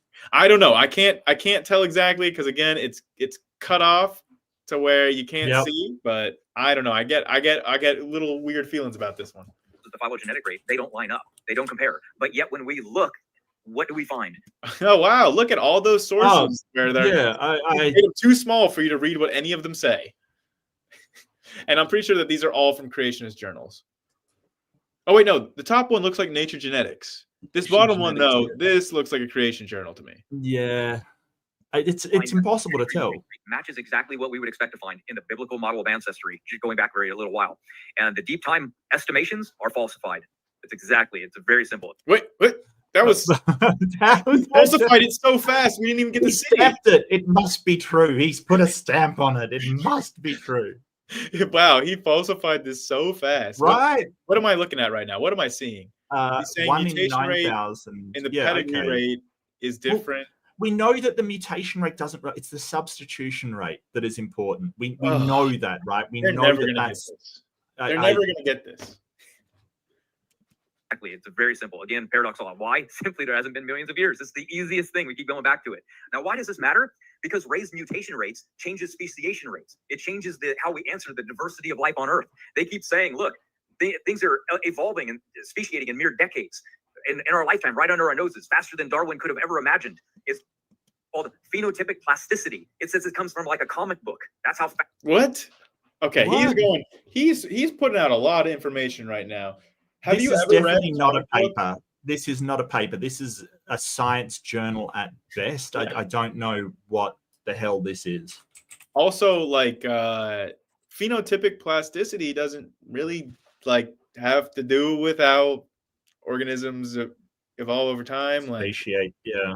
It's just like there's a certain amount of phenotypic plasticity where you can change like little aspects of gene expression and get like big differences in phenotype, sure, but like that's not pertinent at all to what we're talking about here, Matt. It has nothing to do with like evolution over time of actually changing those genomes.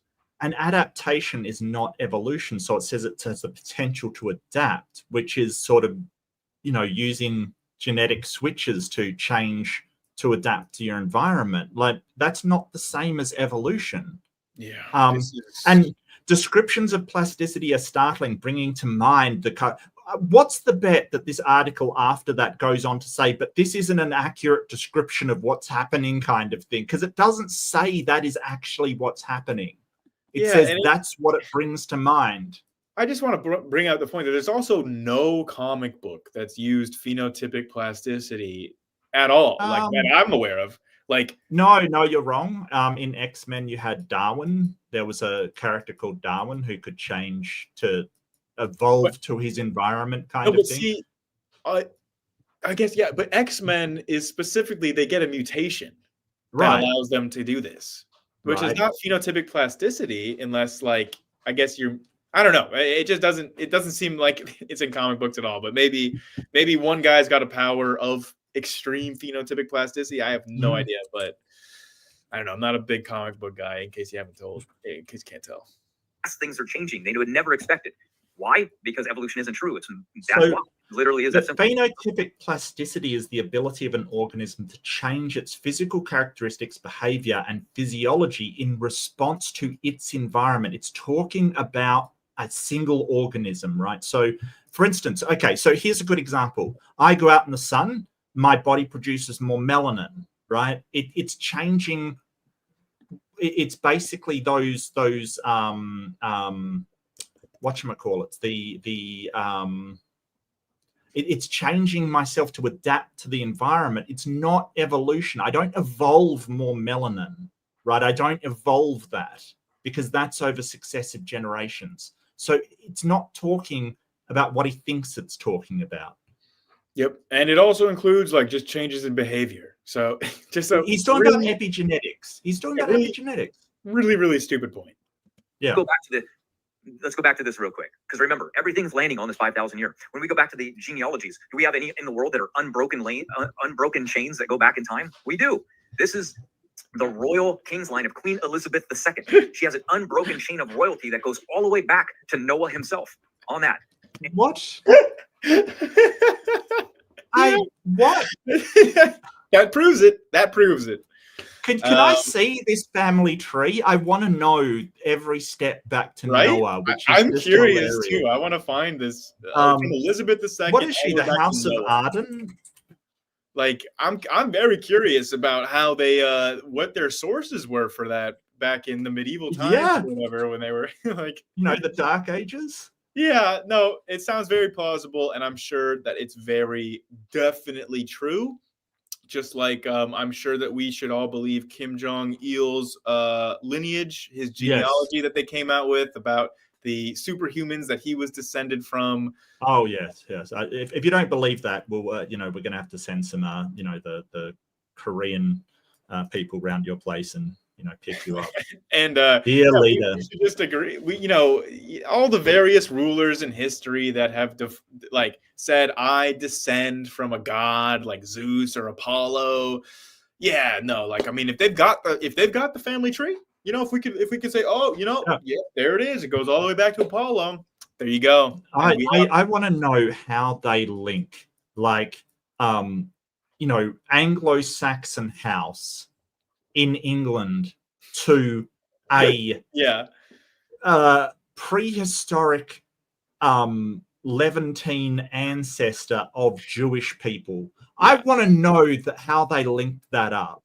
Yeah, it's got to have some really weird like node at some point where like this parent gave birth to this kid that just makes no sense. But I'm very curious too. That was one of the things that made me laugh the hardest of everything that Matt claims is like, well, hey, Queen Elizabeth has a family tree that goes all the way back to Noah, so Bible proved.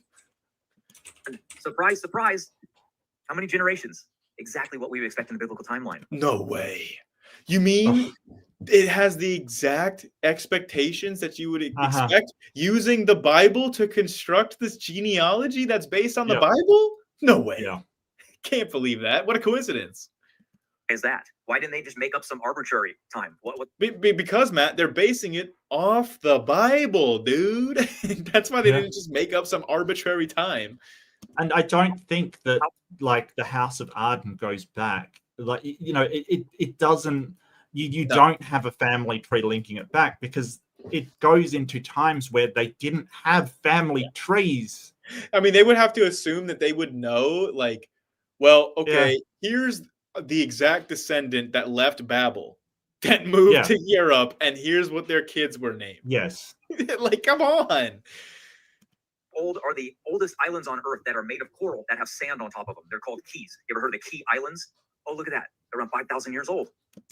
Well, there you go. I mean, Mark, the oldest keys in the world. Okay. Does he mention, like, that we've got other islands that are much, much, much, much older? No, of course not. Also, the English royal family, we have been corrected, is actually reptilian. Yeah, sorry, I forgot. But actually, that requires some clarification because, Sydney, you're wrong. They're actually vampiric reptilian aliens. Oh my Line God. of Dracula, don't you know? So that answers that question. How old are some of the oldest islands from coral base? Right there. How about? Well, that answers that question, Mark. Solved. Rubber stamp it. You know what? This coffee cup was only made, like, 10 years ago. So obviously the world is only 10 years old. Well done, Matt. Well done. Mark, think about it. How old is the oldest person on Earth? About 100 and something, 108, I think. Yeah. So they expect me to think that the world is 6,000 years, but the oldest person is only like a little over 100. Something doesn't add up. And plus, we've got like stromatolites in Western Australia that formed like millions of years ago, dude. Like, seriously. Yeah. So I showed you earlier from dendrochronology, when we go to the website, 4,900 years old. There's that 5,000 year time limit. Okay. First of all, 4,900 years breaks your time frame, Matt, because that you're trying to tell me that this tree survived the global flood. Yeah. Like that the Bible says wiped out everything. Right? But then Matt is telling us that this tree from before the flood survived. It's still going. Yeah. So like this, like the screen that just he showed alone debunks Noah's flood because this tree is too old. So there you go, Matt. You just debunked your own position. Congratulations. Why? Oh man, look at that. Estimated to be about nearly 5,000 years old for the oldest tree. That's Prometheus. Right on the biblical timeline. I don't even think that's true. The oldest tree is called Methuselah, not Prometheus. So like I think Methuselah died. No, what? Dang, I didn't hear about that. I think so. Let me look it up, but I think so. Man, that's gonna really bum me out now. Oh well. Although, Mark, if you think about it, the oldest tree was named Methuselah. Just coincidentally, the oldest person in the Bible. What are the chances? Oh, who knew? Who knew? Coral itself. Well, guess what? Coral doesn't really die from old age. No, it's still alive. It's still alive. Nice. Apparently. Okay, well then he was just wrong then. Yeah, so that is 4,856-year-old tree. Oh, there you go. Fine. And now he's moving on to coral. He said, "Oh wow, the oldest coral is a little over 4,000 years old. We got some old coral." It's like the thing is that Matt is just literally, and you can tell this later on. You can tell he's just searching for keywords and then followed by 5,000 years, and just seeing what he can find that is 5,000 years. Yep. Then he'll add that to the grocery list. And everything that he finds that doesn't go back to 5,000 years gets excluded from that list. Wow. It's almost like he's lying and cherry picking this whole thing. See, that oldest tree is only the oldest non-clonal tree. Yeah. We have clonal trees that are like 11,000 years old. Yeah. And way older. Yeah. Like, way older. So like we have like really old, like 80,000-year-old like colonies of plants and things like that. Like, I mean, this is, it is just a cherry pick list. 1,000 years old. type of black coral. We can see how to age them because it's kind of like Oh, by the way, you know what the funniest thing about that really old coral is that I looked What's it that? up, and right Mhm. now Matt is trying to tell us that you date these corals by like counting it up like tree rings.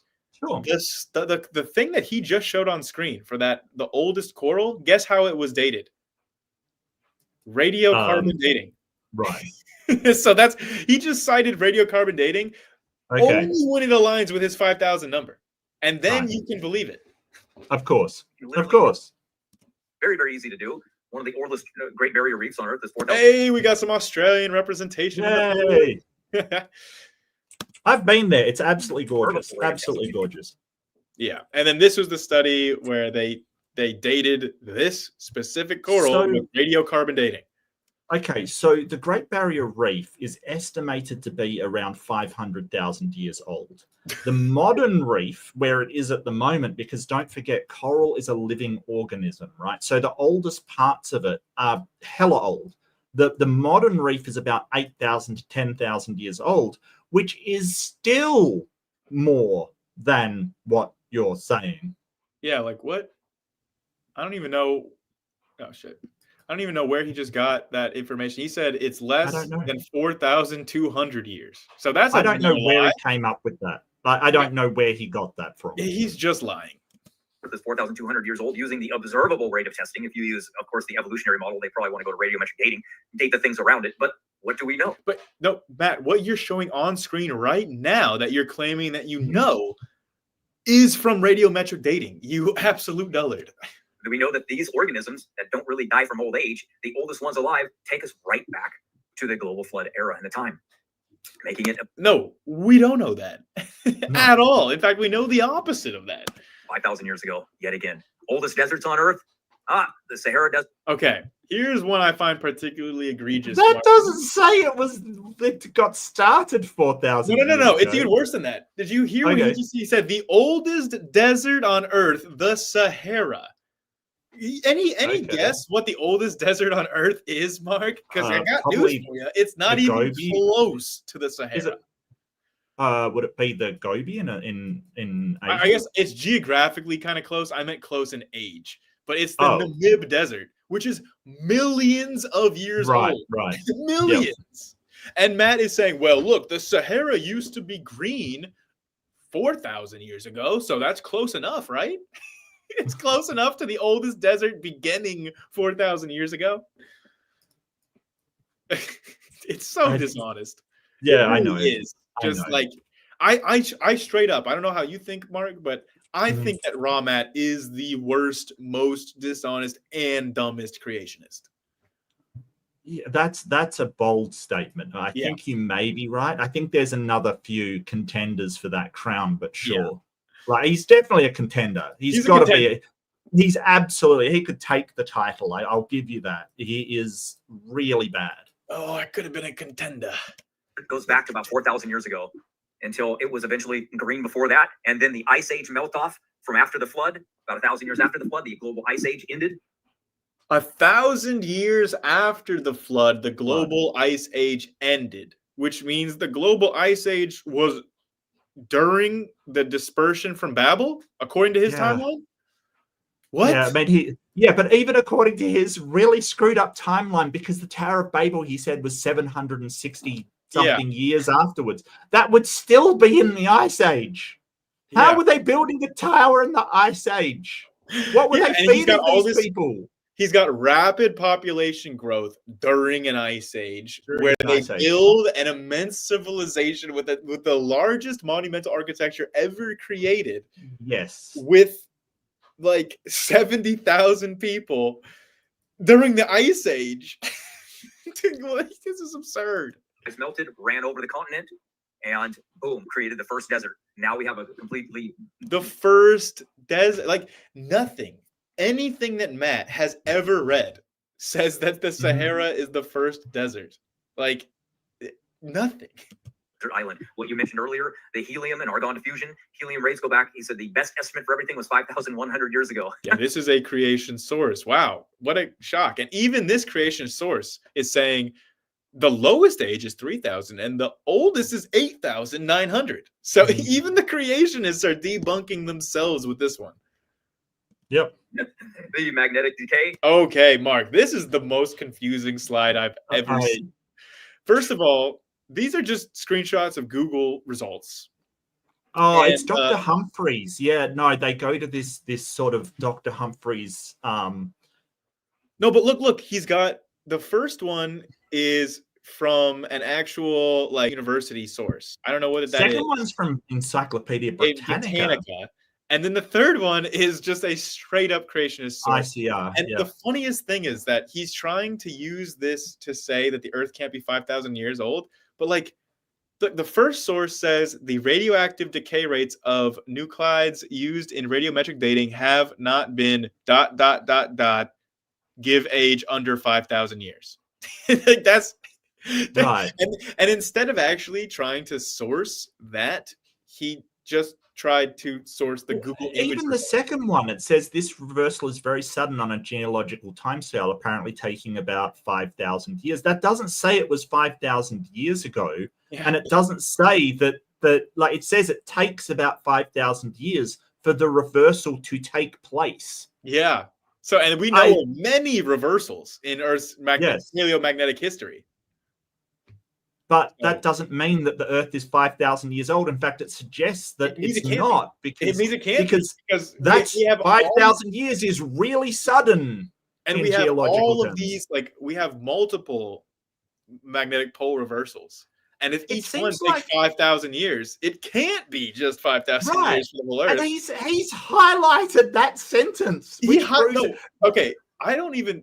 Do you think that he highlighted this, or do you think that because of look how it's do you see how it's the words are in bold, which means that Google highlighted it because it corresponds with what he searched. So if you look at what he searched decay rates 5,000 years Earth's magnetic. Earth's magnetic field. Like he's just trying to put in Google like keywords to try to get what he wants out of Google. Right. And when he could not do that, he just said, "Fuck it, just take the screenshot and make it look like it is what I want anyway." Holy crap! Like I feel like he's just gone Control F and put in 5,000, and then just put anything on the screen which says 5,000. Look what he's about to try to say, okay? Because he's going to try to use what's on the screen to try to make a point. Listen to the point he's trying to make from what we just saw, what was on screen. Yeah. About 5,000 years ago. Oh my goodness! How about the ocean levels? Oh. Wait, hold on. He is really just not putting in any time to any of these individual slides. The magnetic decay about 5,000 years ago. Oh my goodness! How about the ocean levels? That's it. The magnetic decay about 5,000 years ago. Let's move on. Nothing in that slide showed that. Nope. At all. And here's another slide where, like, everything that he's about to say about it is directly contradicted by what is on your screen right now. Like, he's saying that, like, when we look at relative sea levels, we can see that the sea levels fell during the past 5,000 years across much of the tropical Pacific. But in Micronesia, radiocarbon dating showed that relative sea level rose significantly. So it rose in one area in Micronesia, and it fell in the rest of in the overall trend in the tropical Pacific. So. Again, I don't know. This seems to directly contradict the idea that there could have been a global flood. Yeah. 5,000 years ago. Grayson, I got to take off, mate, but this is that's fair enough. Awesome. Thanks for coming through, Mark. Yeah, no worries at all. No, it was definitely fun. It was a lot of fun. It was great to see Dr. Dan again. Fantastic. But I do have to take off as I said. But thanks everybody. I don't blame you at all. I mean, Raw Matt is it's not Raw Matt. As I said, I've got something to do today that I have to take off for. So I hung in there, but I've really got to go. Hey, well, appreciate having you on, Mark. My pleasure, mate. So everybody go and go and subscribe to Mark Reid if you haven't already. His channel is awesome. If you like my channel, you like his too. So thanks for coming on, Mark. I'm gonna try to finish. I'm going to try to finish the rest of this Raw Matt video on my own. You're a better man than I am. You're a better man than I am. Wow. I need awesome. You. I need that. See you, Grayson. Take care, my friend. Peace out. But yes, it is now just me and chat and Raw Matt. And guys, I'm gonna need your moral support on this one to make it through here, because I've promised we are finishing this video so I never have to watch it again. Let's go.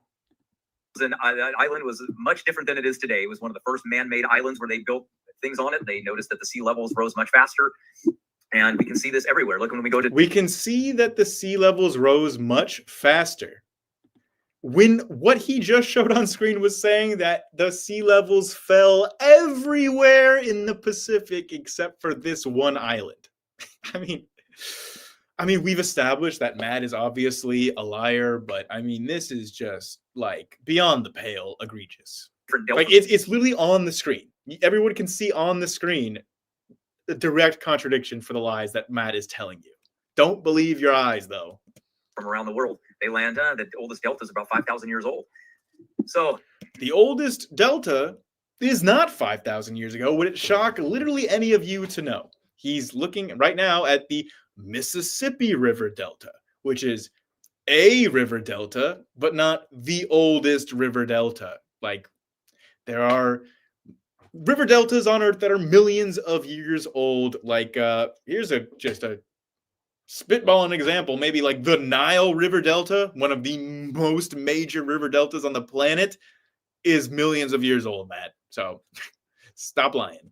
Very good for evolution. When we go to flood traditions, of course. And here we go. This is something that I hear creationists echoing all the time, saying, wow, well, Noah's flood.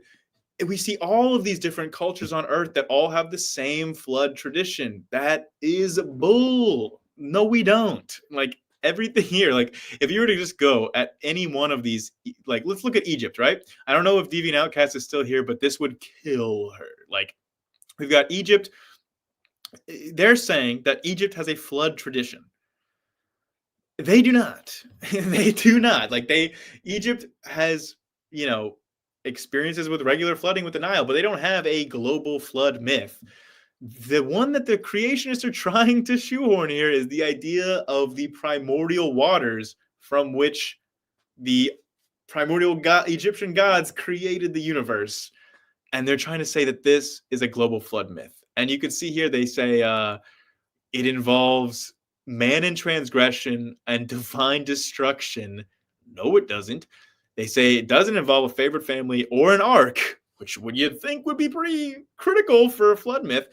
And then it says it involves, it only half involves destruction by water. Again, pretty critical for a flood myth. Humans saved, it says it involves universal destruction. It doesn't. And like, it says that birds were sent out because they were created, survivors and divine. I mean, like, none of these are parallel. The Egyptian primordial flood creation myth isn't at all like the global flood. If we go to China right here, China has a flood myth where one of their early leaders, Yu, conquers the flood and invents irrigation and tames the flood waters. That's their flood myth in China. Now we see here that it says, hey, there's an ark provided. There's no ark in that story. It says that there's no divine destruction. It says there's destruction by water, but it's not divine, I guess. Humans are saved when Yu masters irrigation. These have nothing at all to do. They're not even similar at all with the Noah's flood story. I mean, I don't know where he's getting this. He obviously stole this graphic from someone, but they're also just lying about it. I mean, this is not anything in reflection of the actual mythologies and stories involved. We find them around the world. Critics like to say, well, it's just a local flood. But is that really true? I'm going to say no. And why? Because we can literally go to the Tower of Babel. We can literally go to the Tower of Babel. Okay, Matt, why don't you literally go there then? Why don't you leave and literally go to the Tower of Babel? You could show me where it is because nobody else seems to know. And notice that we have physical evidence that it existed. We have bricks that were made with a mortar that they talk about making it in. That is not physical evidence that the Tower of Babel existed, because you can find bricks that have traces of bitumen, which the Bible says were the types of bricks used for Babel. Like, These are just common Mesopotamian building practices of most bricks for most monumental building projects in Mesopotamia from the time. There's absolutely no indication that that brick is from the Tower of Babel. It's like saying, like, oh, well, my book says that there's a red house, and I found a piece of wood that had a chunk of red paint on it. Therefore, that's evidence of the red house. It couldn't have come from anything else. King Nebuchadnezzar tried to remake Tower of Babel, and then when he died, he had this stone made in his generation, and then later the Tower of Babel was tried to be made again by Alex. I think he's talking about the Tower of Babel stela, which again is not evidence of the Tower of Babel. Like, it's even on screen here. This is clearly Google AI that he's just screenshotted. It's not even accurate. The baked clay tablet is the same as the Tower of Babel stela. Like, it's the same thing. Like, the AI is just messing up here, and Matt is getting taken for a fool because of it. But at least, it's the AI lying this time, not Matt. I guess they both are technically. But the Etymonanki, that's the structure. That's not the Tower of Babel. Like, that is the structure next to where the stela was found. That's the structure that, like, Matt is referring to here, that Alexander the Great tried to rebuild. Like, this is just a structure in Babylon. There's no reason to think that this is the Tower of Babel, because the foundations are literally impossible for it to be as tall as it's described in the Bible. Like, it just doesn't make any sense. The Great, and Alexander the Great, when he died, they just stopped the process because obviously he wasn't going to pay people anymore. So I'm sure that project took a dump. So this is it. In 330 BC, Alexander the Great ordered the tower to be destroyed in an effort to be rebuilt. So it was not doing so well. Yeah, like, this is actually part of history. It just isn't the Tower of Babel. It's the Etymonanki. Falling down from Nebuchadnezzar's version that he had, and so he had it demolished, and it was going to be rebuilt, but his death ended that. So here's a good one. Chinese is one of the oldest continuously used writing systems on Earth. Okay, ours has changed dramatically. Look at this. This is our modern day one. It goes back to So has Chinese. Then Latin, and then Greek, and then Phoenician, and then Proto-Semitic. So ours has changed dramatically. Chinese is not. What? And there's inside their writing system is written. That is just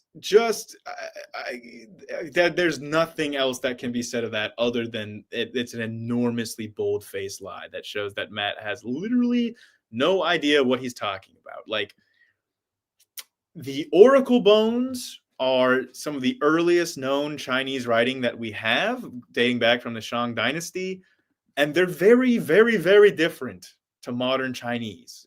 A modern Chinese person would not be able to read them. It's like trying to read, like, really archaic English or something. Like, you can't read it.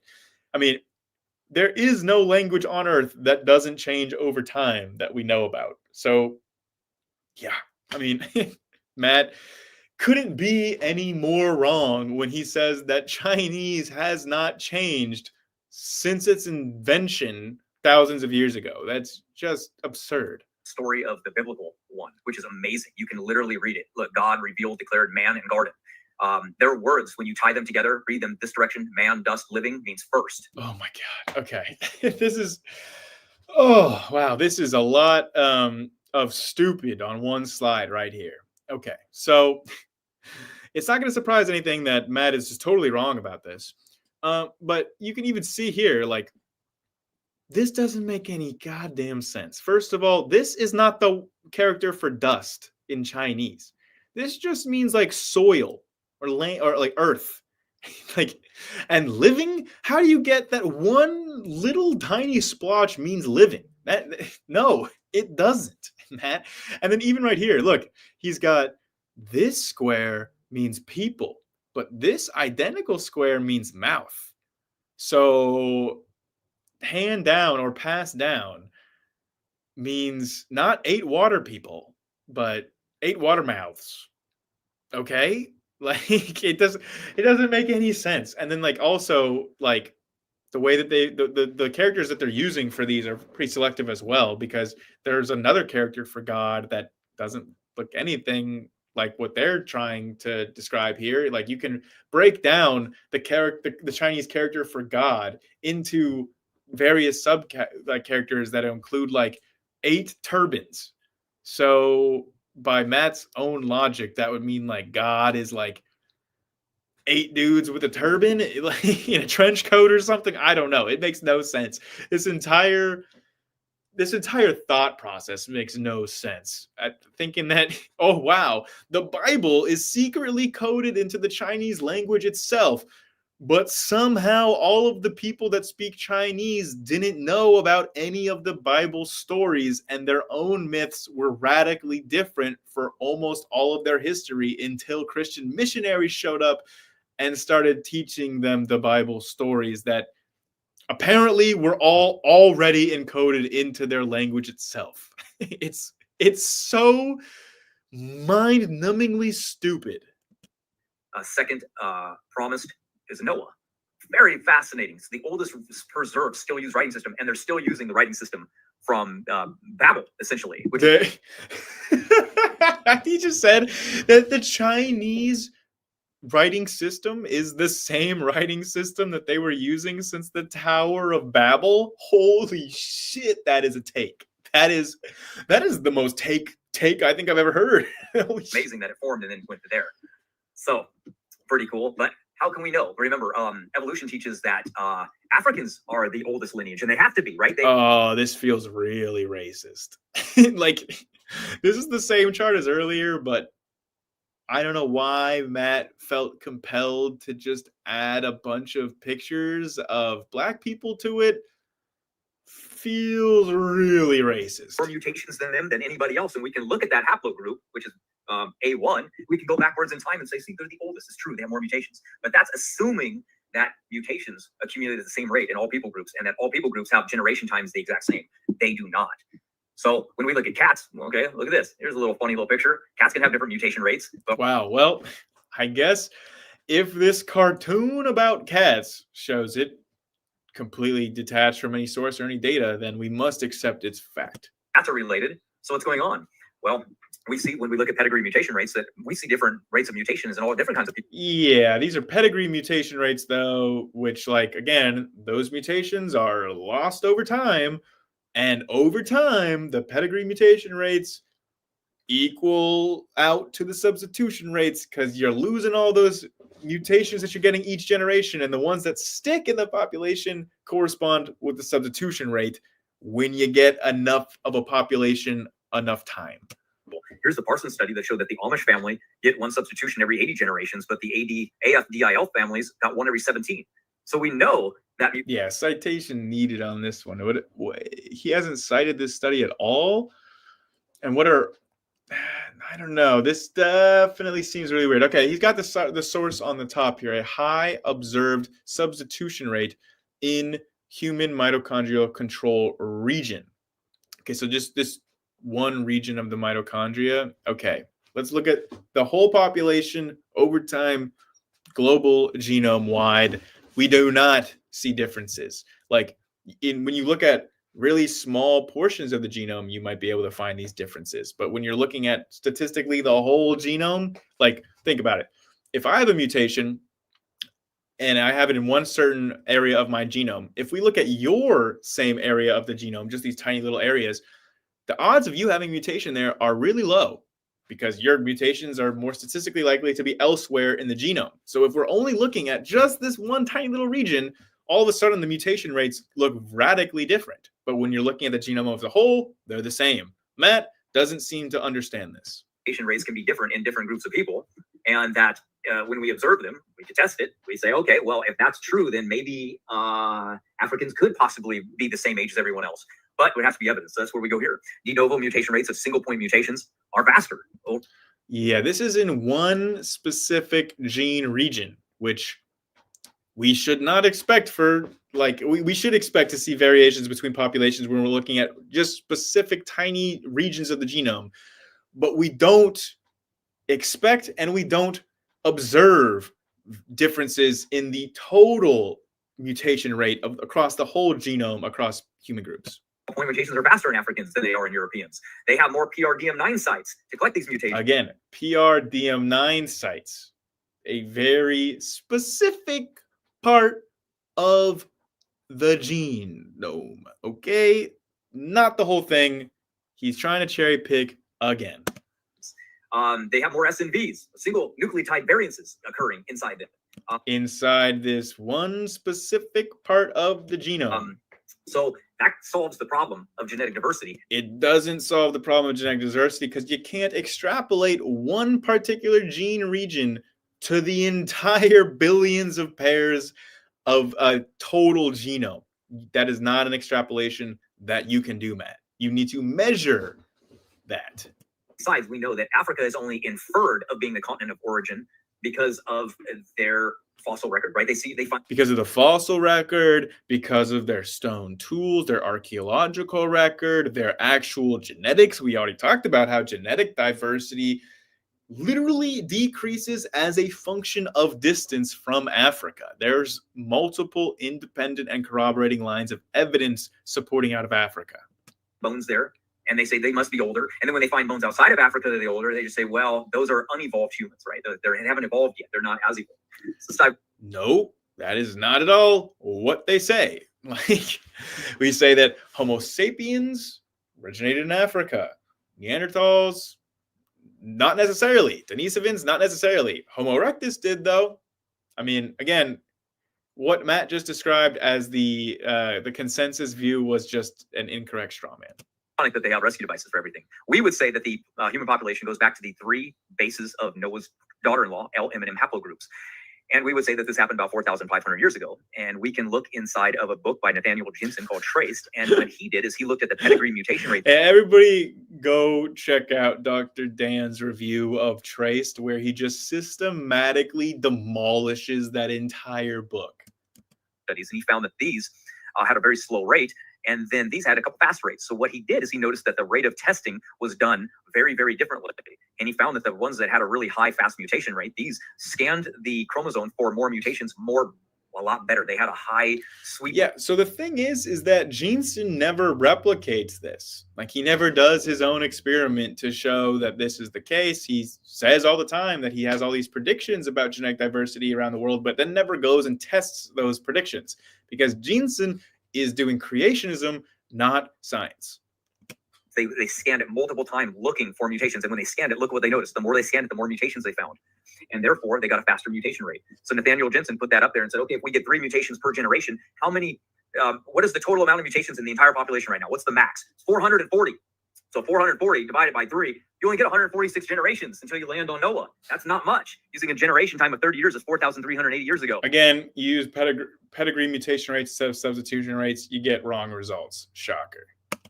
35-year generation time, 5,111 years ago. And again, the pedigree mutation rates are empirically observed not to be accurate, whereas these substitution rates are directly observable in real life scenarios like at Tristan da Cunha or various island peoplings. Very easy for us to answer, but it gets even better. When Nathaniel Jensen plotted it into the chart on that version of haplogroups exploding, we found that the haplogroups form right here on the 6th generation, which is Peleg's generation. Interesting. Exactly what we would expect to find. Remember, evolution. Can you remind me, where in the Bible does it say that haplogroups developed in Peleg's generation? How are you expecting to find that? Expect that we evolved in Africa. Therefore, the haplogroups should have probably been evolving here more than anywhere else in the world. Instead, no, that is actually what happens. The genetic differences in the L haplogroups are more diverse than all of the other differences between the non-L haplogroups. So that is actually correct. And what that is actually supporting the out of Africa hypothesis. Look at where they form. Right out of the secular journal. Right. Yeah, this is like not looking at all the different haplogroups. Like, this should be obvious, but like, yeah, this is not showing like where all the different haplogroups form. Out exactly where we'd expect using the Bible alone. Right out of the tower. Like, you can even see, like, you can clearly debunk what Matt is saying because he just got finished telling you that the L haplogroups are in Africa. And then he's showing you this chart where the L haplogroups are going away from Africa. Clearly, this chart is not showing the complete picture. I mean, it's very obvious that Matt is lying about something that we can clearly see on screen as he's talking directly contradicts him. Travel region, all of the major haplogroups form right in this region and disperse. And when we look at where, look at that. These scientists confirm that the human genome began to rapidly diversify not more than 5,000 years ago. Wow. Yeah. Can you think that this is actually, I mean, like, look how he's, look, I mean, this is just, I'm sorry, I'm getting tongue-tied here trying to even describe this because of like what he's done with this. Look, he put a header that made it look like this is from science.com. And then immediately below it has the Institute of Creation Research.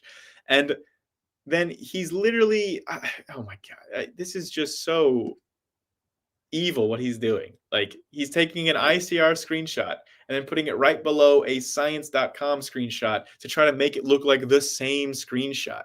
I mean, lying is a sin, man. That's right, everybody. They sat in Africa, in this gigantic continent that's the size of the US, China, India, Europe, Japan. All of these together is how big Africa is. So the map you see normally, that doesn't do it justice. Africa is massive. It's the first true thing that he said. Massive. And yet they couldn't invent any of those things there. They never figured it out, and they never diversified. Remember that. They just stayed in like these little cliques. There are lots of things that were invented in Africa. Like, I mean, some of the earliest mathematical symbols that we have are from Africa. Some of like the earliest like monumental architecture, some of the earliest like astronomical observatories. Like, come on. Like, there's lots of stuff that were invented in Africa. Together for some reason, which also would cause haplogroups to form too, by the way. So still doesn't work. But there you have it. When we look at Africa, look at that. Only a couple haplogroups there. The flow is in. Yeah, like again, this is very disingenuous for him to say here, especially when he's like, he's showing some of these A haplogroups, which all the others are subgroups of. He's showing how they come out here. And then what he wants to show is like how Y-chromosomes dispersal have gone into Africa as a result of like Bantu migrations, population replacements. Like, Africa has a long history. If we look at the ancient DNA, we're not going to see the same things as in this chart, but Matt doesn't want to talk about that, clearly. Not out. There's only a few. There's not very many. Why? Because this is the history right there. Very, very. No, it's only a few, not very many, because there's a lot of Eurocentrism in the field where you're differentiating these different haplotypes, even though within Africa, the genetic variance is much higher between different haplogroups that you would all just place within L. Because all the haplogroups for the mitochondrial DNA all nest within that African group. Simple. Not confusing at all. And then what about the math? We find that early math started. We know that this is a mathematical calculation on a Sumerian tablet. And then we find it. Well, yeah, but we have earlier mathematical like artifacts from Africa. So what?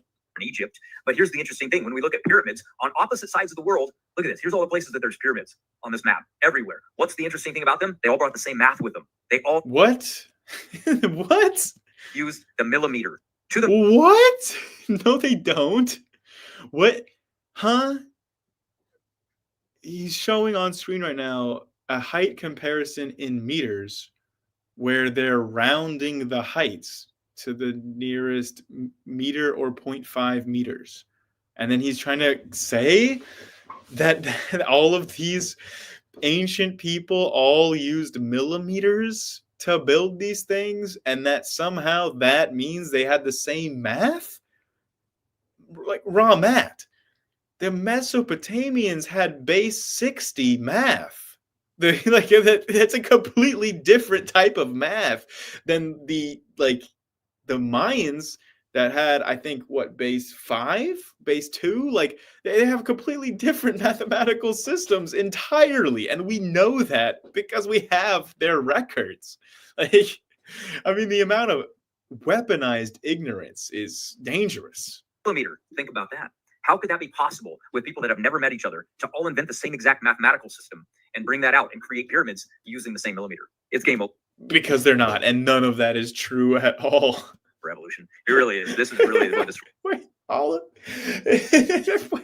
oh my God. Did he just say that because all of the pyramids are using the exact same math, that's game over for evolution? I mean, we are deep we are deep in the Raw Matt weeds right now. I can't even.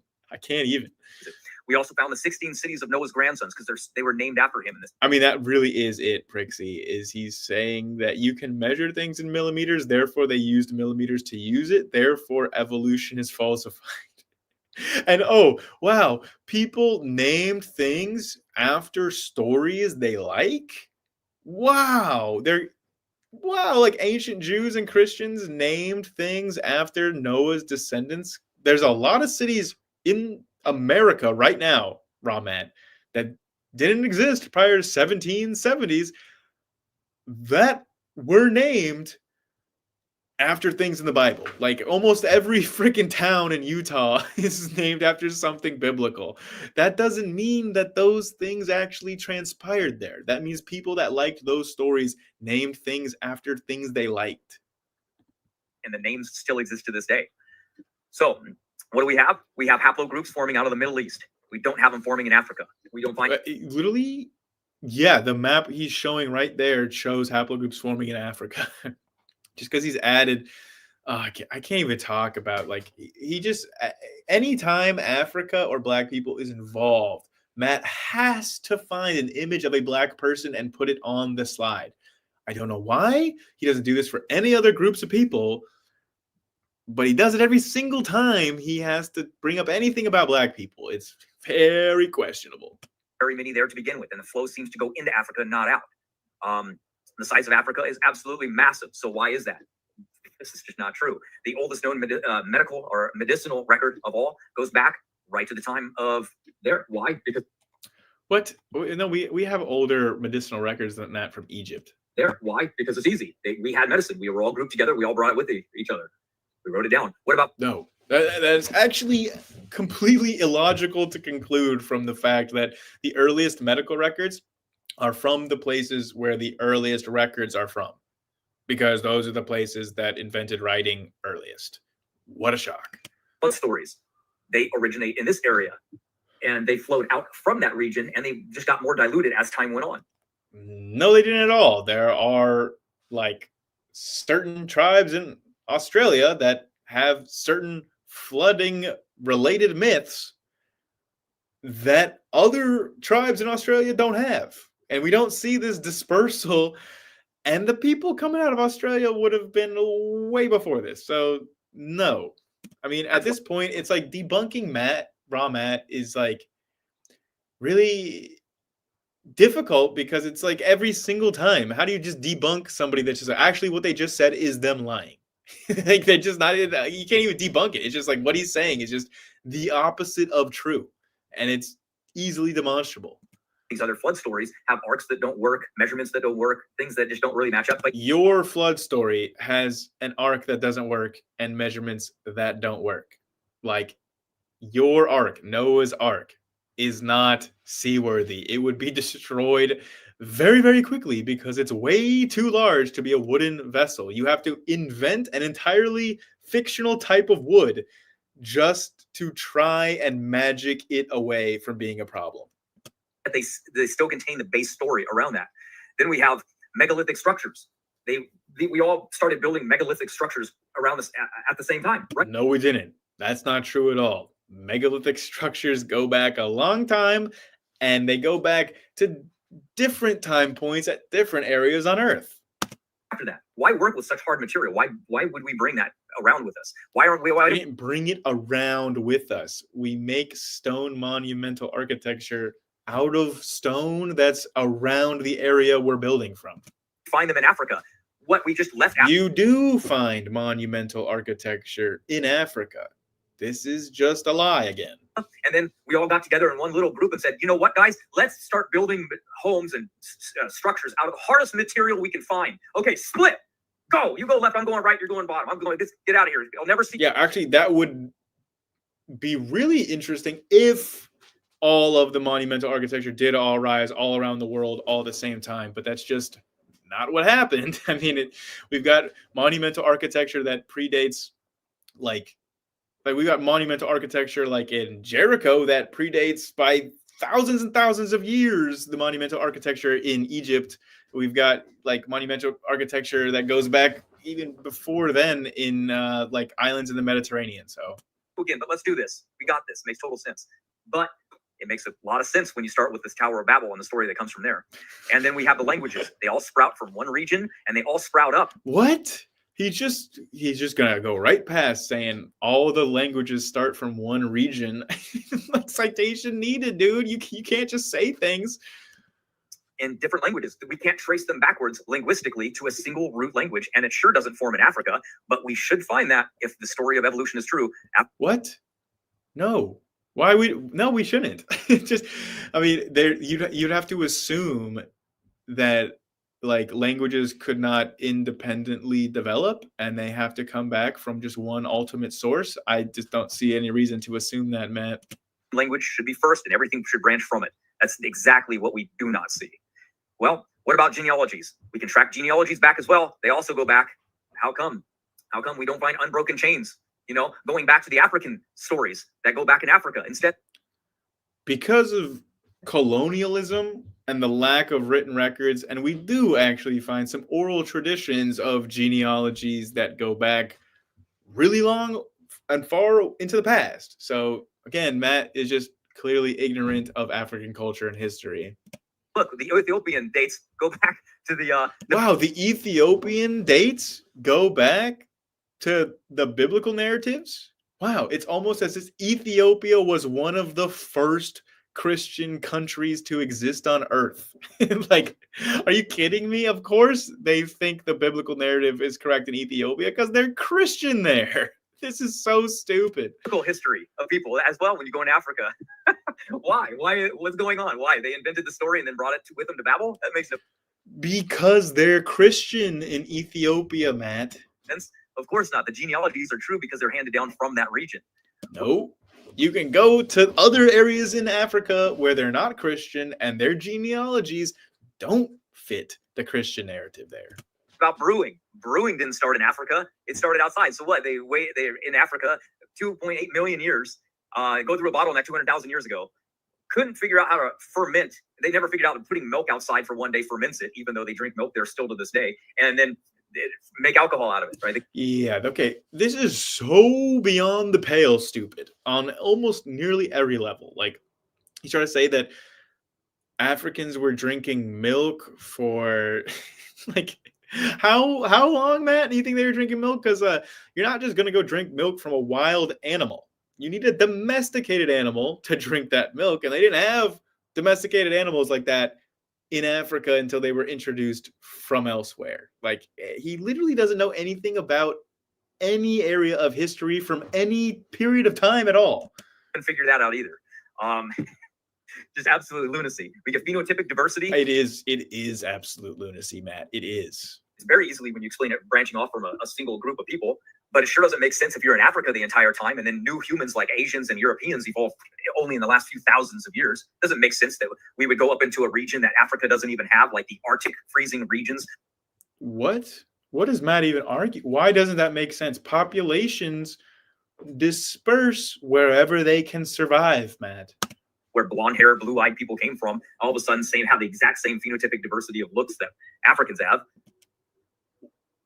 Oh God, this is just so racist.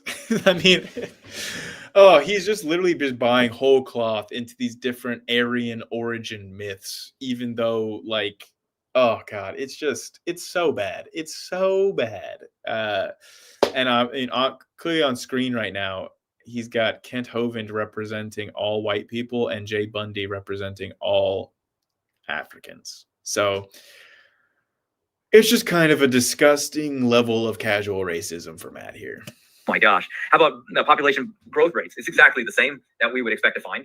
How about in Africa? We get a net zero population growth rate over millions of years. That's just stupid. How about this? We get...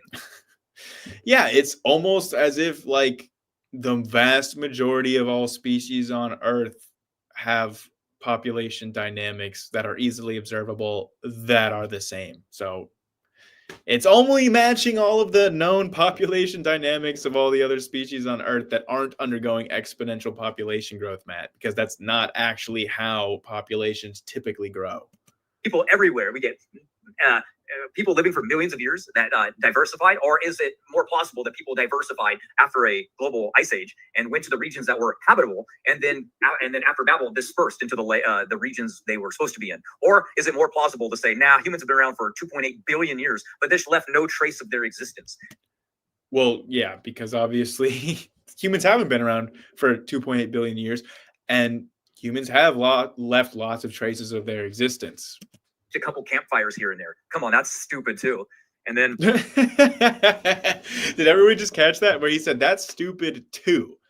Well, I agree, Matt, that your very stupid straw man of evolutionary consensus was stupid too. But that implies that the first thing that you said, which was a steel man of your own position, is also stupid. So thank you, Matt, for like literally implying your own position is stupid here. And then likening that to the stupidity of your incorrect straw man of evolution. Thank you for that. It's easily solved. Look, we have it here. The lack of fossils is called the hominid fossil gap paradox, is what we were talking about earlier. That's solved with our model as well. How about irrigation? Irrigation is something very simple that we do to irrigate crops and grow things, but yet they couldn't figure that out in Africa at all. They couldn't figure out how to grow a single crop. Because they were hunter-gatherers. They weren't farmers. Why would you irrigate if you're not farming, Matt? Use your head. Think through the things that you're saying with your mouth. When literally that's all they do now? Come on. That's not all they do in Africa, Matt. Farming is not all that they do in Africa now. I mean, this is like getting way. I am too tired to put up with this level of racism at this point. How about mutation rates? That's right. We talked about that earlier. The single nucleotide variants arose 5,115 years ago. Yes, DM. It is still going. This is part 2 of the debunk marathon. The first one lasted 7.5 hours. I'm trying to finish Raw Matt's presentation right here, but nobody else could freaking. Oh, this is why I need you guys in chat to give me some motivation here, because being exposed to this level of Raw Matt cannot be good for anyone's health at all. And yes, blue eyes are a relatively recent mutation. That is true. I have a whole video. If you look at my Yakub debunking, I go through the entire actual scientifically, empirically supported origins of, quote, white people based on the archaeogenetics. So check that out if you're at least curious, because it's not at all this sort of Nazi shit that Matt is talking about. So humans weren't really mutating much before that, everybody. Don't worry about that. It was only recently that they really started getting the bad mutations. Before that, no big deal, no problem. So that's easily falsified on why. Yep. I mean, you can easily falsify any inaccurate straw man that you can come up with. Africans have more mutations. Then we have the population growth rate, right? Actually, I'm not sure what that picture is. Matt, he doesn't even know what he was thinking when he put these slides together. How are we? If Matt can't even figure out what Matt is talking about, what hope do we have? Yeah, well, here we go. Genetic mutations being all of the same age. Why? It's pretty simple, right? If almost all animals emerge about the same time as humans, but that's answered very, very easily. The age for the most Dude, I can't believe that a screenshot of a cherry-picked Google search result is supposed to count as a source verifying what Matt is saying right now. Converge. That's it. It's really, really simple. They converge on one another in a very recent time in history. Very, very quick. Mathematics, same region on Earth, same place. No, actually not true at all in any sense of the term. Like, at all. They took it and they used the same math to build temples everywhere on Earth. They didn't. They used entirely different math in these different places on Earth. Everywhere they went, they used the same math. Why? Why didn't they invent math in Africa? What's going on? Why didn't they invent math there and then branch? Some of the earliest known evidence of mathematics that we have is found in Africa. Out and teach other people, and then the types of math changed over time because, things evolve. Well, it sure didn't evolve. The types of math did change over time, Matt. I'm actually shocked that you don't understand this. Very much did it when making these megalithic structures. How about astronomy? Astronomy only goes back about the same time. Oh, look at that, right in this. No, it doesn't. We've found megalithic constructions from long before 5,000 years ago that are astronomically aligned such that we can tell that the people had astronomical knowledge. You're just talking about the oldest surviving planetary astronomical text. What an impressive amount of disclaimers there. You're not talking about the oldest example of humans engaging in astronomy. You're talking about the oldest surviving planetary astronomy texts. We can see that you're lying. Anyone listening to this, all they have to do is just pause at any moment of time and see, does the screen that Matt is sharing match the things that Matt is saying? And I don't think that there's even been almost like one example where that has been the case. Like every single time Matt says something, he's showing a slide on the screen that directly contradicts what he's saying. Place too. Oh wow. Why would that be? Well, maybe it happened because all the people knew about it in the same place and then took it with them as they branched out and brought it with them. How about archaeology? Same thing, right out of the Middle East. That's the roots of it, but yet they couldn't figure it out in Africa. No, actually not true at all. Archaeology, the roots of archaeology would go to Africa with the super old and huge amounts of stone tools that we have there that like could not be replicated by humans in just 4,000 years. Nope, those animals were worthless there. They were very dumb animals. They couldn't figure out how to actually be used to do anything. That's how. No, like you're saying, why didn't they domesticate animals in Africa? Because the animals found in Africa are not as suited to domestication. Like they're not, it's not because they're too stupid to be domesticated. Things like zebras are too ornery to be domesticated. They're literally too aggressive as species. So like, no, this has nothing to do with people saying, oh, Africans are just too dumb to figure out farming and brewing and animal husbandry. No, it's like literally what animal should they have domesticated on the African continent? It's freaking hard if you don't have any readily available beasts of a burden with the right predisposition for domestication and living alongside of humans. I mean, Matt just clearly doesn't understand any of this. And Prixie, thank you. You made my whole night with this comment. Matt is too stupid to be domesticated. Stupid they were. They even not only had dumb people, they had dumb animals too. So how about the helium and argon diffusion rates, which was brought up earlier? They put a limit on things. They go back to about 5,100 years ago. Expected. Zircon diffusion goes back about 6,000 years. Nope. We can date zircons, go all the way back over 4 billion years. So no, not true at all. We can do zircon dating. I mean, zircons. The structure of zircons is readily diffusible for helium atoms, and various different factors from temperature to pressure and things can affect that diffusion rate. This has been answered before, as has everything that Matt brings up. How about the Mississippi Basin, which we were talking about earlier? Oh, that's easily, you can solve those by saying, oh, they just decayed about 5,000 years, which is the observable rate of the collection and diffusion. Not around 20 million years ago. That's when evolution says it happened. What? Oh, man. Okay, so yeah. He's saying that there's a consensus of the Mississippi Delta being relatively newer than the Mississippi River. And now he's trying to say that, oh, well, the dating of the Mississippi Delta is for the whole river if you were to not use evolutionist assumptions. It's like, no, those are just dating two different things. You can date a river delta and you can date a river, and you get two different dates because the delta can form more recently than the river itself. This is not difficult or confusing as a concept, but it is too much for Matt. But they have to use stories to use theirs. They have to invent their own math. What about the story of Babel itself? The story of Babel itself is everywhere. One of my favorites is in Hamel's journal. He was captured in Korea.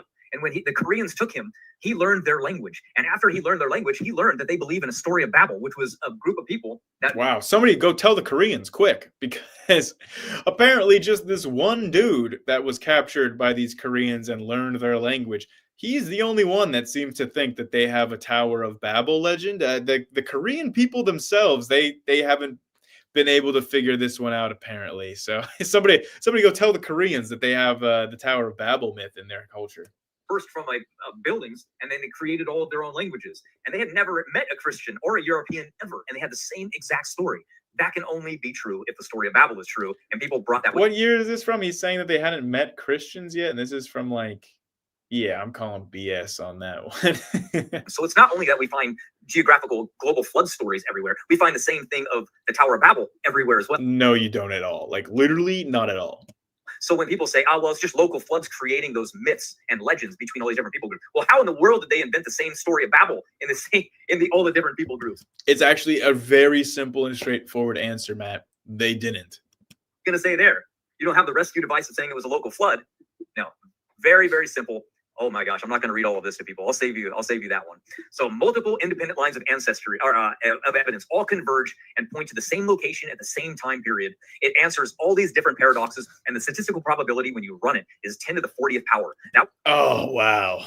I just love when creationists use statistics because I would just love to see where Matt got this number, 10 to the 40th power.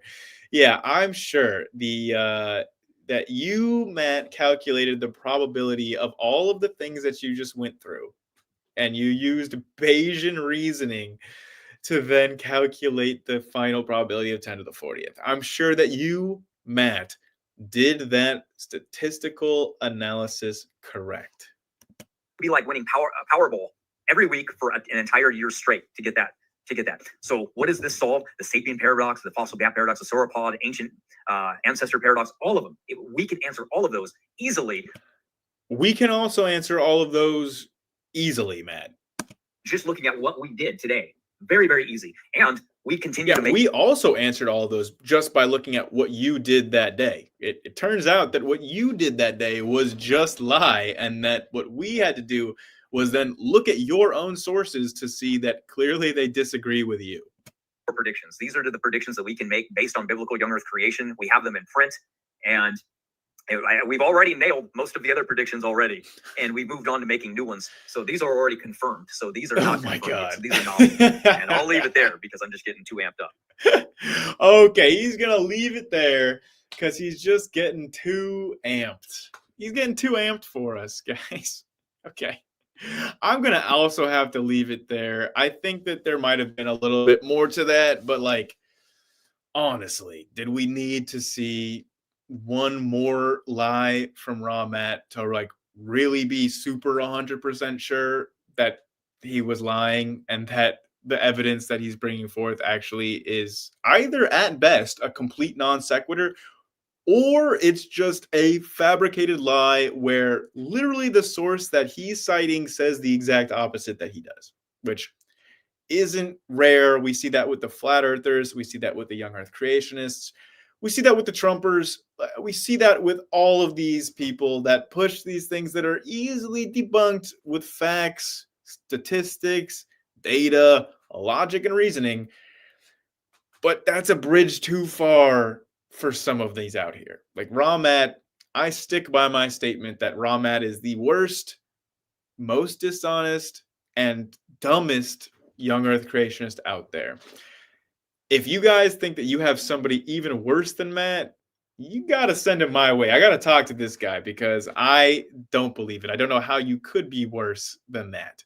So this is the conclusion for part 2 of my creationist debunking marathon. I cannot believe that we actually got through Matt Powell's, Raw Matt's, and Donnie's presentations, debunking all of them. That was 3 hours of creationist content and like over 10 hours of debunking. Oh my God, I am so tired.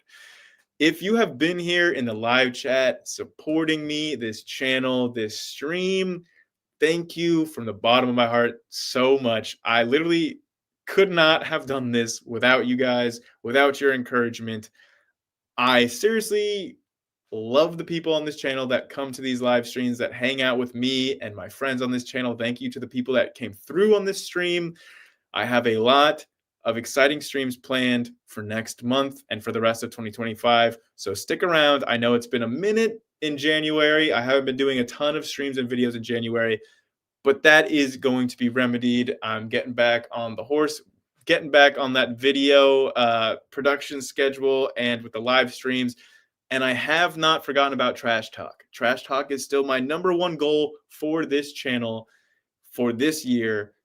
I'm making Trash Talk happen. I haven't forgot about it. So please stay tuned for that. Subscribe to look forward to those new things on this channel. And until the next time, guys, stay curious, keep learning, and keep stomping on this stupid creationist nonsense. Have a great night.